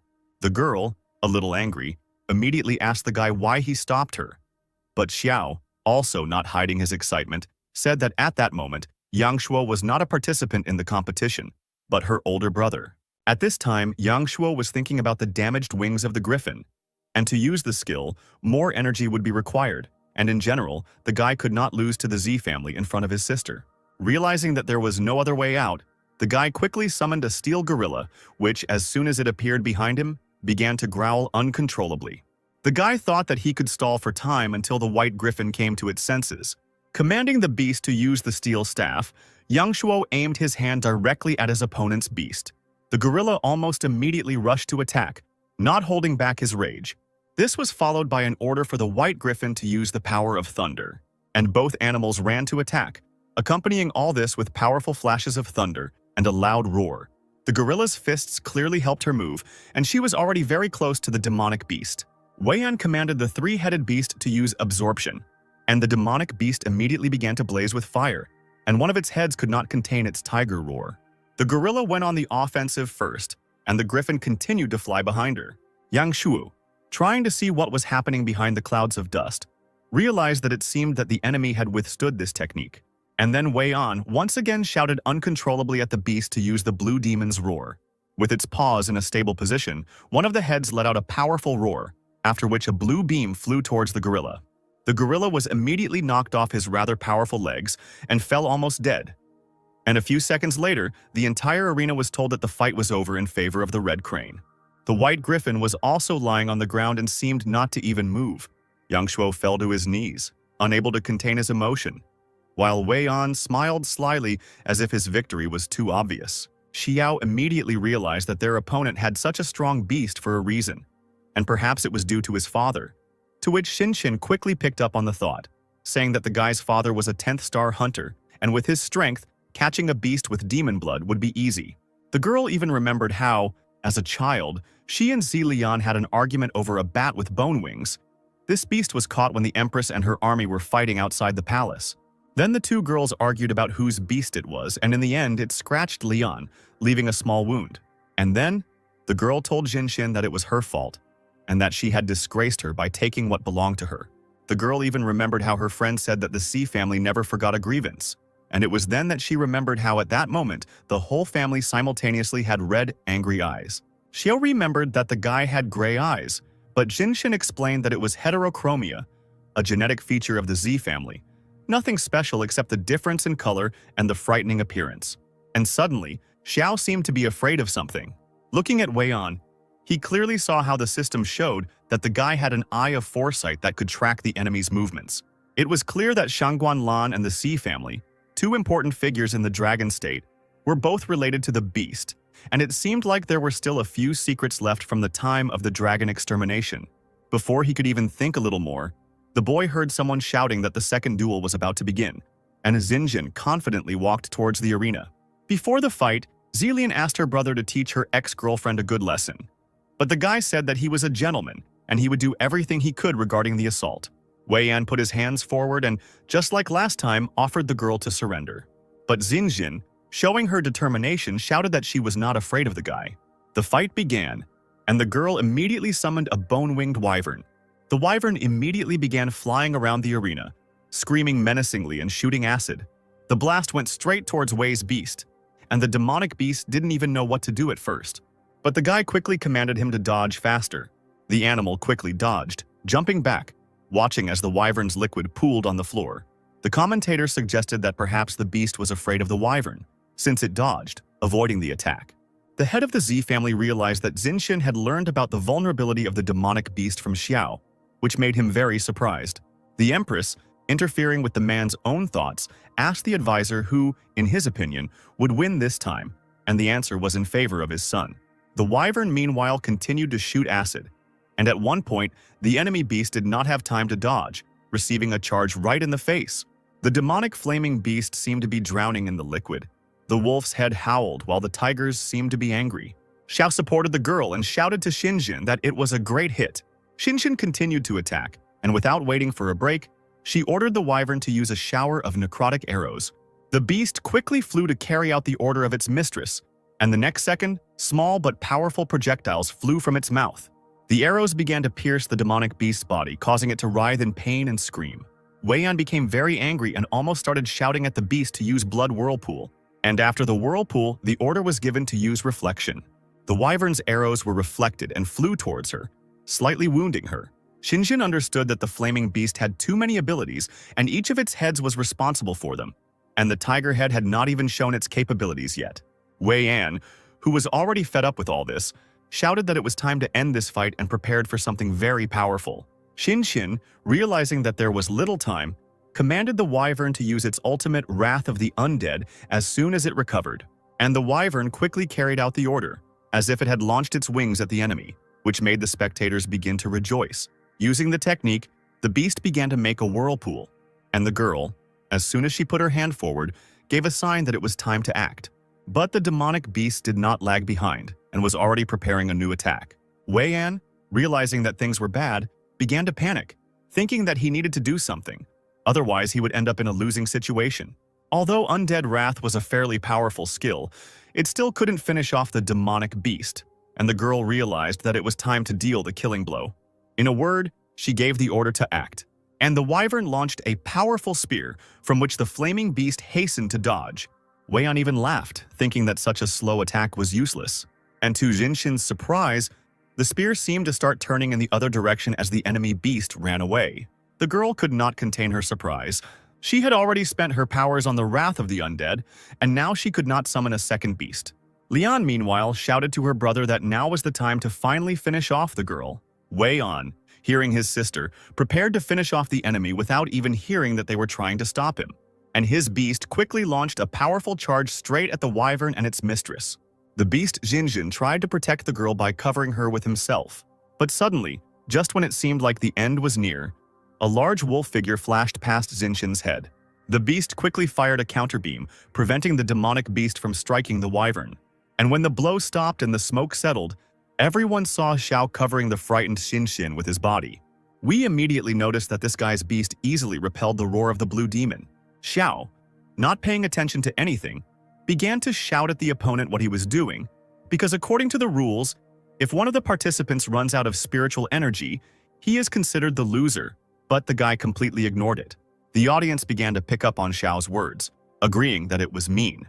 Advisor. C decided to intervene, saying that it was the mistake of the referee who was unable to stop the fight in time, and the man quickly ordered the incompetent referee to be removed from the arena. Xiao didn't even seem surprised that all the blame was placed on the judge. The commentator, sitting on the high platform, calmed the spectators a little and announced that the second fight was over in Si Weiyan's favor. Xinjin immediately began to justify herself by saying that she could have won, but Zhao quickly stopped her, promising that he would deal with the rest. Lian couldn't help but feel angry at this guy, because if it weren't for him, her brother would have been able to finish off the wyvern. Meanwhile, another judge approached Wei An and said that according to the rules, if one participant wins twice, he is given a pill. The guy quickly took the pill and sarcastically stated that he already knew this. At this time, the arena had already announced that after the defeat of the Azure Dragon, only Xiao Xinyu remained on the field, while no one from the Crane Academy had dropped out.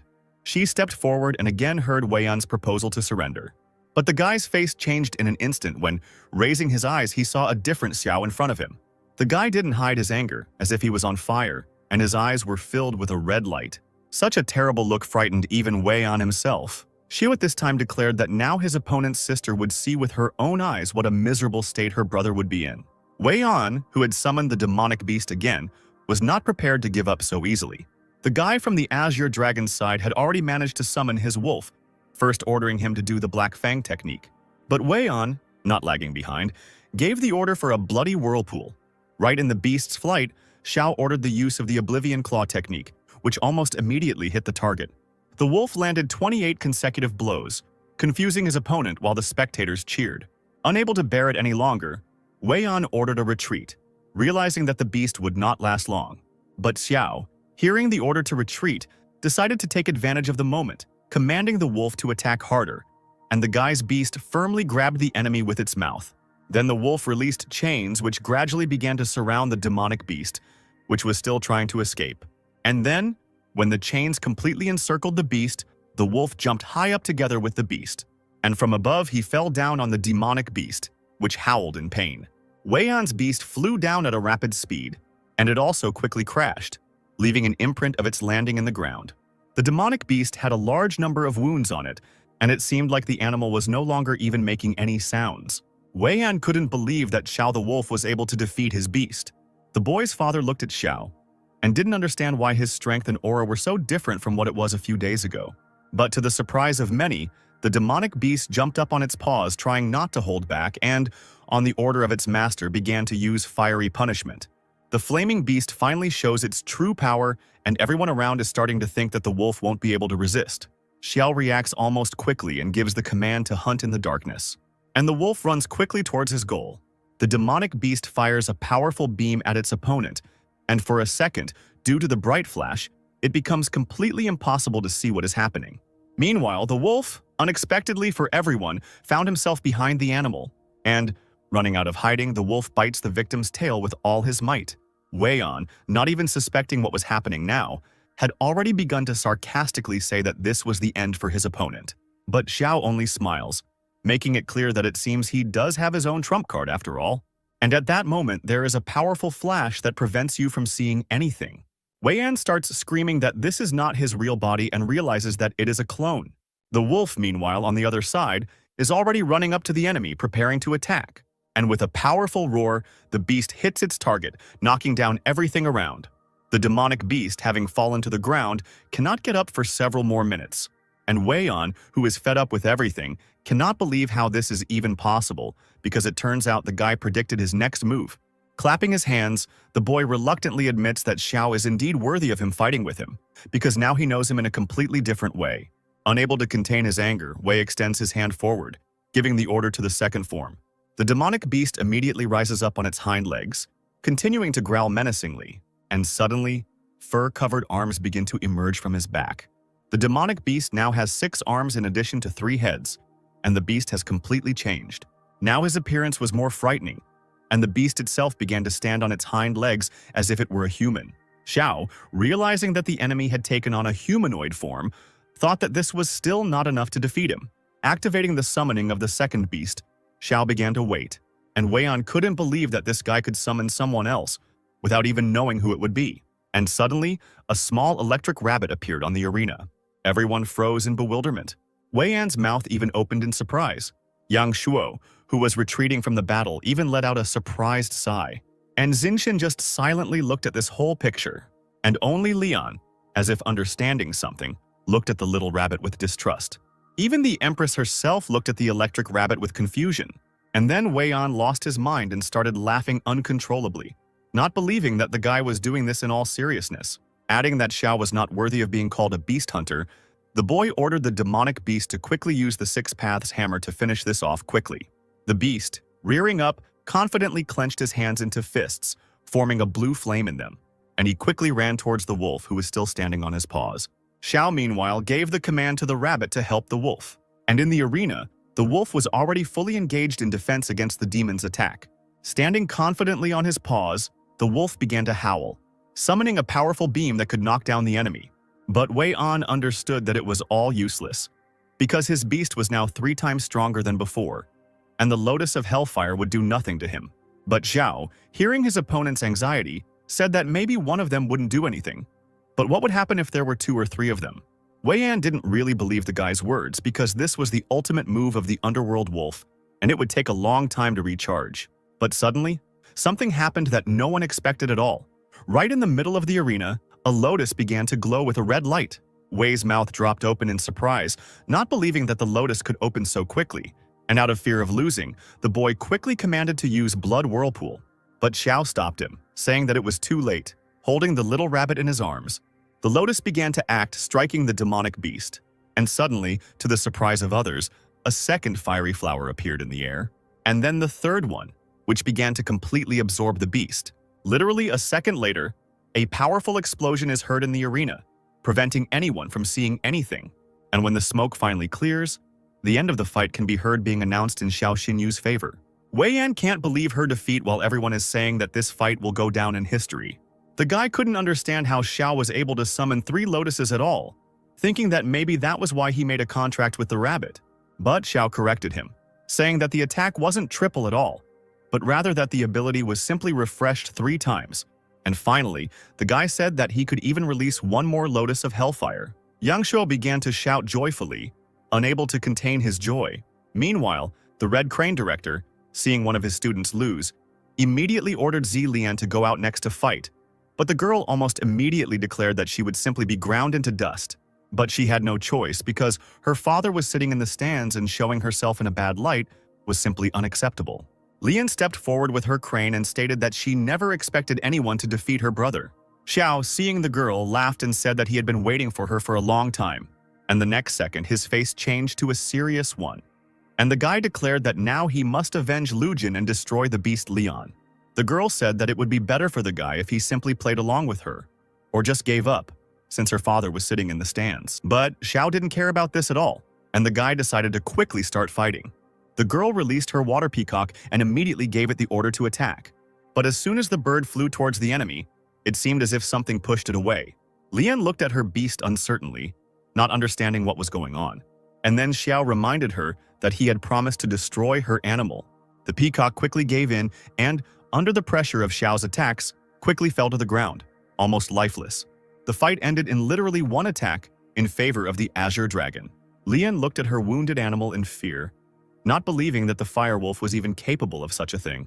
The girl already understood that she wouldn't be able to win, but now she only needed to last 3 rounds, and then at least she wouldn't disgrace her academy and family. The judge quickly brought the girl to her senses, saying that she could summon the second beast. But she was stopped by Wei Yan, who said that his sister refused to participate and that they should call the next participant. The fight ended very quickly again in favor of the Laser Dragon Academy, and the third participant, Dongfang Qing, finally entered the arena. The young guy, who seemed completely harmless, had already begun to come up with a plan on how to defeat his opponent. And stretching out his hand forward, Qing clearly stated that Xiao should pray, because soon everything would end. The guy summoned 3 large birds at once, which were already ready to cling to the victim with their claws. But they all fell in a fairly short time, and Qing raised his hands and said that he surrendered. The director of the academy could not bear such shame. Xiao thought that this Qing was the strongest of his team and breathed a sigh of relief that the strongest opponent was the first one.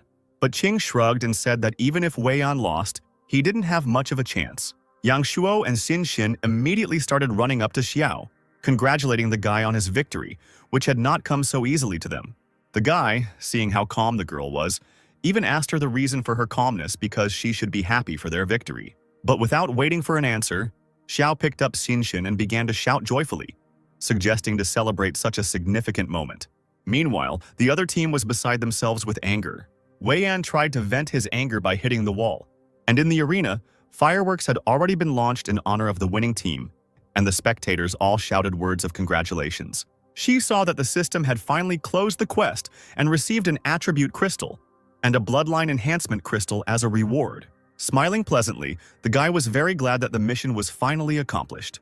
After looking into the system, he also learned that the attribute crystal allowed the beast to add another attribute, but the bloodline enhancement crystal improved the beast's bloodline, which could very well suit Black Fang. The Empress approached the young men and, having hung a medal on each of them, congratulated each one. Xiao leaned forward with a carefree smile and waited for his medal. But when he felt the Empress's no longer so soft hand on his head, everything in the guy's body tightened. The Empress leaned towards Xiao and whispered to him, asking if they had met before. Xiao didn't even know what to answer because now everything was at stake. But the Empress immediately moved away when the cup was brought to her. Noticing the guy's excitement, Shang Guanlan immediately asked why he was so nervous, and the guy could not find anything else to do but simply answer that he was very nervous, being so close to the respected empress for the first time. All three winners stood with medals around their necks and smiled. But only Xiao, clutching the cup tighter, could not understand why Shangguan had told him about this at all. It seemed like the guy was really in great danger. Already in the evening, near the residential complex, there was a crowd of fans waiting only for Xiao. Many people wanted to get the guy's autograph and also invite him to their guild. But without even listening to the others, the guy simply turned around and went inside the building. Xiao understood that the more famous a person was, the more trouble there would be, and decided to just go back as quickly as possible. But Yang Shuo, who was standing next to him, did not understand why the guy refused so easily. After all, these people were from the top 50 guilds of the country. But Xiao was very loyal to Qin Yanren and the ant from the Heavenly Guild, who were very kind to him, and the guy could not leave so easily. And as soon as the boys entered, they were already met by a joyful Sue with a bottle in her hands.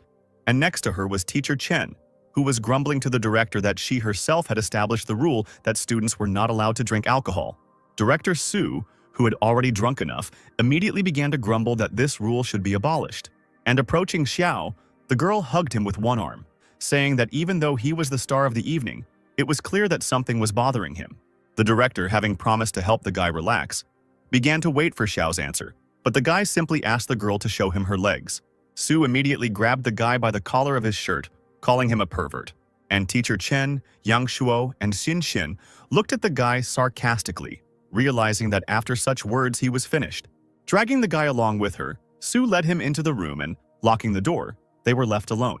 Pressing Xiao against the wall, the girl said that the guy had a lot of courage to ask for such things. But suddenly, Sue unexpectedly took a step back, lifting her skirt a little, revealing her beautiful legs. And going closer to the guy again, the girl suggested that if he passes the certification for a 4th-star tamer by the end of this semester, he will be able to do more than just watch. But when Sue wanted to continue speaking, she was suddenly interrupted by a voice from the side asking her not to flirt in this room. Turning his head, the guy saw a girl who told him that the Empress was inviting him to the palace for a conversation and that the whole journey would take only 4 hours. Xiao, who understood that he couldn't refuse, only briefly agreed, preparing for the worst. 2 hours later, he was already in the Imperial City. The girl who accompanied him kindly offered to go inside from one of the palaces, saying that the Empress was already waiting for him. Seeing that even the entrance was guarded by a beast in the form of a beast king, Xiao felt everything inside him tense up with fear, not understanding what awaited him. And exhaling, the guy slowly headed inside. Entering the hall, Shangguan Lan was already waiting for him, calmly sitting on her throne and smiling sweetly at the guest, asking if Xiao knew why she had called him. Having decided to improvise, the guy declared that he was far from the girl's wisdom. And then, Shangguan told that a serious crime had recently occurred in the Dragon State. An unknown person had kidnapped a death row prisoner, and at that time the guy was not in the city. Shu tried his best to keep his cool and not show his excitement, and in order not to arouse suspicion, he asked what this had to do with him. The Empress related how Advisor Sai had hypothesized today that if a person was hiding anything, he might be hiding his true strength and identity. Xie scratched his head and said that this was too general a conclusion, and that it did not apply to him at all. But suddenly, the Empress stood up from her throne, still holding a sweet smile. Slowly walking towards the guy, Xiao heard every click of her heels, which made him even more tense. But Shangguan walked past him a little and stood in such a way that Xiao could only feel her with his back. And turning around a little, the girl declared that it meant he was that man in the black cloak, which caused goosebumps to run all over Xiao's body, and fear began to overcome him completely.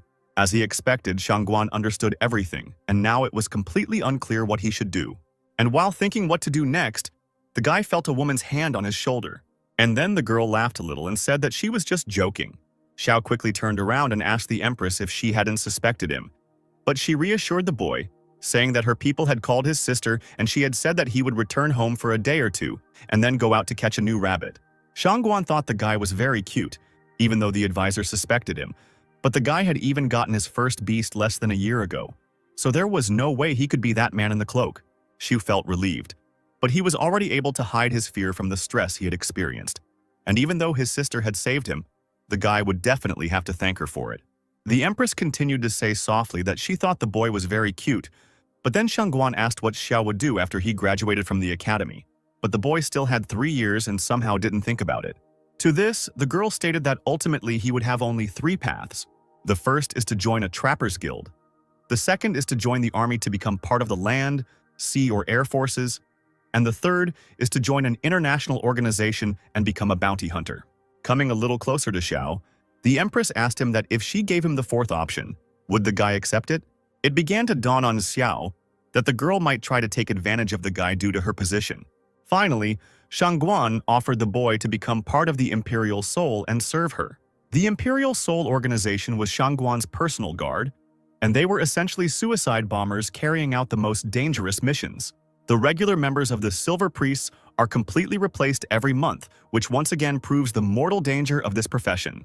Seeing that the guy was thinking for a long time, Shangguan decided to ask him again if he agreed with her proposal. Xiao thought for a moment and thanked the Empress for this opportunity. As soon as he started to say this, Shangguan interrupted him, realizing that he wanted to refuse, but Xiao tried to assure her that he really wanted to enter the Imperial Soul. Patting the guy on the shoulder, the girl gently replied that she immediately noticed that Xiao was a smart guy and made the right choice. Exhaling, the guy realized that it was as if he had no choice. Feeling Shangguan passing behind him, Xiao knew from what others had told him that serving the ruler was like living next to a tiger. But it wasn't all that bad, since the Empress didn't seem to trust Zizhong. Otherwise, she wouldn't have told the guy that he suspected him. And when Xiao became a great black priest, he might even have a chance to take his place. And then Xiao Xinyu will become the second person in the empire. And if he also uses the guise of the man in black, then one day he will even be able to overthrow the Empress from her pedestal. Suddenly, the guy's thoughts were abruptly interrupted by Shangguan, who said that she wanted to show the guy something and immediately ordered someone to enter their hall. The doors of the room slowly began to slide open, and Xiao couldn't even imagine what exactly the Empress wanted to show him. Because of the light, Xiao couldn't immediately see who exactly was entering inside. And at first it seemed to the guy that a large menacing beast on 4 legs was walking in front of his eyes. But when the beast came closer, the boy saw in front of him a blue animal similar to a dragon, with large expressive eyes and a decoration on its forehead similar to a precious stone.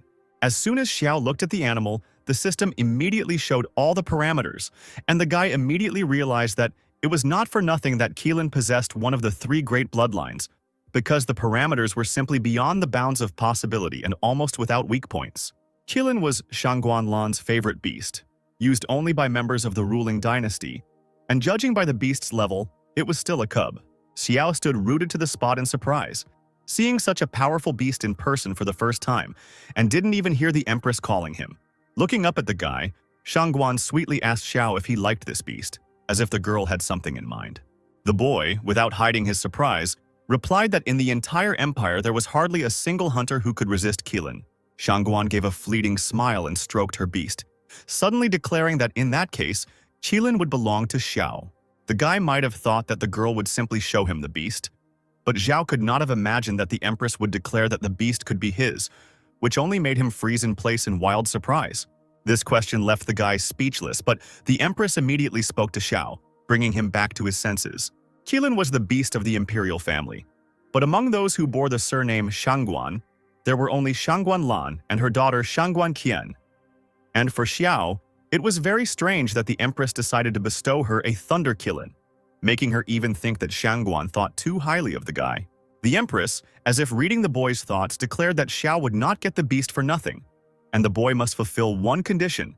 Next month, at the Supernova test, he must take on a 5th-rank task and successfully complete it. The Supernova trials take place a month after the tournament ends and are intended for all participants who entered the arena. The tasks themselves are divided into 4 ranks of difficulty: C, B, A, S, from easiest to hardest. Most choose rank B, while the confident take A. Xiao had already asked the director once, to which he only replied that in all the years, only 8 people had chosen SE. And of those, 6 had failed, and only 2 had barely managed it. And now it became clear to the guy that the Empress wanted to test his potential, whether he was worthy of joining the Imperial Soul. Deciding that this was a good opportunity, the boy declared his desire to become stronger, so Xiao promised to definitely complete the 5th-rank task. Shangguan, appreciating such zeal, nevertheless declared that it was already quite late and was the first to go to her throne, telling the guy that he could go free. As she watched the boy leave, Shangguan thought about how promising the young man was, but she couldn't understand why she wanted to tease him then. And digging into even more memories, Shangguan suddenly remembered. An image of a child's toy, like a rattle, appeared before the girl's eyes, and how she herself waved this rattle in front of the little child. Meanwhile, Xiao finally returned back. Sitting down on the bed in his room, the guy could finally think about everything that had happened. Upon seeing Dayla and Shasha, the guy immediately noticed that both looked very serious and hastened to ask the reason for their seriousness. Dailu was the first to express her concerns, stating that serving the ruler was like living next to a tiger. But Xiao asked the fox what she thought would happen if he refused such an offer. Shasha also understood why the guy agreed to this proposal, because it was the only way out. But the jellyfish had to remind him that in the Imperial Soul, the mortality rate of ordinary members of the Silver Priests is over 90%. Xiao immediately stated that sometimes in a hopeless situation, there is the only way to salvation. And in addition to his thoughts, the guy reminded the fox and the jellyfish what Shangguan said at the end, refusing to accept Sei Ween into the Imperial Soul.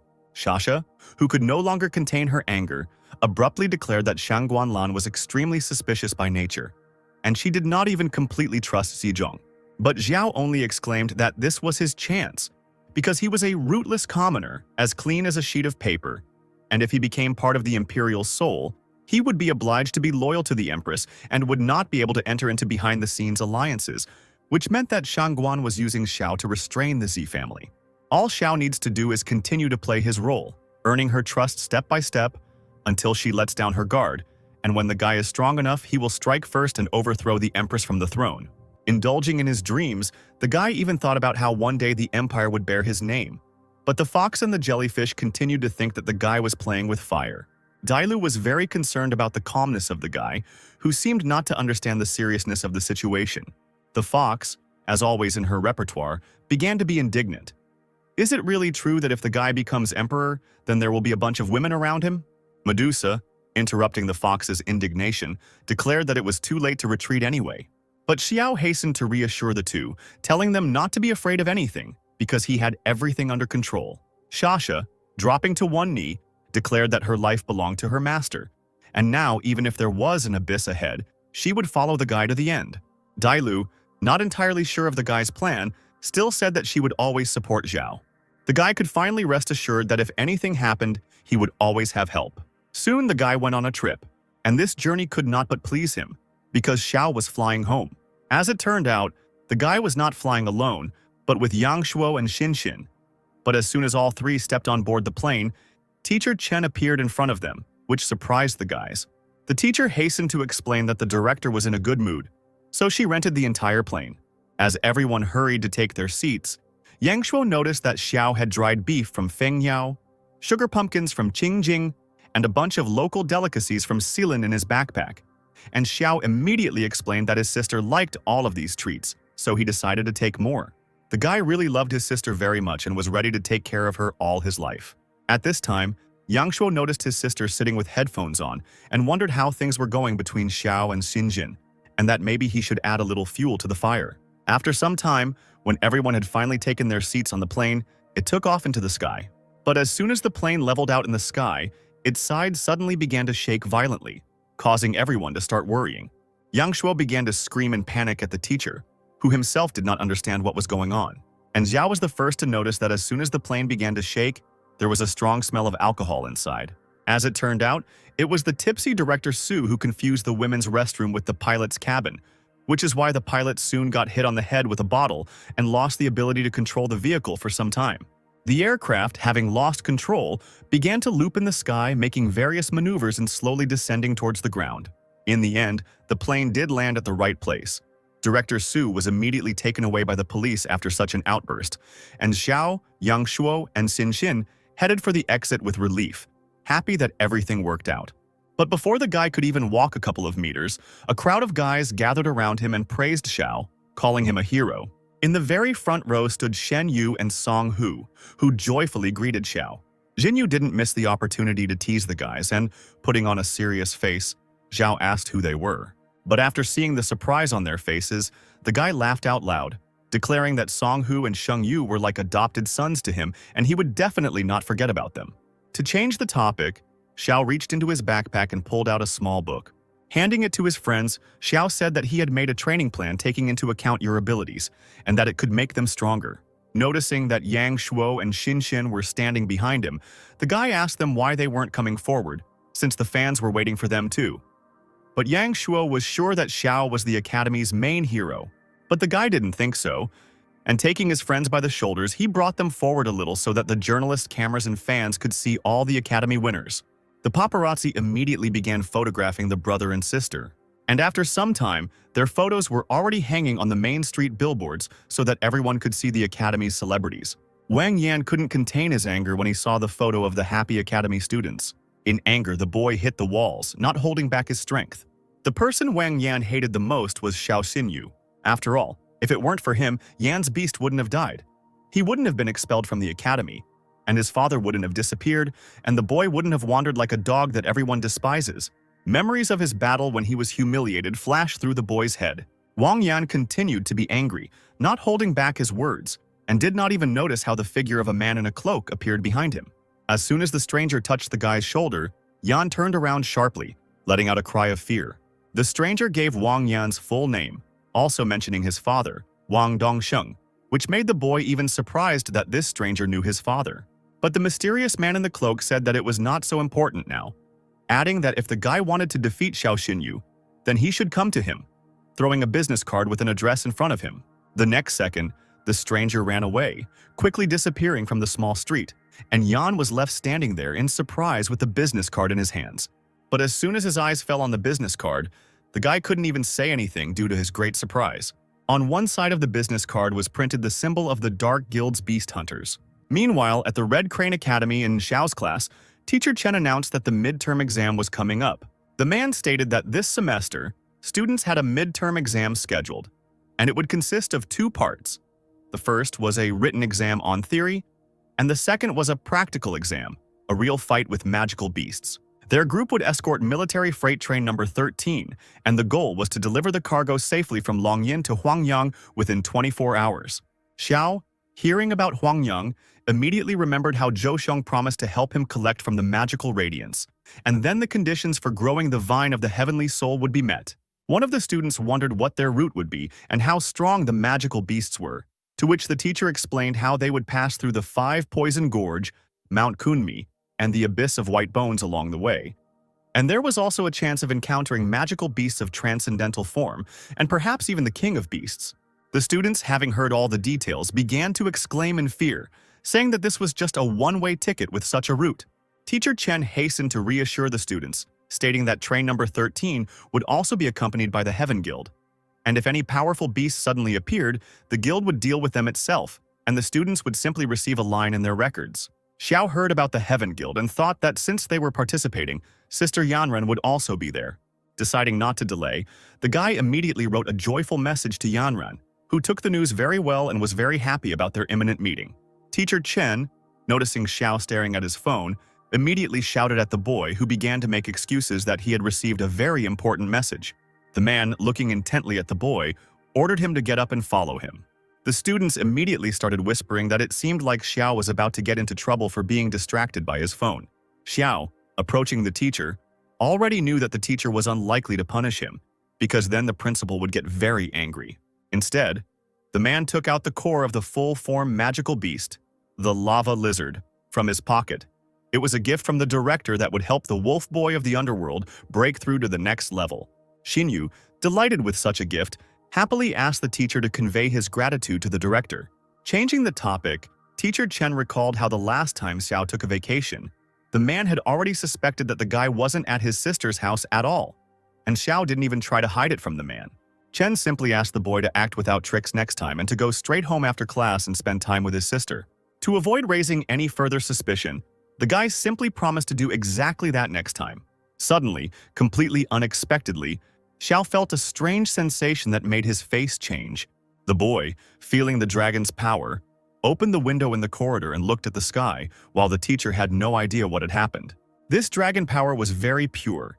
It did not belong to Shangguan Lan, and the guy could not even believe, could there really still be pure-blooded dragons in this world, while at this time the sky above the academy began to thicken.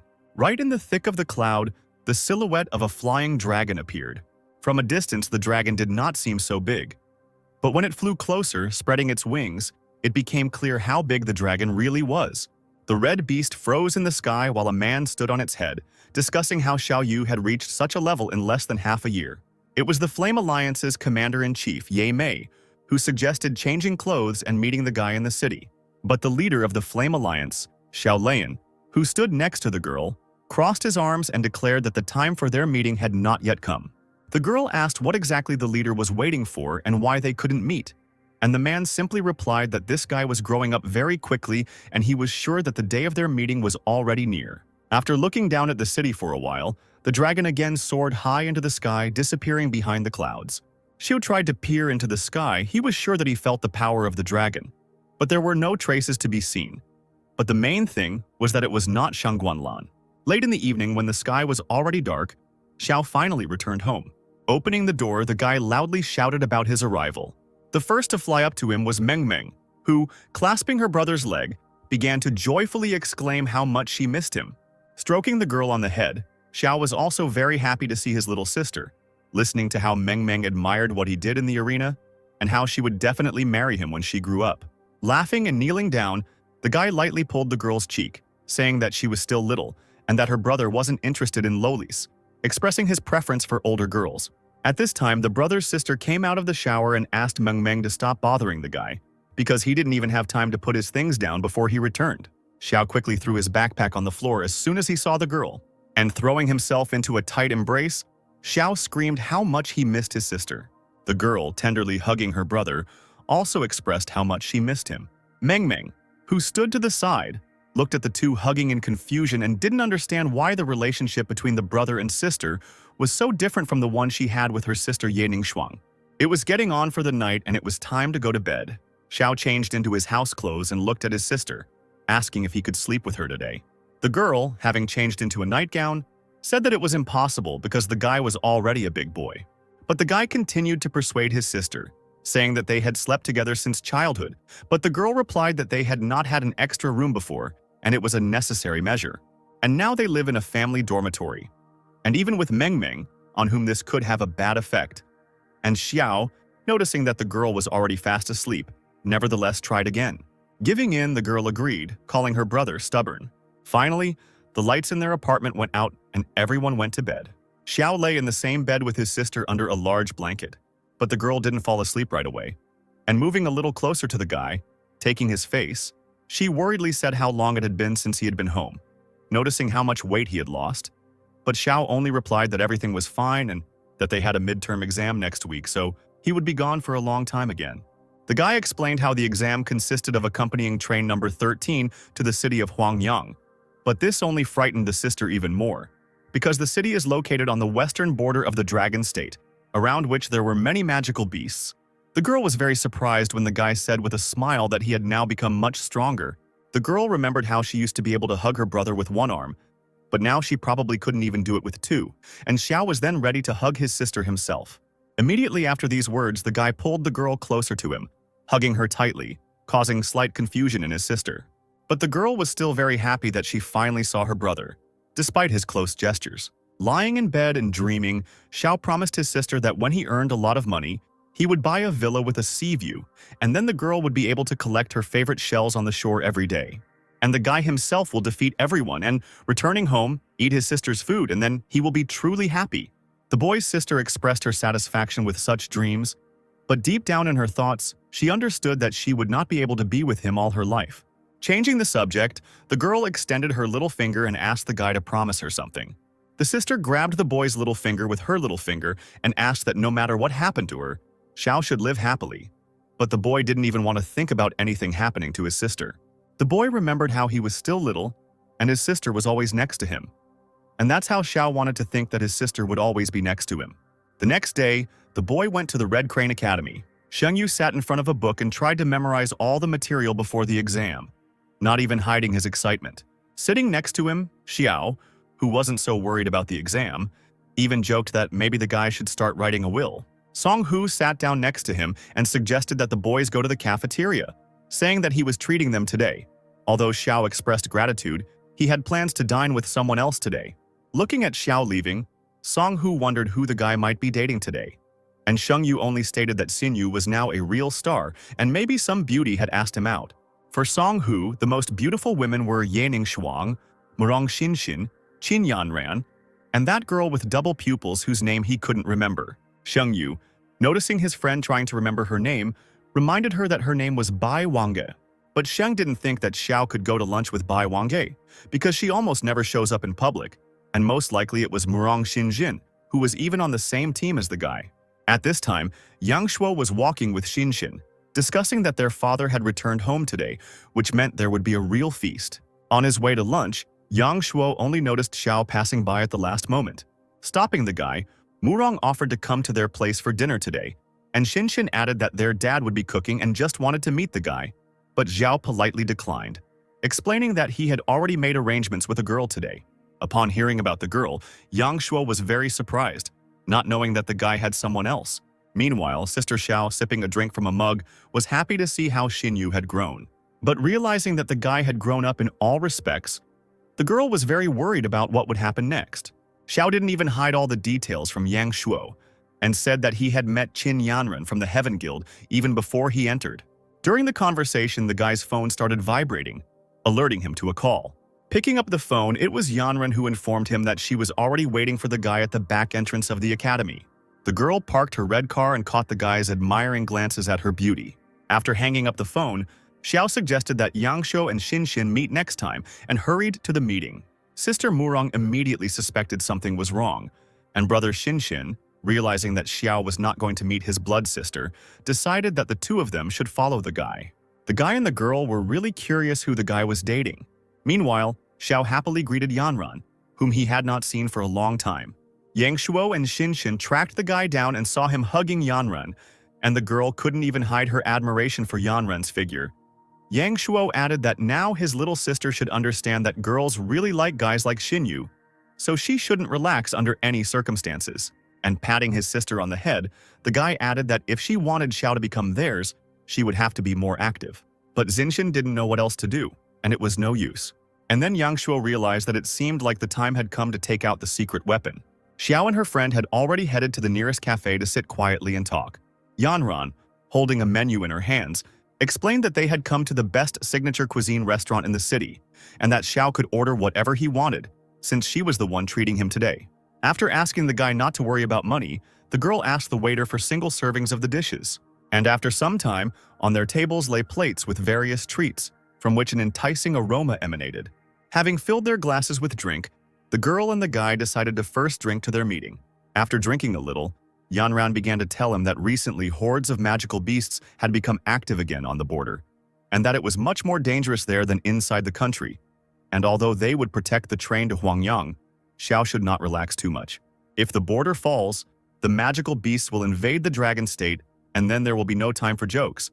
But Zhao asked Yanran not to worry so much because he will be there. At the next table from the guys, two men were sitting who decided to drink a couple more glasses. And later Xiao heard from them that an auction would soon begin in the Tower of Heavenly Secrets, and they needed to get material for the evolution of a battle beast. Yanran, noticing how the guy was listening with interest about the auction, asked if Xiao wanted to go there.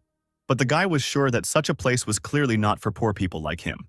Without answering this, the girl stood up and, taking Xiao by the hand, promised to show him everything there. The guy was about to object that they hadn't finished eating yet, but the girl had already dragged him towards the exit, deciding to wrap up the rest of the food with her.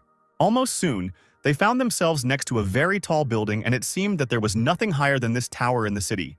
Upon entering, Yanran immediately greeted the staff, informing them that VIP seats were already waiting for her, and Xiao finally understood what it meant to have a rich older sister. Heading to his seats, the guy saw a large hall, the ceiling of which seemed to be invisible, and everything inside seemed to be shining. Xiu saw the feathers of the winged hawks, the tail of the ice storm mermaid, and the skull of the black diamond, which made him unable to contain his admiration. And Yanran explained that the exhibits on the first floor were the personal collection of the tower's owner, Zhang Xuezhou. While looking at the exhibits, the guy didn't even notice how a guy in a suit surrounded by security started shouting behind him. The guy's rude tone made Xiao immediately turn around, and he immediately saw a young man in a suit with a flower on his jacket as decoration. In his pocket, Zhao noticed a card that indicated that this guy was from the Hurricane Guild, and it seemed that this insolent person was Li Han from Hurricane. Coming closer, Li Han immediately began to make fun of the girl, saying what a coincidence it was that he met her here. But Yanran told him to stay away from her, because she did not want to have anything to do with her. Li Han didn't even intend to stop being sarcastic and switched to Xiao, calling him a brat who didn't even have a mustache. Yanran quickly stopped the guy's attempt to somehow insult Xiao, and immediately introduced him as the champion of the Supernova competition. Leaning slightly forward and without changing his rude tone, Li Han began to declare that Yanran was his woman, and if the guy had any brains, then he should get out of the Tower of Heavenly Mysteries. But Xiao didn't even budge. It seemed like the boys were about to fight, but suddenly the female voice of Mistress Jiang was heard from afar. Having reminded them where they were, the girl asked them to resolve all their differences outside and slowly began to descend the stairs, making only the characteristic clicking sound of her heels. A girl appeared in front of everyone, wearing a luxurious black dress, with a fan, and a small animal in the form of a white squirrel on her shoulder. Mistress Jiang straightened her fan and asked them to do her the honor of stopping the quarrel. Li Han, upon seeing the girl, immediately changed his expression, and with a smile on his face, declared that he had no desire whatsoever to cause trouble in this area. Zhang Juezhou covered her face with a fan and looked straight at Xiao. The girl looked at the new guest in her tower with great interest, and Xiao couldn't take his eyes off his mistress. Having made sure that there would be no quarrel here, Suizhou reminded them that the auction was about to begin and that they should go to their seats, after which she hurried back up to her place with the same dignity. Everyone who had gathered on the first floor silently watched the departing hostess. Yanran noticed how Xiao couldn't take his eyes off the girl and hurried to bring him back to his senses so they could finally take their seats. But in reality, Xiao was more attracted by the little animal on the girl's shoulder, a snow ermine with the shape of a beast king, which, in order to tame, you need to be at least a 6th-star trapper. Li Han, rising to his seats, finally told the guy that he would still answer for everything. Yanran, seeing that Xiao didn't seem to be afraid of Han, hastened to tell him how disgusting he really was. It all started when her Heaven Guild and the Hurricane Guild began fighting for influence in the city, and they have held a monopoly for several years now, claiming the title of the best for years and at the same time profiting from customers. And for killing a monster worth 100,000, they take a whole 5 million, and therefore more and more customers choose the Yanran Guild, displacing the Hurricane and elevating them. However, on top of all this, the Hurricane Guild came up with another dirty trick. Li Han was ordered to constantly pester Yanran, offering her to become his 8th wife, and even when the guy tried to set the girl up to defame her honor. Xiao didn't like all these stories at all, and he was beside himself with anger, wanting to teach Han a lesson. As the two walked down the corridor and discussed the guild, someone suddenly called out to Xiao, and the guy immediately recognized the girl who came last time to take him to the Empress. The girl wanted to talk about something and invited the guy to go into a small room. Xiao, realizing that he had little choice, asked Yanran to wait for him a little, promising to return soon. And then the guy followed the Empress's servant. When they were finally alone, the girl took out a seal unknown to Xiao, saying that the guy had forgotten it last time. Having handed it over to the guy, the girl explained that this was the seal of the Imperial Soul. It was the symbol of the Empress herself, and its owner is revered as if he were a stranger whose power is still hidden. Despite the fact that the guy does not yet meet the required level, Shangguan still decided to give the seal to the guy as a sign of belonging to the Imperial Soul. Xiao, pressing the seal he had given to his chest, feigned joy and asked that his words of gratitude be conveyed to the Empress. The girl said that she simply happened to be nearby because she needed to escort a very important person to the border, and this person just happened to be in the shower in that room. Xiao was a little embarrassed that the girl decided to bring him to the same room where an important person was taking a shower. And after making sure that all the work was done, Xiao decided to quickly return to Yanran. Coming out to the girl, the guy immediately saw how worried she was, not knowing what was happening. But after making sure that everything was fine, Yanran asked if the guy had done anything unusual while alone with such a beauty. And then, leaning closer to the guy, touching his cheek, the girl asked what kind of girls Xiao liked more, like Shuizhou or like the one with whom the guy locked himself in the room. But Xiao said that he liked girls like Yanran, heroic and brave girls. This answer made the girl very happy. At this time, Li Han, sitting in his seat, was beside himself with anger, not understanding how Xiao could be so close to Yanran. And later, his servant approached him, suggesting that after the auction he find a couple of guys and teach Xiao a proper lesson. But Khan should have waited until the end of the auction, and it wasn't his style anyway, so his assistant suggested taking a look at something very interesting.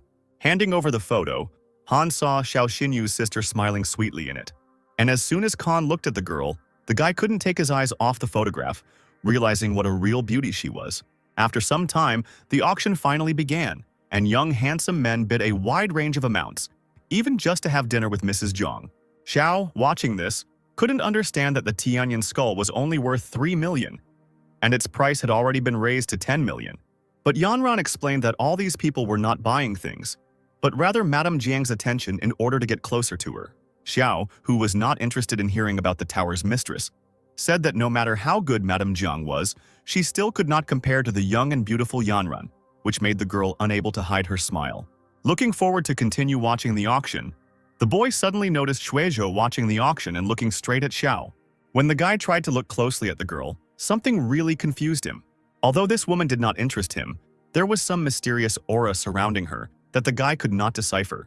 At this time, it was time to bring out the 9th lot of the auction, and after the hostess's words, a large box was brought to the pedestal. Opening it, the girl showed a rare treasure that could bring a dying beast back to life, the dragon horn root, and its starting price was 80 million. Everyone around gasped when they saw the dragon horn root in person.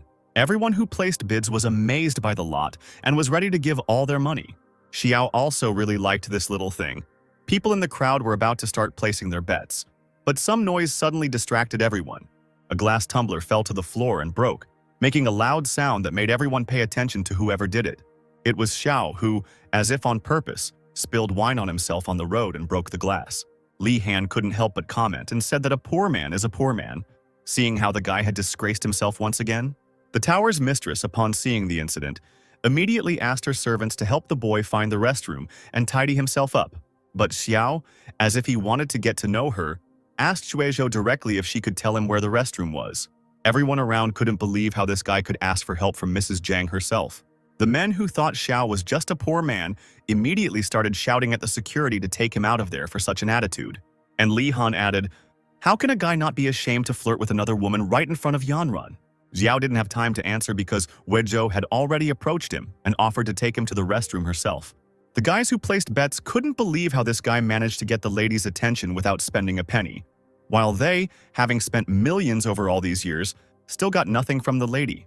Even Yanran was surprised that Xiao had just tried to get closer to Shuizhou by deliberately breaking his glass, not thinking that the guy really liked women in Qipao. Soon, the two disappeared into the restroom. Mrs. Zhang immediately realized that the guy hadn't broken the glass for no reason and asked the guy directly what he wanted to tell her. Xiao, wiping a stain on his t-shirt, very confidently declared that the dragon horn root put up for auction was fake. And Ms. Zhang did not even believe his words, because her auction house always checks items for authenticity and asked the guy to watch what he said. Otherwise, she would have to ask him to leave. But Xiao continued to assure her of his words, declaring that he was only a second-star hunter, and she was the owner of a snow ermine, and he certainly had no reason to deceive. Weizhou, realizing that the guy recognized the ermine, noted how attentive he was and still decided to believe him. The girl asked how exactly the guy realized that it was a fake. She said that the root grows in an icy valley in the north of Long Country, absorbs the energy of heaven and earth, and emits a light herbal aroma. But Madame Jiang's lot has no aroma, and perhaps it is Jiaolong's bloody mustache. Suizhou noted that the lot really does look like a dragonhorn root, deciding to immediately conduct an additional check. After a short while, the girl returned, claiming that it was indeed a fake, and that the Zhui clan from Lingnan had decided to deceive Madame Jiang. Having sincerely thanked the guy, the lady handed him a special gold card of honor for her auction house as a gift for such assistance. Xiao pretended to be uncomfortable accepting such a gift and said that it was even somehow awkward. And taking the card in his hands, he decided to let it stay with him for now, and then return it when the opportunity arises. Having finished her business, the lady announced that the auction was continuing and asked the guy to return to the hall, promising to return soon. And Xiao headed back to his seat, not noticing how Madame Jiang was staring at the guy. The girl, admiring what the boy had done, immediately thought that he was definitely a worthy son of the leader. At this time, Yanran watched from the side as the others discussed why this guy was alone with the lady for so long. And after the news that the dragon horn root was no longer participating in the auction, the girl began to worry even more. But before she could even think about Xiao for a moment, he sat down next to her. Yanran immediately asked what the guy was talking about with Shuizhou. The guy, deciding not to reveal the details, simply said that it was nothing special, adding that he had simply laid the foundation for a strong friendship. But understanding his sister's surprise, Xiao assured her that Madame Jiang was just a friend. After a while, Suizhou came out into the center of the hall again, saying that her old client had ordered the dragon horn root and it was time for the next lot. And upon opening the box, a special magical core of a monster with the attributes of holy light appeared before everyone. The starting price for this item was 10 million. Everyone around gasped in amazement, as if it were a chorus of surprise, as it was very difficult to find a beast with such an attribute, and therefore this core would be nothing more than a useless decoration. But Xiao was very interested in the core, realizing that it surpassed even the power of demons. Yanran, noticing the guy's interest, decided to help him win this lot. Xiao didn't even have time to object before the girl offered a bet of 20 million. This was followed by a bet of 30 million from Li Han. Yanran turned to the guy and realized that it seemed that Han wanted to take revenge on her in this way.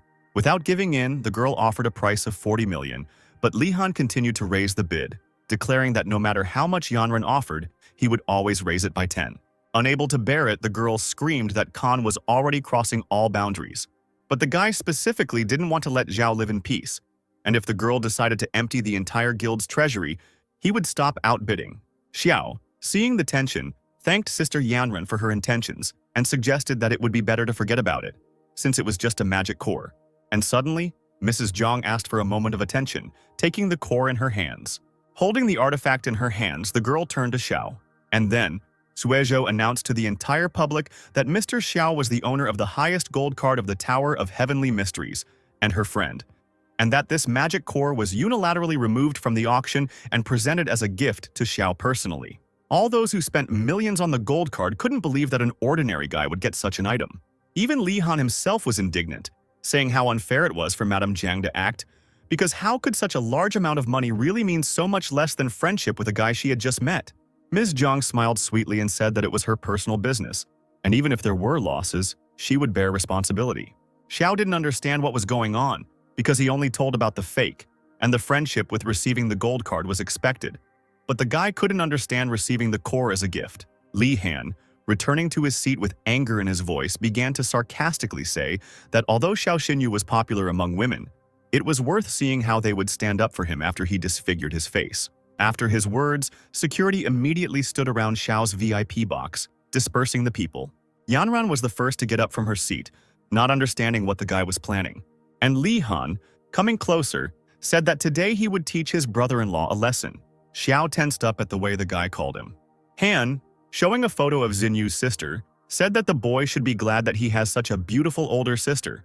Otherwise, he would definitely die today. Xiao, finally realizing what was going on, began to get seriously angry, realizing how much he didn't like this whole situation. And Han continued to be sarcastic, saying that he had previously courted Yanran, but now he had changed his mind and let his sister become the 8th concubine, and Yanran, with her bad character, the 9th. Xiao couldn't stand these words and was the first to deliver a crushing blow to the guy's face. Khan instantly flew to the floor from such a strong blow, and it was immediately clear that the boy's handprint was on his face and blood was flowing from his nose. Touching his nose, feeling for possible damage, Khan seemed to be preparing for something, and he screamed at the top of his lungs how Xiao dared to hit him, asking if he really didn't know who his father was. Li Han's father was the head of the Hurricane Guild, Li Jianghe, and the boy thought that if Xiao touched him, he would incur the wrath of the entire city. But even this did not stop Xiao, and he again delivered a crushing blow, only this time to the stomach. Khan flew back immediately, hitting his head on the floor. Taking a slight step back, the guy promised that if the enemy hit him again, Xiao's sister would be in trouble. And then Xiao's hand appeared on his face. Xinyu grabbed the guy's head tightly and began to drag him along the floor. And without holding back his anger, the boy shouted that if Khan even tried to mention his sister, he would immediately regret it. It seemed like the guy's opponent wanted to go all the way to teach a lesson to whoever stood in his way. Xiu had already begun to swing his hand, holding the guy tightly.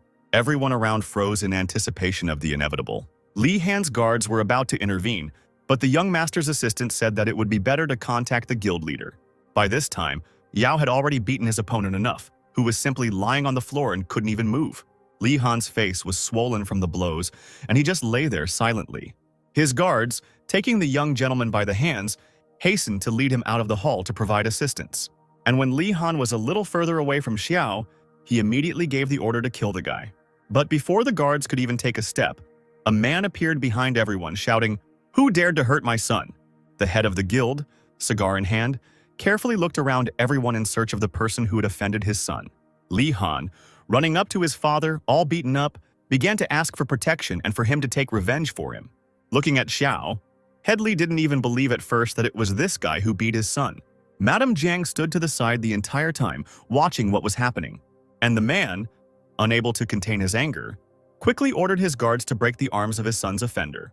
Yanran immediately stood in front of Xiao, declaring that the guy was not just her brother, but also an honorary pharmacist of their heavenly guild. And if they touched him, war would be declared. Chief Li, smoking a cigar, only sarcastically stated that the girl's father was not in town at the moment and therefore he could teach her a lesson. Seeing the tension, Xiao asked the girl to move away, wanting to see if the guild leader would dare to raise his hand against him. Stepping forward a little, the guy took out that very same imperial seal, and feigning clumsiness, he dropped the seal on the floor for everyone to see. The seal of the imperial soul fell to the floor with a sound. Chief Li even dropped his cigar from his mouth when he saw the seal and realized who the guy belonged to. At this time, Li Han was already shouting at the other guards to break the guy's arms, but he immediately received a strong slap in the face from his father after hearing him call him an idiot. The boy looked at his father with bewilderment as he lifted the seal with the utmost care, and bringing the object closer to himself, the man blew the dust off the seal, and then, turning to Xiao, he stated that his good-for-nothing son had ruined the guy's mood and began to apologize for the inconvenience caused, offering to choose any item at the auction at his expense as an apology. Military advisor Zhezhong, the four rulers, the generals of the three armies, all these strong people are Shangguanlan's confidants, the pillars of the state, but they are not the ones who enjoy the Empress's greatest trust. And in order to strengthen her position in the Dragon State, Shangguanlan created the Emperor's Soul Organization, which is subordinate only to her, and each member is like a suicide bomber, and therefore the Empress granted them the special privilege of bearing the seal of the Imperial Soul. In the Dragon State, there is an unspoken rule: if you see the seal, you are practically seeing the Empress herself. Chief Li was already handing the seal itself to the guy, while Li Han did not understand what his father was doing. Xiao stated that the head son had almost injured him today and even wanted to kill him, and therefore he should explain himself. The man began to say that this was all a big misunderstanding and he was very sorry for the ruined mood. Having returned the seal to the guy, the head offered to pay and purchase any items at the auction for Xiao as a sign of the sincerity of their apology. But the guy made it clear that he was not interested in money. The guy stated that since the guild had admitted its mistake, shouldn't he be the one to choose the method of apology? And Xiao's condition was very simple. Since he had insulted his sisters, he had to break one of Li Han's arms for a fair punishment. And seeing the man's confusion, the guy asked, "Does the Hurricane Guild really not need a leader?" Headmaster Li, realizing the seriousness of the situation, asked which arm of his foolish son needed to be broken, and the boy, without hesitation, decided to break his right arm. Li Han, stepping back, couldn't understand what Xiao was saying because he was committing a great stupidity. But before the boy could even express his opinion, his father suddenly grabbed his hand and broke it in a matter of seconds. The guy quickly fell to the floor, clutching his already broken arm, unable to contain his scream. Having done his job, the man asked if the guy was happy, and Xiao finally told them to get out of here. Finally, Chief Li thanked the boy and promised to punish his son with the utmost severity. And then he shouted to his guards to take his son away from here. When the guild began to leave, Xiao approached Yanran and also went to the exit. And Mrs. Jiang declared to everyone in the hall that everything that happened here should stay here and no one should talk about it. Yanran, when they finally reached the corridor, decided to ask why Xiao got involved in this at all, and if it weren't for the soul seal, he would no longer be alive. But for Xiao, things were a little different, because he himself was trying to achieve this. The guy explained that he deliberately made himself look weak, and later the two headed towards the exit of the tower. At that moment, a pink-haired girl stood on the corridor balcony, asking her assistant if she had written down everything about Xiao Xinyu. And having received a positive answer, she told her to send the recording to her mother. Mrs. Jiang also did not waste any time and called Shui Shu, who asked the girl if she had seen the young master. Shuizhou replied that she had seen the guy, and to be honest, he turned out to be much smarter than she had expected. At this time, Li Han was already lying in his bed, with a bandaged hand, asking his father why he allowed his hand to be broken because of some seal. But Chief Li called his son a fool and ordered him to hide or behave peacefully next time around Xiao, adding that he was too lazy to explain everything. But he only needed to remember one thing: The Empress herself stood behind Xiao, which meant that no harm could be done to him. But Han Li was not willing to simply turn a blind eye to today and how he had been disgraced. The boy's father continued to insistently explain to him that if he continued to be rude or somehow harm Xiao, then Han would cease to be a man's son. And after these words, Khan was left alone, not believing that his father had put some guilt above his own son. The boy couldn't contain his hatred for Xiao, who had crippled him. And with tears in his eyes, the boy called his uncle to complain about his broken arm. A few days later, snow began to fall in the city, heralding the arrival of winter. Xiao was sleeping in his bed, taking a break from everything that had happened in the past few days, when suddenly his phone vibrated. It was Yang Shuo who called to say that he was already standing outside Xiao's house. It turns out that Admiral Murong's son came to pick up the boy to invite him to dinner because the boy's father really wanted to meet Xiao. Xinyu didn't want to go anywhere, but Yang Shuo, standing outside the guy's house, declared that if he didn't come out himself, he would drag his friend out into the street by force. Realizing that the guy had no choice, Xiao quickly got dressed, told his sister that he would have lunch with a friend, and headed outside. Soon, they arrived at a large mansion, which was only decorated with recently fallen white snow. The young men were immediately greeted at the entrance by the headmaid, who was delighted to see the new guest. Looking at Yang Shuo's house, Xiao couldn't help but be surprised by the size of the mansion. As it turned out, it was a gift from the Empress, and the Yang Shuo family had only 6 people, including servants, so such a house was indeed very large. Walking inside, Xiao saw Admiral Murong happily preparing dishes for lunch, while Xinxin was helping her father. Xiao was even surprised that Great Admiral Murong cooked the food himself. But Yang Shuo explained that he and his sister always ate food prepared by their father. Murong himself also joined their conversation, expressing his joy at finally meeting the guy. Coming closer, the man suggested putting all these formalities aside, telling Xiao to simply call him uncle, also noticing his tension. But the guy couldn't help but tense up, considering that they had recently fought to the death. When all the treats were prepared, the family sat down at a large table, on which there seemed to be no empty space, and every corner of the table was occupied by various treats. Murong expressed his admiration for Xiao's victory in the Supernova competition, also noting how modest the boy was, unlike his son, who recently won first place in school for an essay. But his father still thought that Yang Shuo had simply cheated. The guy even handed over a greeting card, which congratulated the guy on winning the Azure Dragon Academy literary competition with the essay, "My father is an admiral." The man looked at the postcard with disdain, looking at the title of his son's essay. Yang Shuo said that he copied it from the family library, but the man did not appreciate such an act, while Xiao laughed at the whole situation. Xinxin, noticing the opportunity, decided to be nice to Xiao and offered him to try the shrimp, placing it on the guy's plate. Admiral Murong, seeing his daughter being polite, immediately began to ask questions, but Yang Shuo quickly interrupted this conversation. After putting the food into his father's mouth, the boy declared that he was the one who taught her, since it concerned his sister's happiness, and so Yang Shuo asked his father to play along with him. When Xinxin was little, her mother died before her eyes, and since then the girl has had serious psychological problems. She became withdrawn and silent, began to avoid strangers, and even the guy and Shuo found it difficult to communicate with her. But the fact that Xinxin had exchanged 20 sentences with Xiao since the beginning of their studies was simply a shock to Yang Shuo. Admiral Murong, noticing that his daughter seemed to really like Xiao, felt very worried about his daughter. And like a real father, the man began to find out everything about the boy's family by asking how many people there were in his family. And then the next questions started flying, about his parents, what his grandparents do for a living, what rank his great-grandmother holds, and so on. Yang Shuo, feeling that things were getting out of control, shut his father's mouth with his hand, saying that he would scare Xiao away. But the man, biting his son's hand to allow him to continue speaking, declared that he would not allow his daughter to suffer because of the boy. To avoid making a scene in front of his friend, Yang Shuo took his father into another room. The guy said that his sister was already hardly interested in guys, especially guys her age, and there was no need to react to Xiao like that. But Murong thought that the guy was too poor, and if his daughter married him, she would suffer. But Yang Shuo said that Xiao had become a special pharmacist in the Heaven Guild, so in the future, he might not even be inferior to their family. These words calmed the father a little, but the man still could not contain his anxiety.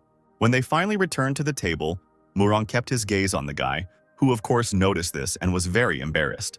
Turning to Xinxin, Xiao asked if her father was going to despise him.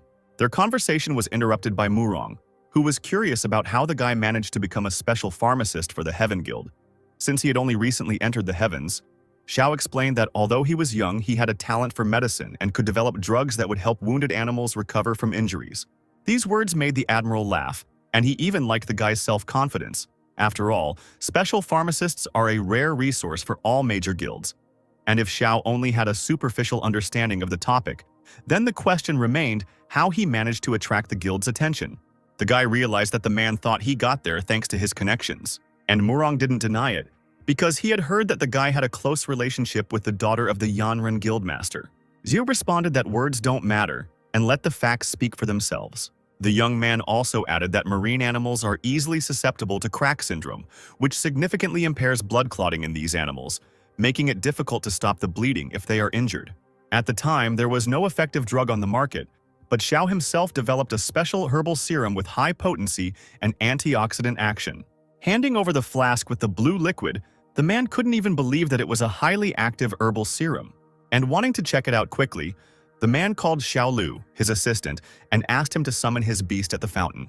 Right in front of the house, there was a large fountain with azure water. Xiao Lu approached the fountain and began to summon his beast. And the very next second, a huge beast, similar to a seal, emerged from the water, its body covered in a large number of abrasions from which blood was oozing. The little animal, emerging from the water, fixed its gaze on its owner. Xiao also went outside and gave instructions, telling the guy to simply add a few drops to the water and let the animal lie in it. Xiao Liu calmed the beast by adding some serum to the water in the fountain. Blue liquid flowed over the beast's wounds, as if healing them, and later the remaining scars began to heal on their own. And the beast itself began to joyfully look at its owner, making joyful sounds. And after some time, there was not a single wound left on the seal's body. The seal joyfully began to swim in the fountain, splashing water, not holding back his joy at his speedy recovery. Xiao Liu also happily informed the captain that the cracks on the beast's body had indeed healed. Murong couldn't believe that the boy's drug was more effective than even the SK-92 drug developed by the Imperial scientist. Admiring what had just happened, the man turned to Xiao and asked if his medicine could be mass-produced, and the guy asked to give him a pharmaceutical plant so that he could launch mass production. Hugging Xiao, the man called him a genius who appears once every 100 years, declaring that with him, their fleet would have a great future.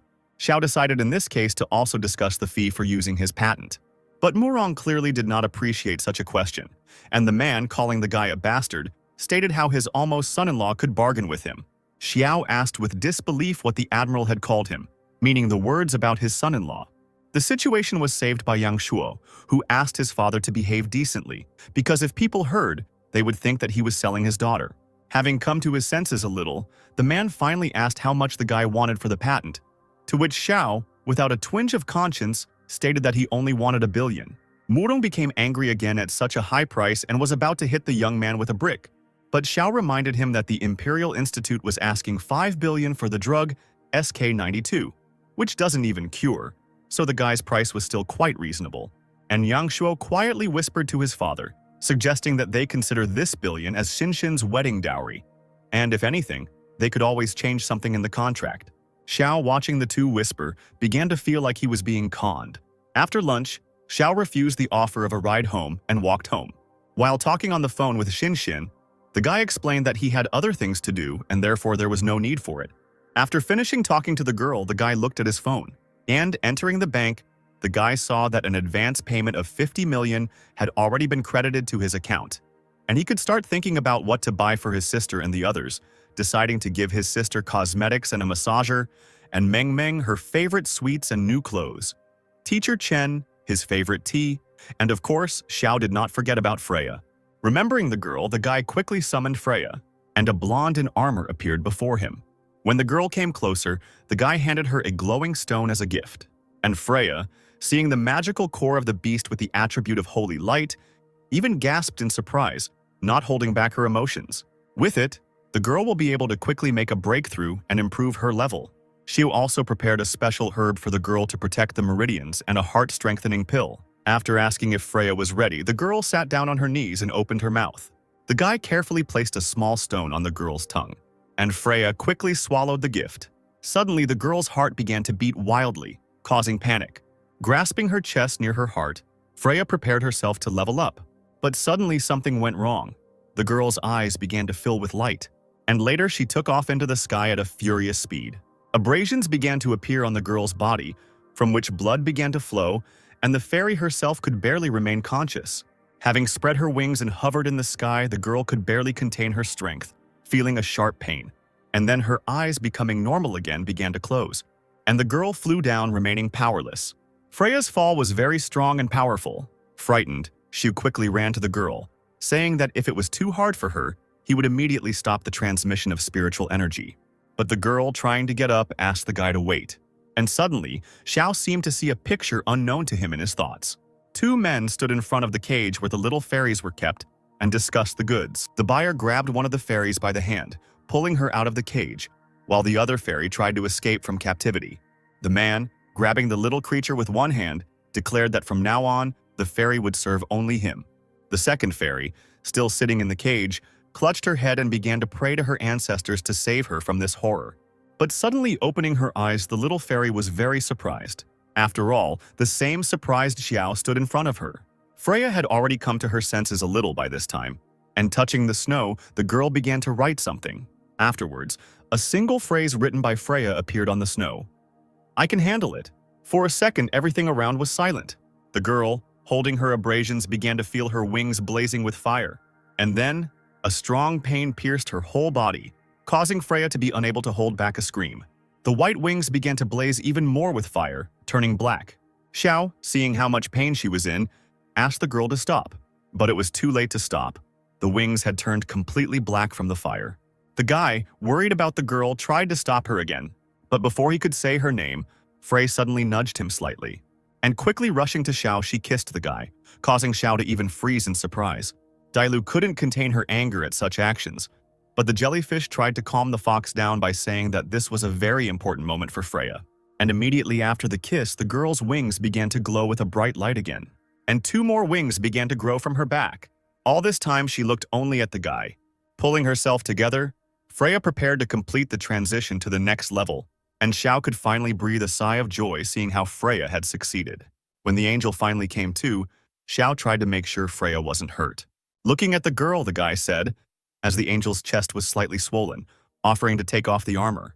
And then Freya called the owner depraved again, while Xiao simply laughed. At this time, Dailu appeared next to the guy, who did not expect that the guy and the angel were much closer than she thought. Shasha decided to apologize for the fox's behavior, explaining that Dailu saw their kiss. The fox offered to make up for everything in private in the evening, but Xiao hastily refused, while the wolf was confused, watching this whole situation reminiscent of a harem. The day was already drawing to an end and it started snowing outside again.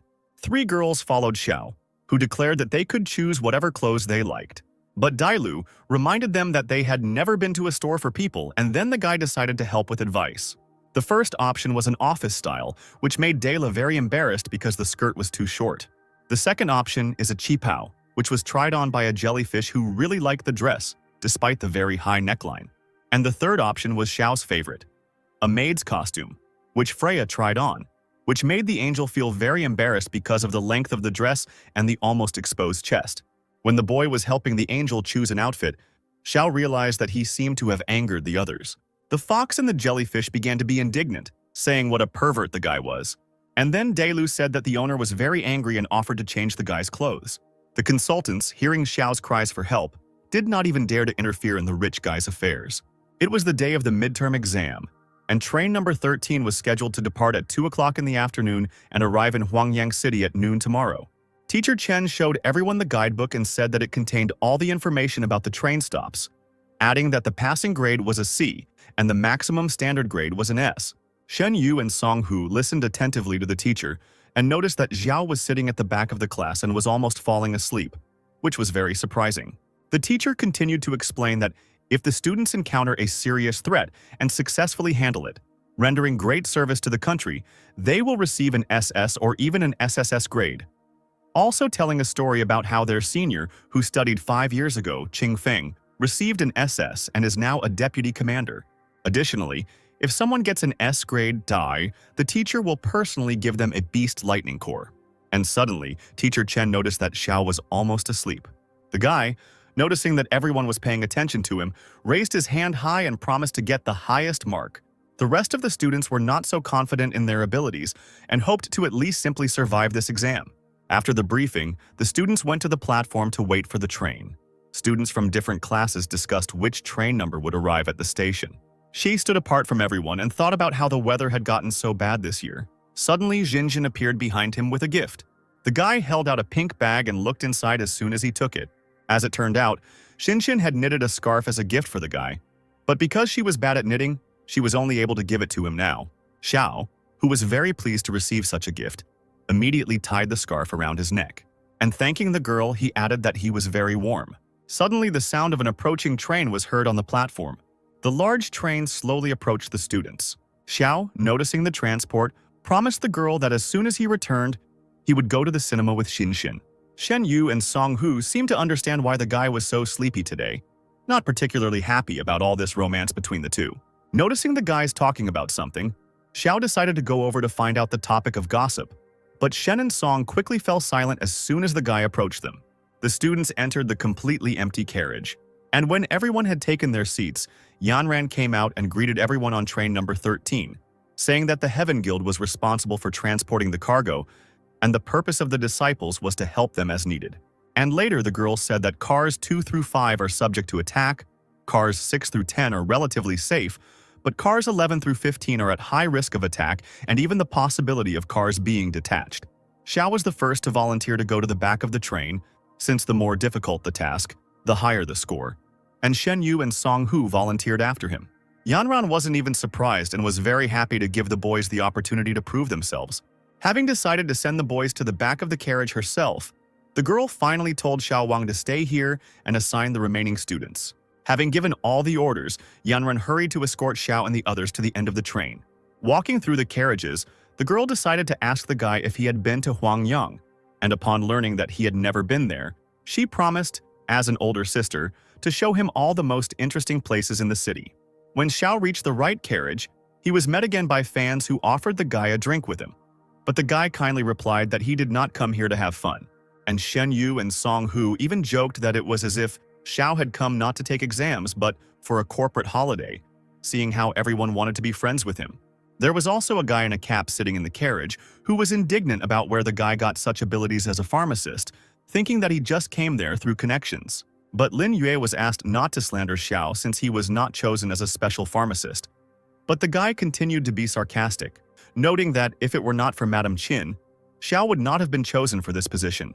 Yanran intervened in the conversation and ordered them to stop talking about her younger brother like that, adding that she was always objective when choosing special pharmacists. Lin Yue, unable to bear it, began shouting that he had been risking his life for the guild for 8 years and had accomplished a lot of good deeds.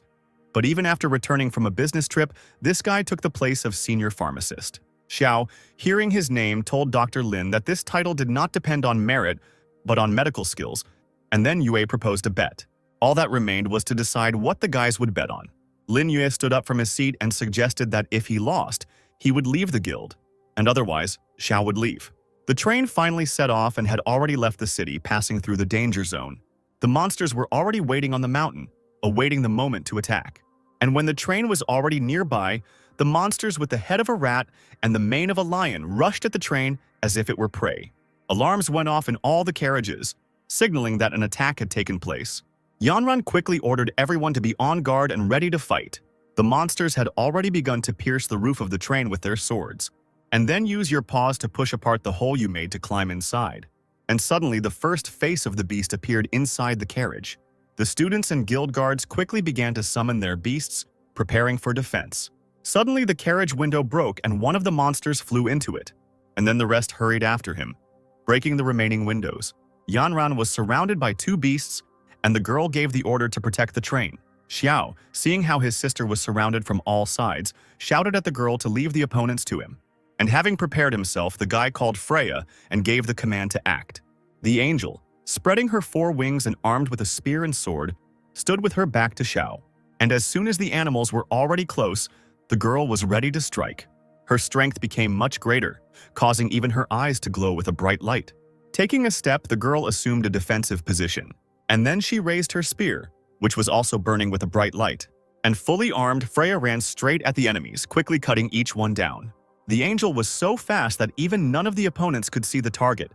And as soon as the girl was nearby, the monsters were already defeated. Xiao shouted in admiration at how magnificent Freya was, and the angel, with a smile on her face, looked trustingly into the guy's eyes. Suddenly, someone screamed in panic that Captain Chin had been dragged onto the roof of the carriage. The frightened guy immediately ran to the roof while a huge monster was standing on it. The beast held Yanran in a tight grip, not intending to let her go despite the girl's screams. By this time, Xiao had arrived and ordered him to take his dirty paws off Sister Yanran. The rat, continuing to hold the girl, did not even notice how the angel flew towards him at full speed. Just as he touched the beast's hand with his staff, its paw suddenly opened, releasing Yanran, and the girl flew down past the train. Yanran screamed Xiao's name in the hope that he would catch her. Xiao quickly gave orders to Wu Sheng and Song Hu. Wu Shen quickly reacted and summoned a storm butterfly to catch the girl. And immediately, a large butterfly with green wings flew under the girl and picked up Yanran. The rat, seeing that the girl had not fallen but had been saved, swung her dagger, aiming at the flying animal. Song Hu summoned the Mad Buffalo and ordered the beast to use Mad Provocation. But the rat managed to throw its dagger at the butterfly. And realizing that time was short, Xiao shouted to Freya to finish off the beast right now. The girl flew at breakneck speed towards the enemy while the rat was preparing to release a charge from its mouth. The green liquid flew straight at the angel, and for a second it seemed that it even absorbed her. But Freya managed to dodge in time and land on the other side. Having stopped the rat's blow with her foot, the girl launched another powerful attack. From the moment her power increased, it seemed like she would kill anyone. And with just one foot, she hit the beast in the face, causing the rat to fly into the air. And to finish off the enemy, Freya used her scepter to cut a large rat into pieces. Yanran, who was finally on her feet, was finally able to see that very sacred angel that Xiao had spoken of. And the girl was unable to hide her admiration. Xiao smiled and added that she had managed to raise her level and had gained 4 wings. At this time, Shen Yu called the guy to show him the core of a poisonous-type magical beast in its mature form, and Xiao suggested keeping this artifact for now. But before the boys could even breathe out, Yanran noticed another mature beast on the lead carriage. Suddenly, the train began to brake sharply. Yanran, not expecting this, lost her balance and fell down, but Xiao quickly caught his sister. It became clear that the train did not stop on its own, but with the help of someone. And it was a big, menacing monkey that stopped the traffic with just its paws. The carriage that was traveling in front was broken in two by such strong braking, and the big monkey began to get the driver out of there, who continued to scream for help. But before anyone could do anything, the beast swallowed the man whole, leaving only a few drops of blood. Xiao, looking at what was happening, realized that the magical beasts that were in hibernation began to come to the smell of blood and began to eat people to restore their strength. Yanran quickly returned to the train and gave the order to drive away the animals at any cost. But the guild members said that this was impossible, because their beasts were too weak and would not be able to cope with this monster. But then Lin Yue stepped forward and offered his help. Meanwhile, Yanran prepared to attack first by summoning the Thunder Fox, and Xiao couldn't get enough of how strong his sister was. The monkey screamed hysterically from the fox's powerful blow, but this only angered the beast even more, as it had already smelled blood and was not ready to leave things as they were. And suddenly other monkeys started running from everywhere. There were so many of them that they jumped out from literally all sides. The formidable beasts, standing at the foot of the mountain, were ready to attack, and their leader, looking menacingly at the train, was ready to give the signal to attack. Xiao, having summoned Black Fang, was not particularly happy to start fighting the monkeys immediately after fighting off the rats. Suddenly, help finally arrived for the guild, which was running towards the formidable enemy. The first to attack the monkey was the red wolf, who immediately knocked him to the ground. But the wolf quickly came to his senses and began to tear apart his victim. Biting the monkey from all sides, the wolf made even more powerful blows. Only Xiao noticed that all these animals were somehow strange. And right after his thoughts, Shen Yu ran up to him, asking the guy to look at something. When Xiao turned around, he saw something that made him very surprised. A huge black snake with red eyes began to crawl right next to the train. Every area that the snake filled immediately ended up in the water. And as if controlling his element, a whirlpool began to form around the beast. A big wave was about to overtake the train. Yi Xiao, not knowing what kind of beast it was, quickly gave the command to the Black Fang to use Hellish Howl. As soon as the wolf began to howl terribly, charges began to come out of his mouth. And by striking straight at the high whirlpool, the wolf's beam was able to hold back the wave for a while. Due to the contact between water and fire, Steam formed around it, which at first prevented Xiao from seeing where the snake had crawled away. But the beast, as it turned out, continued to control the water, forming a large wave again. Everyone around finally saw the fully developed royal anaconda. Yanran, in a panic, began shouting at the students to return to the train and leave only the guild outside. But the students' animals stopped obeying their owners, which caused the girl to panic. Xiao, seeing how the girl was starting to get nervous, asked her to focus on the bloody Monkey King, promising to take on the anaconda. Meanwhile, the snake emitted a terrible roar, continuing to advance on its opponents. Left alone, Xiao gave the order to Freya to use Starburst, and the angel, quickly fulfilling the command, was able to stun the anaconda for a while. After using explosions from all sides, the snake began to writhe, unable to respond to the blows and simply froze in place. After the work was done, the angel examined the enemy once again, and deciding to apply the final blow, the girl flew on top of the anaconda, striking right at the most vulnerable spot. From such a powerful attack, the snake began to fall, and its wave disappeared in an instant. To finish off the enemy, Xiao told Black Fang to use the Hellfire Lotus on the rest. With a terrible roar, the wolf again launched powerful beams at the now exhausted snake. The anaconda began to hiss, writhing in different directions, dodging the enemy. But the lotus began to absorb the beast and the snake stopped trying to attack. The monkeys themselves saw the attack, which made them even more angry. Freya decided to deliver the decisive blow to the snake, which had already stopped fighting back. And firmly gripping her sword, the angel swung the weapon. And with one movement, she cut off the anaconda's head. Her head fell quickly to the ground, indicating that the enemy was killed. Xiao, realizing that it was too early to relax, commanded Freya to get ready to pick up the royal anaconda's magical core and Black Fang to help Sister Yanran. The girl, meanwhile, stood directly in front of the big monkey. The girl's three-tailed fox began to release sparkling charges that began to hit the enemy from all sides. One of the charges hit the roaring beast straight in the chest, and then the monkey suddenly began to inflate like a balloon. And suddenly there was a powerful explosion, tearing the beast apart from the inside. Her henchmen, slightly smaller monkeys, immediately took off running, and Xiao finally raised his hand up, signaling victory. Everyone started shouting joyfully after the fleeing animals, and Yanran, standing on the roof of the carriage, was the happiest of all. When the fighting died down and the danger had passed, everyone returned to their carriages. The guild guard began to scold Lin Yue when he found out that he had given all the beasts a neurostimulator, but the guy said he was only thinking about the students taking the exam. Yanran also stated that the guy simply didn't care about human lives since he acted so thoughtlessly. But Lin Yue asked the guild leader to watch what she said, adding that, besides, he was a qualified doctor and certainly understood more than those who got in through connections, hinting at Xiao. Xiao even asked the guy again if he was really hinting at him with his words. Lin decided not to answer this question and only reminded the guy about the dispute, saying that if Xiao was really so skilled, then he should go and heal all the battle beasts. But Xiao didn't answer and only exchanged a sly glance with Yanran. The guy thought that since Xiao was silent and still sitting here, it meant that he was still not capable of anything. The guild leader said that it would be better if Lin went through the other carriages, since Xiao had cured the animals before boarding. The guy was beyond surprised and stood up from his seat and started shouting that it was impossible, since he had been developing this neurotoxin for 10 years. Xiao, pleased with his victory, only replied that nothing is impossible, and also getting up from his seat.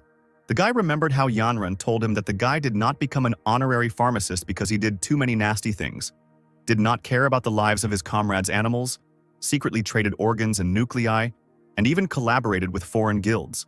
Every time the guy thought about it again, he immediately felt sick. Lin Yue wasn't going to leave the guild that easily, and while Xiao was talking about his terrible things, the guy quietly took out a knife, and he attacked Xinyu with shouts, declaring that if he did not become an honorary pharmacist, then the guy would not become one either. But Yanran stood in front of him and, unable to withstand such impudence, kicked the guy in the stomach, causing him to fly back. Xiao was not in his right mind by this action and also ordered Freya to act. With just one swing of her sword, the angel quickly cut off Lin Yue's head. The traitor was executed, and Yanran ordered information about his crimes to be posted on the official website. Meanwhile, the Bone Abyss and Mount Kunmi awaited everyone, so it was worth preparing for battle. The train, which had been battered in the battle, continued to travel along the snow-covered gorge. Yanran, looking out the window, noticed that usually when passing this section, they are always attacked by animals, but today, it was surprisingly very calm. Approaching the city, the girl's assistant soon came into the carriage, saying that they had almost arrived at the Lake of the Heavenly Wolf station. But that wasn't all the news, and as it turned out, the princess sent a message that she would travel with this train to the city of Huangyan. After some time, the train finally arrived at the station. The students, upon reaching the platform, immediately began discussing the princess, happy that such a beauty would be going with them. And before they even had time to discuss anything, a silhouette of a girl appeared in the crowd, followed by enthusiastic words. Xiao and his friends decided to stand aside. And then, a young girl with pink hair came out of the crowd and smiled sweetly at everyone she met. Xia saw Shangguan Tian and thought about how beautiful this girl was, but noticed that she didn't look like her mother at all. Yanran had already kindly welcomed the girl to the Heaven Guild, but Qian didn't say anything extra and simply began to look around the crowd. Xiao, noticing this, wondered who the girl was looking for, and suddenly, Shangguan Qian declared that Xiao would be her assistant. Everyone immediately turned to look at the guy who didn't know how to react to this news. Soon the train set off again. Qian sat in a comfortable chair and drank tea while Xiao stood next to her. The guy, deciding to break the silence, asked the girl if she knew him, but the princess said that she didn't need to know Xiao for him to help her and be there for her. Deciding not to tease the guy, Qian sipped some tea and asked him to take out that thing already. Xiao grabbed his pants in confusion, thinking that the girl was talking about something intimate. Stuttering a little, the guy clarified what exactly she wanted. It turns out that Shangguan Qian was referring to the Imperial Soul Seal. Xiao, glad that everything was much simpler, asked the girl if she was also from the Imperial Soul, and without hesitation reached into his pants, embarrassing the princess. Xiao decided not to put the seal in his pocket, but rather to put it somewhere further away, namely right inside his pants. But quickly coming to her senses, Qian said that according to the information of the Imperial Soul, a month ago, a monster of the false human type had entered the city of Huangyan, because of which the troops were suffering defeats, and the Xiao's task was to identify the traitor without making any mistakes. And after that, the task of getting an SSS grade on the midterm exam was activated on the guy's system, and the reward for this would be a random crystal. Xiao could hardly contain his surprise because this was the highest difficulty. A little confused, the boy decided to ask the princess why the Empress sent her to such a dangerous organization as the Imperial Soul, given the girl's status. But the girl said that it was none of his business, which made Xiao start to think that she wasn't even Shangguan Lan's biological daughter, since she didn't even have a dragon aura emanating from her. After some time, it was announced that the next stop was the final one, the city of Huangyan. The train passengers could finally rest after the journey, and some went for a drink. Mayor Zhou, sitting with a glass of wine, thanked the princess for finding the time to come to Huangyan in person. Shangguan Qian, next to whom the surprised Xiao sat, asked the man to communicate without formalities, since he had been protecting the border for decades, and, in general, it was he who should be thanked for doing his job. Yanran, sitting at the next table, also with a glass of alcoholic drink, looking at Xiao sitting at the table with the princess, thought that the guy had traded his sister for a girl. At this time, Mayor Zhou approached Xinyu and handed over a small box containing the magical radiance flower that Xiao had asked the man for. As the boy was being polite to the mayor and thanking him for the gift, the princess nudged him with her elbow, and in a whisper the girl reminded that now was not the time to accept gifts and that it was worth concentrating on the task. Afterwards, 3 guys, whom the mayor had so wanted to introduce, approached their table. In front of Xiao stood 3 guys, the deputy mayor, Zhao Ming, who commanded 3 elite squads of hunters, then the frontline officer Liu Ruijie and Sun Lang, the commander of the Sabotage squad. Zhao Ming stepped forward and greeted the boy kindly. Princess Qian, looking at the 3 guys, was surprised at how everything seemed fine, because this could mean that the fake person was another officer, or even Zhou Xiong himself. Xiao, suspecting something, came closer to Zhao and grabbed his hand tightly. From such a strong grip, even Min himself began to worry. The guy slightly pulled his hand back, as if worried, and asked why Xiao was holding him so tightly. And Xinyu, continuing to hold the guy's hand tightly, declared that Zhao was that very fake person, which made everyone around freeze in shock. The mayor, not believing the guy's words, did not understand why he suddenly made such accusations. Zhao Ming, as if worried about something, declared that such accusations were false, since it was Huang Yan who wanted Xiao to conduct an investigation and find the monster. Princess Qian approached the guy and asked Xiao why he decided that it was Ming, but the guy did not yet have proof of his words. And after these words, Zhao shouted that in that case, this was just a baseless accusation. But Xiao, after thinking over his version for a bit, explained that monsters of this type cannot summon battle beasts, And if Deputy Zhao wants to prove his innocence, then his beast will show the way. And immediately after these words, Zhao Ming's face changed and became very serious, as if he had really been exposed. Mayor Zhou, with horror in his eyes, recalled how Ming had recently said that his beast was undergoing treatment, and it seemed as if he didn't have any beast at all. And suddenly, a large red flower began to grow on Zhao's face. The plant covered half of the guy's face, who, no longer hiding his identity, called Xiao a brat and did not understand how he had uncovered his disguise. Before Xinyu could even say anything, the monster snatched his hand and ran away. The princess quickly gave the order to seize the false man, and the summoned animals of other fighters were already about to jump on the monster from all sides. The false man, standing calmly in place, suddenly began to grow a vine around himself, which gradually wrapped around him entirely. The vine began to wrap itself around so tightly that it eventually created a cocoon that made the monster invisible. Animals from all sides began to fire powerful beams at the cocoon, trying to destroy it. But what happened next left everyone frozen in place in surprise. At first, Xiao couldn't understand who was in the cocoon, but then the guy began to realize what they were dealing with. After a powerful attack by the beasts, the cocoon suddenly exploded and someone began to emerge from it. The silhouette no longer resembled a human being, and behind the smoke one could see someone very tall, with a large head. When the smoke cleared, an all-consuming poison ivy was revealed, with a large red flower instead of a head, a vine-like body resembling a woman's figure, and ivy curling from its arms. The animals quickly began to attack the enemy, but Ivy quickly dodged the blow and jumped to the second floor. As soon as he climbed onto the balcony looking down at Xiao, Ivy declared that he was smart, but there was no point in exposing him, because the monster had already managed to steal the city's defense map. Princess Qian, realizing that the time had come to intervene, summoned Ice Keelan, a sky-blue dragon. The dragon flew up and launched a projectile of icy soul at the enemy. The projectile landed right next to the ivy, which was thrown to the side by the force of the impact back down to the rest. Having landed on the ground, the plant appeared in front of everyone who was there.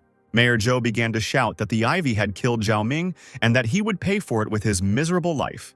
And calling upon his beast, a large rhinoceros, the man gave the order to crush the enemy. A huge rhinoceros, running straight at its enemy, easily stepped on the ivy, which crushed it, and poisonous juice began to flow out of its body. Yanran's assistant, watching how this monster was quickly killed, was even surprised at how weak this monster was. But Yanran knew that this monster was not originally created to fight combat hunters, and its target was hunters who did not have a beast at hand. At this time, the ivy, which had been under the rhinoceros's foot until now, began to call upon the Heavenly Father, who must certainly bring troops and destroy everyone. And realizing that this was the end, Ivy pulled out his hand with the last of his strength, wanting to take the princess with him. The plant extended its arm from the vine and fired several projectiles of poisonous juice. The princess didn't even have time to understand that they wanted to attack her. But she reacted quickly, ran up to the girl like a bullet, grabbed her by the shoulders and pushed her to the side. Mayor Zhou gave the order to kill the enemy, and the rhinoceros stepped even harder on the ivy to make sure he crushed it. Xinyu, who managed to grab the princess in time and save her from death, fell to the floor with the girl. Xiao, pressed against Chen from the blow, noticed that the girl smelled very nice and even asked what perfume the princess used. Yanran quickly ran up to the boy, who thought that his sister would start scolding him for flirting with the princess. But the girl was worried about something completely different, and she told Xinyu to leave Huangyan immediately. The princess, noticing that the boy did not understand the importance of the whole matter, explained that the Heavenly Father, Yurtis, was a mutant beastman, a beast god of the first rank, and that fighting him was very dangerous. But Xiao didn't want to leave, even after his sister said that the city would soon become a battlefield and that before anything happened, he had to run away quickly. The guy didn't want to run away at all and was ready to stand up for the city's defense with the others. Yanran explained to the boy that the beast god was not a simple enemy, but for Xiao, defending his homeland was the duty of a real man. His words were supported by Mayor Zhou, who stated that now there is nothing more important than protecting the city. And the man, turning to his soldiers, ordered them to prepare for a bloody feast because a great battle awaited them. Princess Qian understood that ordinary fighters would be unable to do anything to the beast god and that only a general could fight him. And taking the phone in her hands, the girl began to call the general, who alone could have time to come to Huangyan's aid. After some time, clouds began to gather over the city, and lightning began to flash in the sky. The princess, who had settled into the mayor's residence, listened to the man who stated that the students of the Azure Dragon Academy except for Xiao, who had agreed to stay as a doctor, had already been completely evacuated. Shangguan Qian also said that a general would arrive here before noon, and then it would be difficult for the magical beast army to break through Huangyan's defenses. Meanwhile, Zhao, who had finally obtained the phoenix grass, the magical fusion flower, and the dung of the beast king form, was already preparing to grow the plant. After planting the seed in a small pot of soil, the boy poured in the other necessary ingredients, and as soon as everything was mixed, something immediately began to grow in the pot. And suddenly, a small sprout appeared, which surprised Xiao very much because he did not expect it to happen so quickly. Suddenly, right from this small sprout, the plant began to grow rapidly upward and already reached its height up to the ceiling of the room. The plant, which resembles a vine with thorns, suddenly burst out of its pot, breaking it into small pieces. And then, the vine, as if it were alive, wrapped itself around Xiao's hand, who was at first very scared. But a second later, the plant loosened its grip on the guy's hand and tickled the guy's face with the edge of its sprout. This was the first plant-based battle beast that Xiao decided to name Xiao Yin. Yin also had the ancient bloodline of the illusory god, and with him, Xiao would definitely shine on the battlefield. While everyone in the city was preparing for battle, nearby on a high cliff stood the opponents, who had only recently learned of the death of Poison Ivy. The butterfly of the underworld, the form of the third-stage Beast King, Rommel stood on the cliff ahead of everyone, realizing that Ivy had died and had seen it with her own eyes, which meant their plan had failed. There was someone else standing next to the butterfly with a glass of wine. Heavenly Father Eurytus declared that in that case there was no point in waiting, and the humans would most likely send Bai Yu or that guy Lu to help. And the beast god also ordered Rommel to take part of the army to infiltrate the city and attack from the inside. The butterfly, having landed on the ground, prepared to carry out the order of the Heavenly Father. At the edge of the city, on a high tower, people were already standing, watching for the approach of the enemy. The princess noticed almost immediately that Xiao looked unwell, and then the guy explained that he had a strange premonition. It was too quiet for Xiao, not the slightest sign of an attack. And if the enemies were truly afraid of the Fox General, they would have begun the assault long ago. And the guy didn't understand that the monsters were really afraid of some rain. But suddenly, Xiao froze, realizing something very important. Qian tensed up greatly, asking the guy what exactly he understood. Xiao remembered that the all-devouring Ivy's abilities, in addition to camouflage, also included controlling shaman beetles, and all this led to the thought that the enemies might have dug underground. And before the two could even do anything, a powerful explosion suddenly erupted from underground right next to them. It seemed as if someone wanted to get out from under the ground. The people who were standing in the square began to run and fall until a large hole formed in the ground. Immediately, monkeys with spears began to crawl out of it. Mayor Zhou, seeing that the enemies were already inside the city, began to panic, realizing that something had to be done urgently. But as soon as he wanted to leave the tower, the man heard something moving on the other side beyond the city limits. It was a large army of monsters that was getting closer and closer to the city. The mayor, realizing that they had underestimated the enemy, became incredibly angry, realizing that the battle would be more difficult for her. Qian and Xiao counted about 20,000 different monsters, and the Huangyan garrison only had 5,000 soldiers and they would only have to fight to the death. The princess, without waiting another minute, summoned the Ice Killen, which, and turning to all the warriors of the Dragon State, the girl called on them to follow her, go beyond the walls and meet the enemy face to face. The battle began, the city was ablaze, and the enemy's stone defenses were broken. The city's warriors were surrounded on all sides, and four-winged crows gouged out people's eyes right in mid-flight.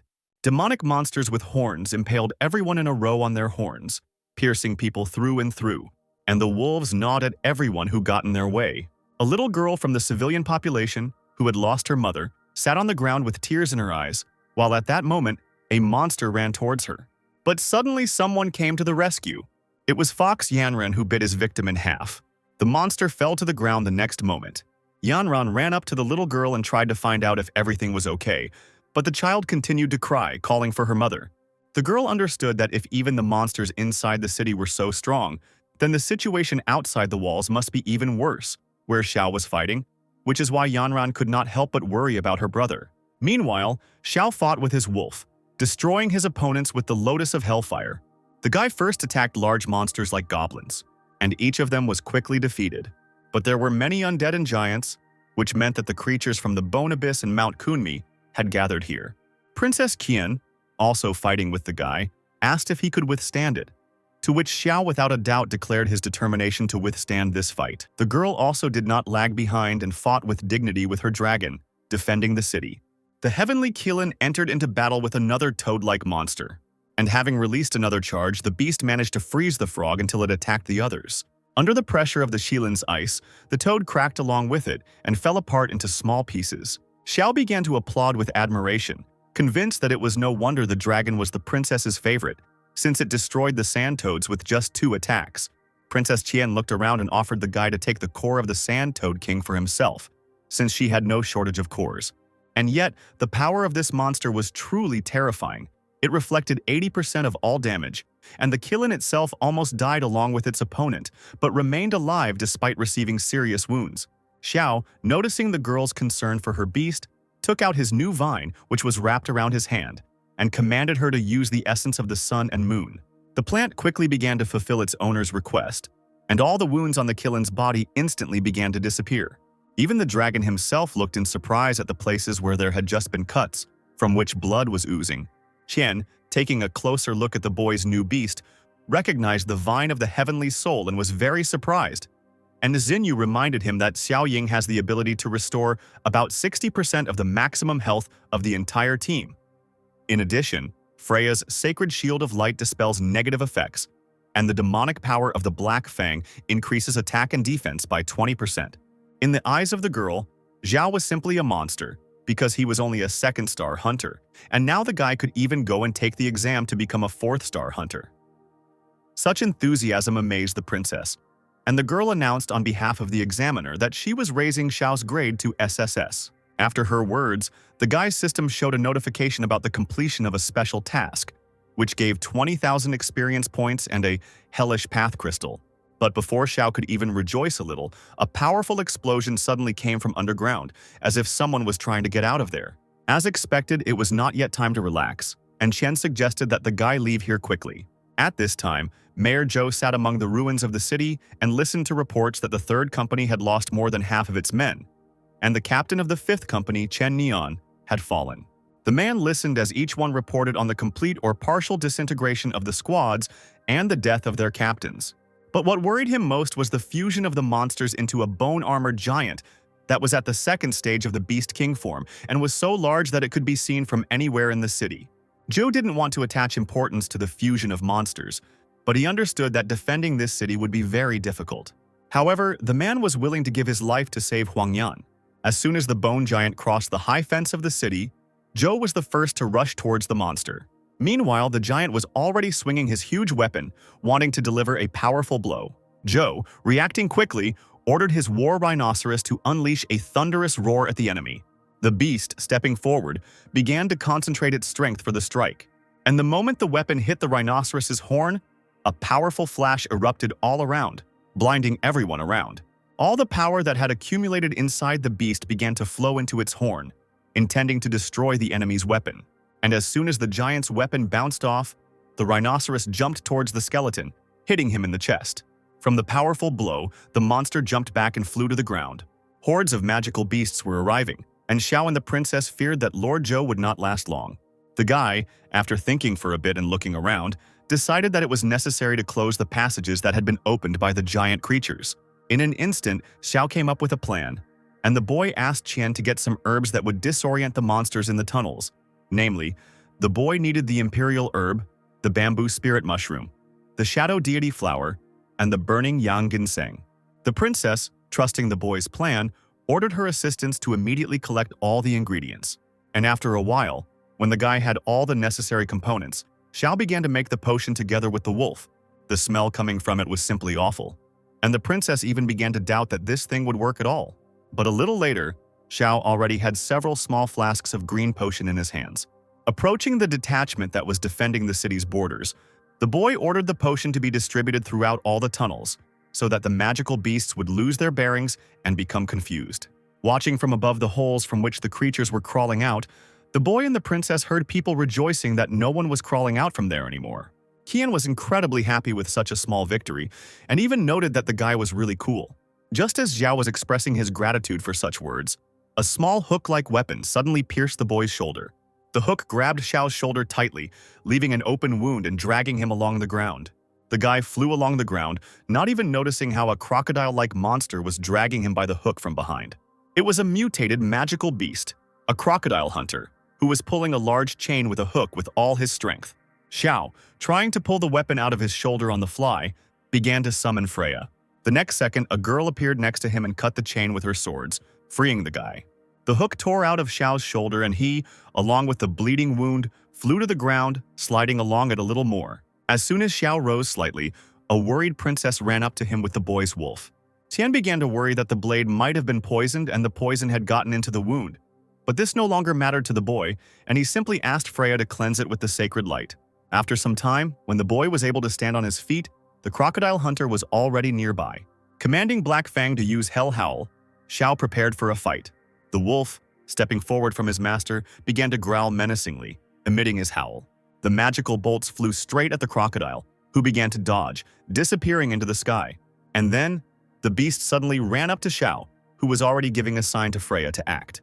Just as the enemy was about to grab the guy, the girl grabbed Xiao and flew up into the sky with him, and the crocodile hit the ground. Shasha and Delu already wanted to help the guy, thinking that he would not be able to cope with such a monster. But the guy was confident in his abilities. While in the sky, Xiao threw an SSS rank crystal to the Black Fang, telling it to accept it, which could greatly increase the wolf's strength. The guy's animal did as its owner asked without hesitation, and he instantly swallowed the red crystal and began to wait for its effect to begin. Not much time passed before the stone began to act and a red sign began to glow on the wolf's face. Black Fang began to feel stronger as if it had transformed, letting out a loud roar that was accompanied by a shockwave. Overjoyed by the result, Xiao took out his hair and, asking him not to hold back, sent him to help the wolf. Meanwhile, the Black Fang began to release the hellish lotus. The flowers, one after another, formed a chain, creating a reliable defense for everyone, which was supposed to attack the crocodile. Dailu looked in wild surprise at what the wolf was doing. Shasha also could not believe her eyes when she saw 5 hellfire lotuses at once. Flowers, connecting in a chain, began to surround Xiao, who Freya continued to hold in the air. Without a second thought, the guy began to point the flowers at his opponent. Like projectiles, the lotuses flew at the crocodile, who had already managed to come to his senses and was running towards Xiao. At first, the beast didn't even pay attention to the lotus, continuing to run with crazy eyes and a hanging tongue. But as soon as he got even closer to the target, the lotuses began to explode one after another, blowing up everything that was nearby. The guy only had to wait until the smoke from the explosions cleared to make sure that the enemy was dead. As he thought, all that remained of the crocodile was a scorched trace of its silhouette. And then a glowing purple stone appeared, indicating that the enemy was dead and only a trophy remained. Princess Qian looked at Xiao in amazement at how he was able to cope alone, because the beast was more terrifying than any monster. At this time, on the mountain, Wurtus was waiting for his subjects to cope with the attack on the city. But the Heavenly Father was wild with rage when he learned that 4 hours had already passed and the advance guard had not yet captured the city. Rommel, having flown on reconnaissance, explained that the situation had changed and that there was an extremely unusual second-star hunter in the camp. Wurtus was so angry that he could not accept such news, and, grabbing the butterfly by the throat, began to scream, not understanding how such a trifle could protect the city. Rommel, in the clutches of the Heavenly Father, began to beg for another chance, promising to capture Huangyan as soon as possible. But Wurtus's patience was already running out, and the wolf decided to meet the hunter of the second star himself. During this time, Xiao managed to completely cure the princess's beast, who was interested in why the guy always wore a scarf. The guy explained that it was a gift from a good friend, and the girl realized that it was not about a friend at all. Mayor Zhou, sitting on his rhinoceros, expressed his admiration after Xiao saved the entire city. But before they had time to rejoice in their victory, a report was heard from the tower that the beast god of magical beasts was already nearby. And as soon as the guy and the princess turned around, a crowd of monsters with their leader, the beast god, appeared in front of them. Wurtus jumped into the crowd and stepped ahead of the others. His magical beast ranking was at level 78, and the beast god himself made it clear that he had already seen Lord Zhou. The man, having heard his name from the beast god, could no longer contain his fear. Realizing the danger of the situation, Zhou ordered everyone to retreat immediately and leave the city of Huangyan. Wurtus attacked first and delivered a powerful blow with his weapon right at the place where the man stood. The mayor, Xiao, and Princess Qian were thrown back by the shockwave, unable to do anything. Explosions began to thunder throughout the city, destroying buildings. The city gates were breached and shells began flying in all directions. Xiao and the princess managed to run to a safe distance so that the beast god could not reach them. The guy couldn't believe that in just one blow Huangyan was almost destroyed, and if it weren't for the protective barrier, they all would have died. Lord Zhou, who was seriously wounded, was near the boys, but he still barely got to his feet and told the princess that they needed to leave here immediately. Just as everyone was about to leave, Xiao noticed that the scarf around his neck was no longer there, and he frantically began looking for the gift from Xin. Looking up, he noticed that the scarf was a little frayed, but it was still hanging on one of the destroyed buildings. Wordis, looking at the boy and learning that he had a wolf of the underworld with a four-winged angel at his disposal, realized that this guy was a huge problem for him, and grabbing his weapon, the beast god seemed to disappear from his place. To Xiao's surprise, the wolf was able to teleport, and in a second he was next to the guy. Grabbing Xinyu by the throat, the guy continued to hold tightly onto the scarf. Continuing to hold the boy tightly, the beast god carefully examined his victim, surprised at how special Xiao was. Xinyu couldn't say a word because of the huge paw of the beast god on his neck. The guy felt himself losing consciousness and understood that this beast clearly had plenty of strength. But it was still too early for Xiao to give up, and the guy, in order to somehow gain time, threw a scarf over the wolf's eyes. The beast god, when he stopped seeing what was happening, simply began to smile, continuing to hold the guy in the air. Throwing his axe on the ground, the wolf wanted to deal with the guy quickly. Wordis was so fascinated by Xiao that he didn't even notice how high in the sky the man was soaring on a firebird. And just as the wolf's claws were already close to the guy's face, someone suddenly knocked him off his feet. There was a powerful flash all around, leaving only clouds of smoke. It was General Lu who came to the aid of the exhausted Zhao just in time. The man picked up the boy and made sure he was not seriously injured, and hurried to provide him with first aid. Meanwhile, the frightened Princess Qian was already running towards Xiao and continued to shout the guy's name. General Lu lowered Xiao to the ground and, noticing the princess, apologized to the girl for being so late. Weirdus, who had been knocked down by the general's firebird, rose to his feet and was only more enraged. Sweeping away any obstacles in his path, the beast god was already ready to fight Lu. The man did not show any fear and considered his opponent to be too self-confident. But the wolf's anger could no longer be stopped, and stretching out his hand forward, the beast god gave the command to attack. General Lu, standing on his bird, flew into the sky and prepared to defend the city. Looking at the crowd of approaching monsters, Lu asked Juke to use Blazing Sky. And then, the bird flew into the sky with a jerk to deliver a powerful attack. Spreading her wings, she began to scream and burst into flames around herself. And blazing with fire as well, Juke rushed down again straight at the huge crowd of monsters, goblins, and other creatures. As it hit the ground, a powerful explosion was heard, knocking down everyone nearby, and the monsters a little further away began to run. But the shockwave began to incinerate even those who remained alive after the explosion, and there are almost no monsters left. Meanwhile, Xiao was rushed to the hospital. Yanran and the princess learned from the doctor that the boy had received serious injuries to the chest area, but his heart was still intact, and therefore now the boy needed rest. Yanran headed towards the exit of the ward, and Qian, leaning over the lying Xiao, declared that she had already become so accustomed to his chatter that even in such silence she felt somehow unusual. As soon as the door of the ward closed and the guy was left alone, Xiao carefully opened his eyes. For the guy, the princess's words were too sweet, and even Dailu noticed that the girl definitely had impure intentions.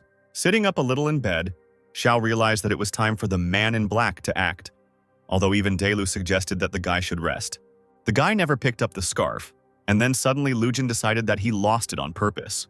But this was not the main reason for returning to the battlefield, because even there, Xiao sensed the aura of another beast god, which meant an even greater danger for everyone. Meanwhile, the city continued to burn after the recent attack by General Lu's bird. The man raised his hand and summoned the Scarlet Lotus Sword, and Duque flew around Eurydice, shooting fire charges straight at the wolf, preventing him from doing anything.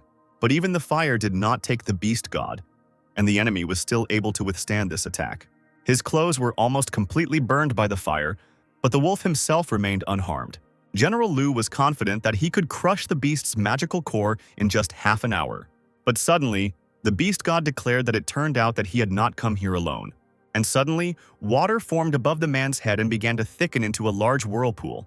The city's fighters, standing in the middle of the desert, could not understand where the smell of the sea came from and began to look around. And suddenly, in the middle of the sand, a water tornado appeared, sparking with lightning and blowing up a strong wind. And later, A female silhouette with a tail like a fish appeared from there. A girl with elf ears and a fishtail emerged from the water, not considering the man such a strong opponent. Yurtis urged the girl not to chatter for too long and shouted at her to attack quickly, otherwise Lord Nidhogg would kill him.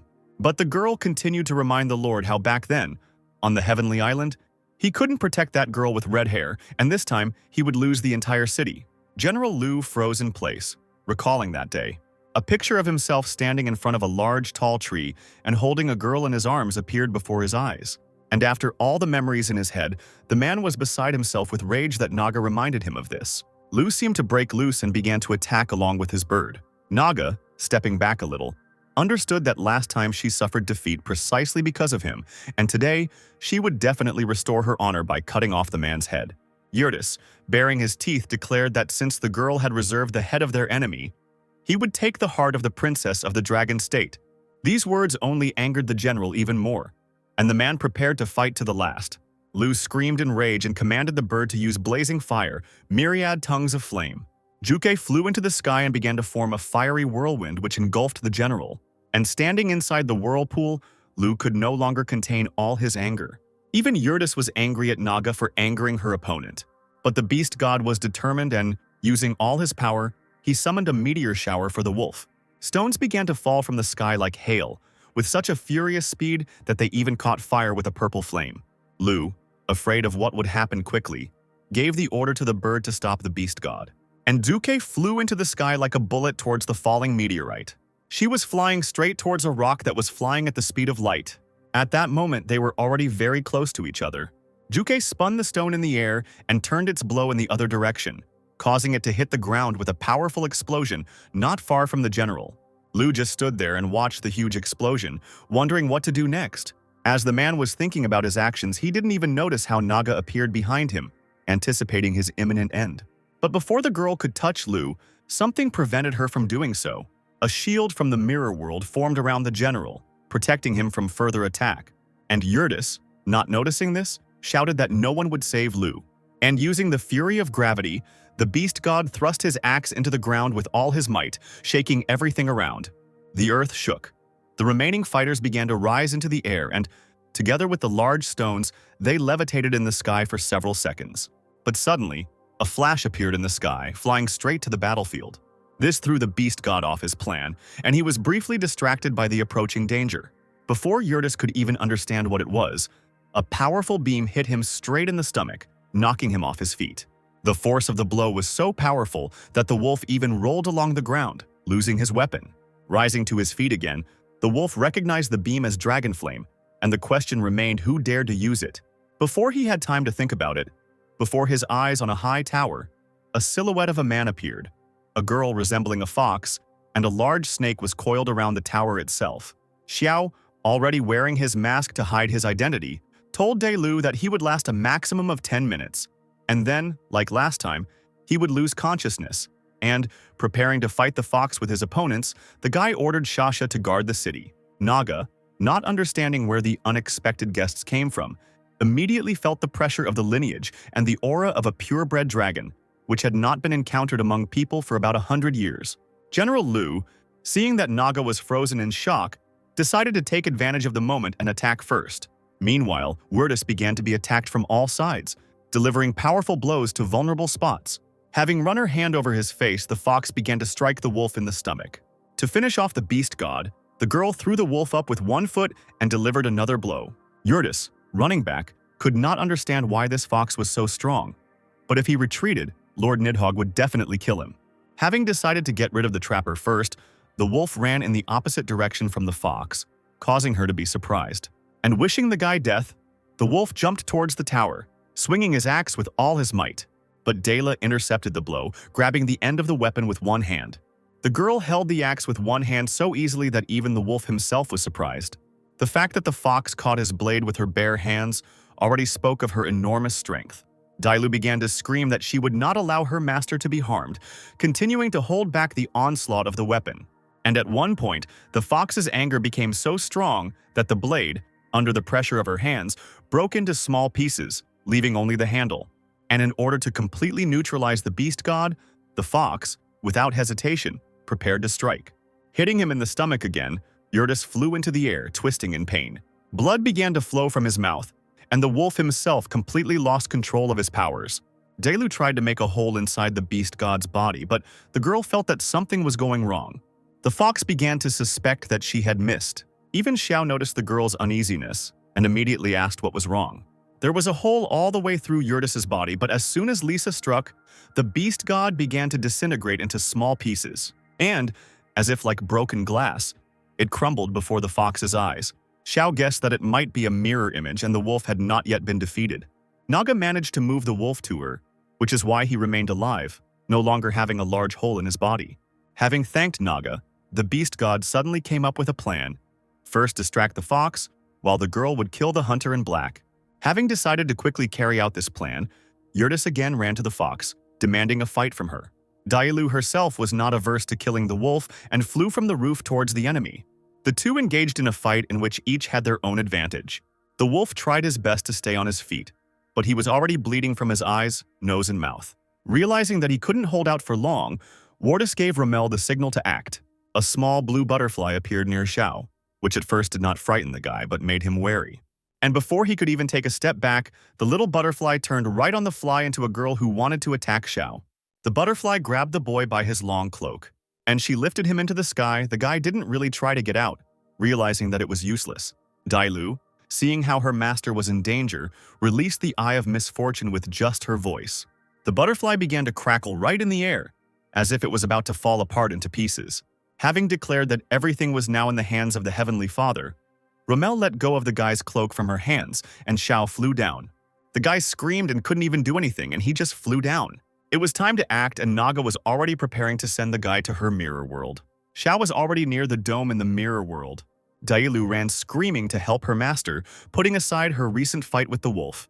But Yurtis threw a stone in her direction very accurately, which sent the fox flying in the other direction. To save her master, the girl was ready to do anything, and reacting quickly, Dailu grouped herself and quickly found herself on her feet. To avoid any further obstacles, the girl dealt a powerful blow to the beast god's face. But it was already too late. Xiao found himself inside that very mirror world. Finding himself in a state of weightlessness, images of his sister began to flicker around the boy, calling him by name to take him in her arms and go to the amusement park for some fun. Xiao immediately realized that these were illusions, and that Naga was trying to get into his memories. Before he had time to think about the water snake, it was already in front of the guy with its insidious gaze. She finally realized that the guy was the very same second-star hunter Xiao Xinyu. And even though she managed to find out the truth, the guy wanted the snake to take her with him to the next world. The girl, being in her element, already wanted to see how the guy would try to kill her without his animals. Having drawn her bow, the girl prepared to shoot the arrow of the empty mirror. The arrow began to fill with light, as if it was gathering all its strength for the strike. Xiao never expected that the arrow would fly towards him like a bullet at the speed of light. But just as the arrow was about to pierce the boy's body, General Liu entered the mirror world, breaking the wall of the dome. The man jumped right in front of the guy, blocking him from the flying arrows, and took the full brunt of the blow. Naga's arrows cut the general into small pieces, and Xiao watched in horror as Liu's now dead body parts flew past him. There was nothing left of the man, only pieces of his body that looked like stones, which remained lying on the ground, and Xiao was left alone. Naga, with admiration for herself, began to rejoice that she had finally killed the general of the dragon state. The snake had dreamed about this for 10 years, dreamed of killing the man in his sleep so many times, and the girl had never expected to do it today. And now Naga was laughing uncontrollably, because now no one would cover for the guy anymore and death was definitely awaiting him. But her words only made Xiao laugh, causing Naga to look at the guy in confusion. Xinyu, with all his confidence, declared that now the snake's hour had come, and this time he would tear out its magical core. Putting her hand forward, Naga became frightened and took small steps back. Having pulled the bowstring, the girl declared that she was not afraid of a hunter without an animal, and that most likely the guy himself would soon die from her arrows. Xiao released the power of the dragon and fired a powerful beam at the snake, which only managed to dodge at the last moment. Naga realized that this was the work of Lisa, and it seems that even Yurtis could not stop her. Meanwhile, Dailu managed to escape from the wolf's clutches, and, asking the jellyfish to restrain the beast god, the fox ran to help her master. Xiao was glad at this time that the general gave him a couple of seconds, otherwise he would have already been dead. But now he was able to awaken the power of the dragon. Naga, enraged, thought that the fact of possessing the power of a dragon does not make the guy strong. Since the snake killed the hunter who possessed the phoenix, it will kill the guy too. But suddenly, the general's very bird flew over the girl's head. Even Xiao couldn't understand how Zhuke remained alive, since he had seen the man killed. Naga began to feel afraid because this could mean that the general was still alive. And then, next to Xiao, the figure of General Lu appeared, who, using the rebirth flame of his phoenix, literally collected himself piece by piece, healing his wounds. There were already 2 hunters standing in front of the girl, which meant it was beyond her strength. Realizing she had to retreat, Naga began to form a mirror image. The girl possessed the reflections of one of the houses. She was visible in every glass window panel, and General Lu, asking the guy to move away a little, decided to fight the enemy himself. Accumulating all his strength, the man used Juke's true soul along with the fusion, and immediately, a fiery whirlwind began to form around him, from which nothing could be seen. Almost immediately, a powerful shockwave emanated from the fiery whirlwind, and after the smoke settled around him, General Lu stood firmly on the ground with large phoenix wings and glowing red eyes. The man, turning to the guy in the cloak, not knowing that it was Xiao, suggested that they act together. Weirdus began to tell Naga that she had also lost, and that they should leave quickly, since they would no longer be able to defeat the hunters. But the general wasn't going to let the enemy go so easily, and with Xiao and Delu standing at his sides, the man prepared to attack. Just as the beast god wanted to turn back, Shasha blocked his passage in the form of a large snake, and now the wolf could not escape. Since the retreat was already cancelled, Weirdus decided to fight to the last using gravitational heavenly lightning. Naga decided to fight in the same way, activated the reflection mirror. The opponents began to attack, combining their forces, which accumulated into one powerful fireball. General Lu, looking at what was happening, asked Xiao if he could handle the fire. And the confident guy said that, of course, he could handle it, and Delu was ready to help him with it. After making sure everyone had a task, the general flew on his wings straight at the beast god using blazing revival. Dailu ran after the man, activating her dragon's breath.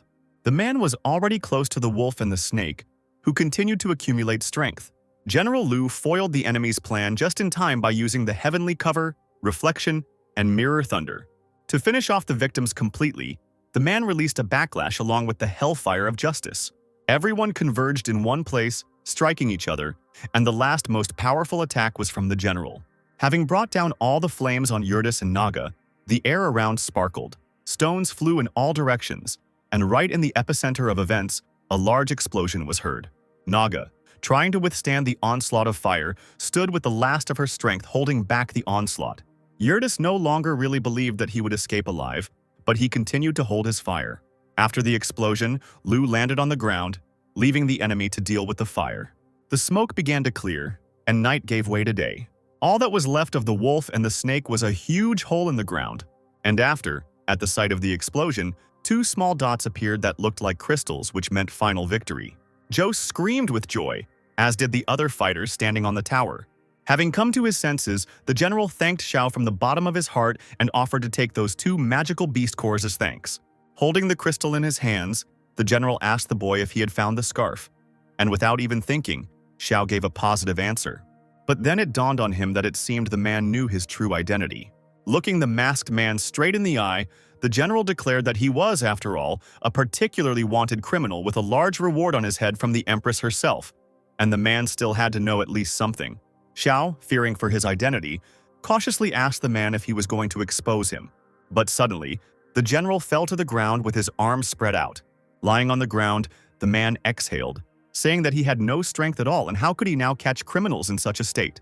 Xiu realized that the man was not feeling well and he simply decided to let him go, pretending that he was unable to catch the criminal. The guy decided to leave as quickly as possible, realizing that the side effect of the dragon elixir had already begun to manifest itself in the form of blood from the eyes. And General Lu continued to lie on the ground until suddenly his phone vibrated. The man, without getting up, looked at his phone. It was a message from a little monster who was whining about how she was hungry but too lazy to order. The message brought a slight smile to the general's face. Having told the girl to be patient for 2 days, the man promised to definitely cook something at home. After some time, Huangyan City cooled down a bit after the recent attack. But there was almost no news about it in the newspapers, and the headlines screamed about some kind of wedding. Xiao returned to the hospital, where Yanran had never left. The girl tried to find out why the boy suddenly became ill, But the doctor could not answer this question because even medical equipment did not show any complications.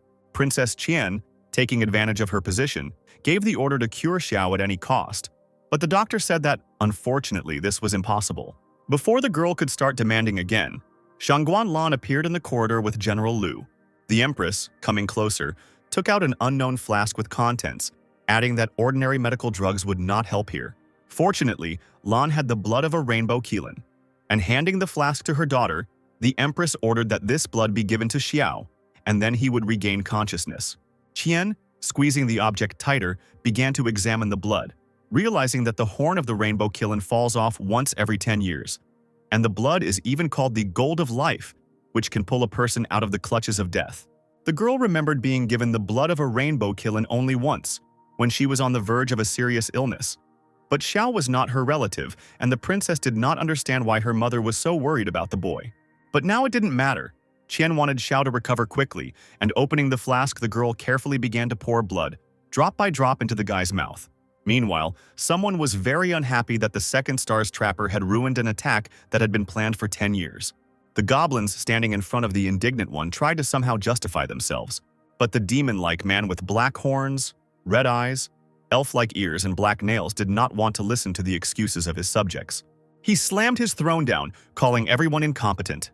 The demon's anger was very great, and it spread even beyond the body itself, causing everything around to glow and the goblins to step back. With a powerful flash, the demon wiped out everyone who stood near him. Looking menacingly at the others, the man ordered that this man be added to the list because he must die. Xiao began to slowly tear his eyes away.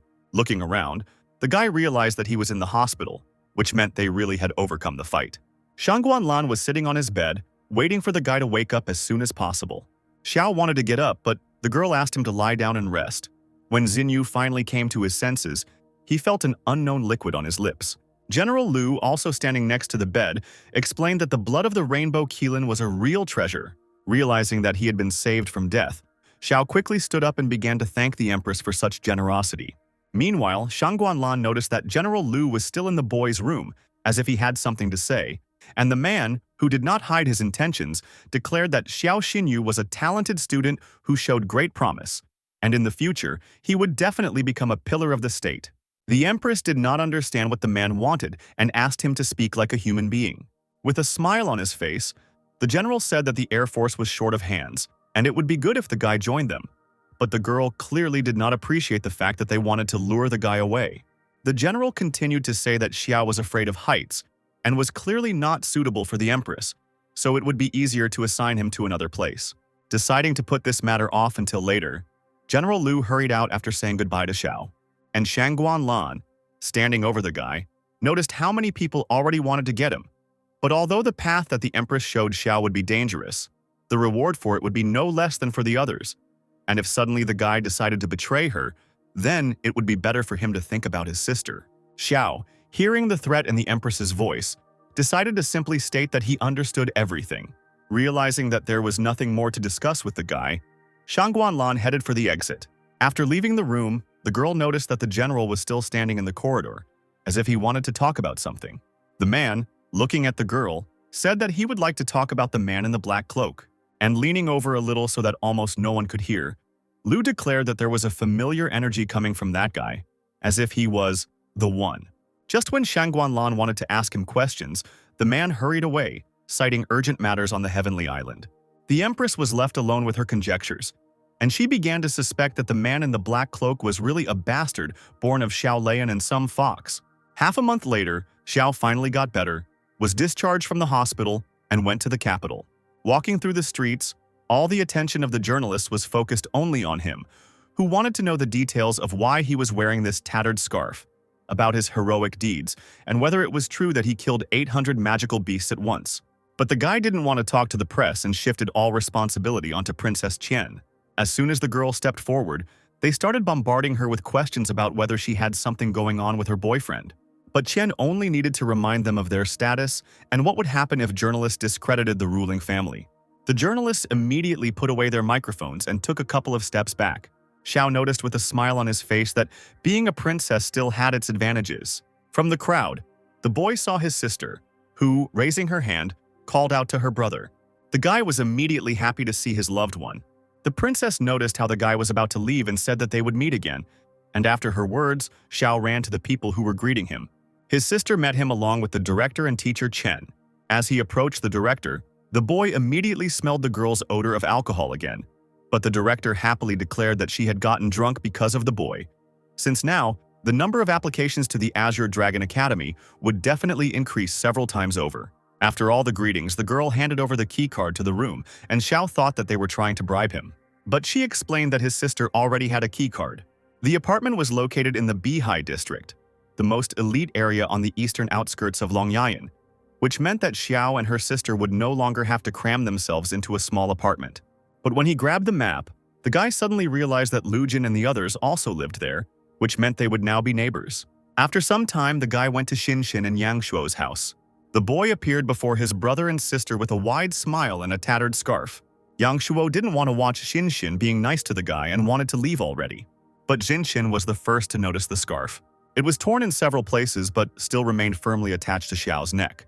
Taking it in her hands, the girl began to realize that the gift was ruined. Yang Shuo quickly stepped aside, not wanting to look at this pink snot. Having finally seen everyone, Xinyu could go to his new home in the Beihai district. The guy laid out on the table a crystal and a sword obtained during the battle with opponents. The beast core, with the energy of hellfire, and the S-rank magic sword forged from the spine of a beast in the form of a beast king, amazed the guy as much as the new villa he was given. Now it's time to schedule the 4th star trapper exam. The boy called teacher Chen and asked him to help him organize the exam. And although the man laughed at the boy's confidence, he still agreed to help. After finishing the conversation, Meng approached Xiao, who was clearly sad about something. The girl, a little embarrassed, declared that she wanted to become like her brother, summon animals, defeat enemies, win tournaments, and defend her homeland. She even tried to summon the beast many times, but all attempts ended in failure. Xiao, crossing his arms, decided to help the girl and suggested going somewhere. When night fell, the boy went with Meng into the wild forest, which was lit only by the moon. The girl, clutching the guy, cried about how scary it was here and maybe it was time to go back. But before Xiao could even say anything, suddenly someone red jumped out of the bushes. It was a red poisonous wolf of the initial form, the 2nd stage. The girl immediately recognized the animal and began to hide behind her brother's back out of fear. Xiao, having dropped to the girl's level, took her by the shoulders and declared that until Meng defeated the wolf, he would not summon any beast, so either he would die here or his little sister would save them both. The poisonous wolf continued to growl menacingly and was about to run towards its victims. The first thing the beast did was attack Xiao, biting him on the shoulder, and Meng didn't understand why her brother didn't do anything about it. The wolf's teeth sank painfully into his shoulder, leaving a deep bleeding wound there. Looking at the girl, the guy declared that if Meng didn't start acting, he would really die. The boy's sister continued to watch in fear as the wolf bit Xinyu, afraid to do anything. The beast was about to attack again, opening its menacing mouth wide, and only the fear for her brother's death forced the girl to start acting. And even without realizing it, Meng began to glow, gathering all the energy around herself. The light filled half of the clearing where they stood, and Xiao didn't even understand where the wolf had gone. And just looking at the girl, he saw a large yellow bird flying over Meng's head. Xiaoyi had no doubt that the Yi family had an innate connection with purebred phoenixes, and even a primordial phoenix could suppress ordinary magical creatures. The girl, putting her hand forward, used the golden feathered phoenix and a flurry of golden blades. The bird, obeying its mistress, began to shoot its sharp feathers at the poisonous wolf. The beast, as soon as it began to receive blows, began to whine pitifully, trying to retreat, but there was no way to leave the girl behind. Meng was ready to do anything for her brother, even kill the enemy. And with the help of his bird, a yellow beam formed in the sky, which quickly flew towards the wolf. A powerful explosion threw the beast aside, incinerating everything around it. Xiao, happy as Meng finally summoned the beast, praised the girl. But the girl herself was not happy for herself. She ran up to the guy, hugged him around the neck and started yelling at him, asking why he had to take such a risk. But Xiao said that Meng was already 16 and it was time to grow up. After moving away from the guy, Meng realized that Xiao knew that she was no longer a child. The girl herself understood that she was no longer a child, but she could not hold back her tears. When she was 6, she was attacked by a magical beast and lived in fear for 10 years. And everyone in the family hoped that she would overcome her fear. But this did not happen, and Meng Meng disgraced the family in front of everyone. However, it was Xiao who extended a helping hand, and even his sister accepted him as her own and let him into their home and family. The girl kept thinking that it was too early, but she kept looking for excuses not to grow up. Suddenly, Meng Meng snapped out of her thoughts and looked at Xiao with concern. The girl wanted to take the boy to the hospital quickly, because the wolf had seriously wounded him with its bite. But the guy didn't need that, and he simply summoned Xiaoyin and Freya. An angel and a plant immediately appeared behind him and began to work together to heal the boy's wound. Meng Meng, seeing what had happened, began to yell at the guy for deceiving her. Suddenly, the system issued a notification about a new honorary title, Healer's Heart, the reward for which was a divine alchemical furnace, a dragon with violet pupils which made Xiao even more happy. It was already late, and the boy and Meng Meng decided to return home. And the girl on the way home announced her desire to also go to study at the Azure Dragon Academy, making sure to tell her sister Ningxuang about it. The next day, Xinyu went to the Imperial Palace again. Shangguan Lan, sitting behind the throne, asked the guy for a guess as to why she had called him, and then the guy suggested that they wanted to give him the Thunder Killin. But the Empress said that for now he could only dream about it, because Xiao had not yet passed the exam. And in fact, the girl called the guy to talk about the removal of the star plan. Xiao didn't know about this plan yet and prepared to listen carefully to the details. Shangguan Lan explained that Nidhogg had a list of genius hunters who needed to be eliminated, usually masters of the 5th star and above. But Xiao was most likely an exception, and perhaps they would try to set up an ambush in sparsely populated places like the Hailing Ruins. And the girl did not intend to send guards. She also had the key to the Hailing Treasures, and if the guy accidentally ended up in the Forbidden Area, then all the treasures would be his. But in another case, Lan simply offered the guy protection until he became a 5th star hunter. For Xiao, the higher the risk, the higher the reward, which means he is willing to take the risk. And having thrown the key to the treasury, the Empress invited the guy to show himself from his best side. Having grabbed the key, the guy promised to do everything in his power. Having received all the orders, the Empress finally released Xinyu to carry out the request. As soon as Xiao headed towards the exit, he became very serious, realizing that the girl was probably checking him out. And the Empress looked appraisingly at the departing guy.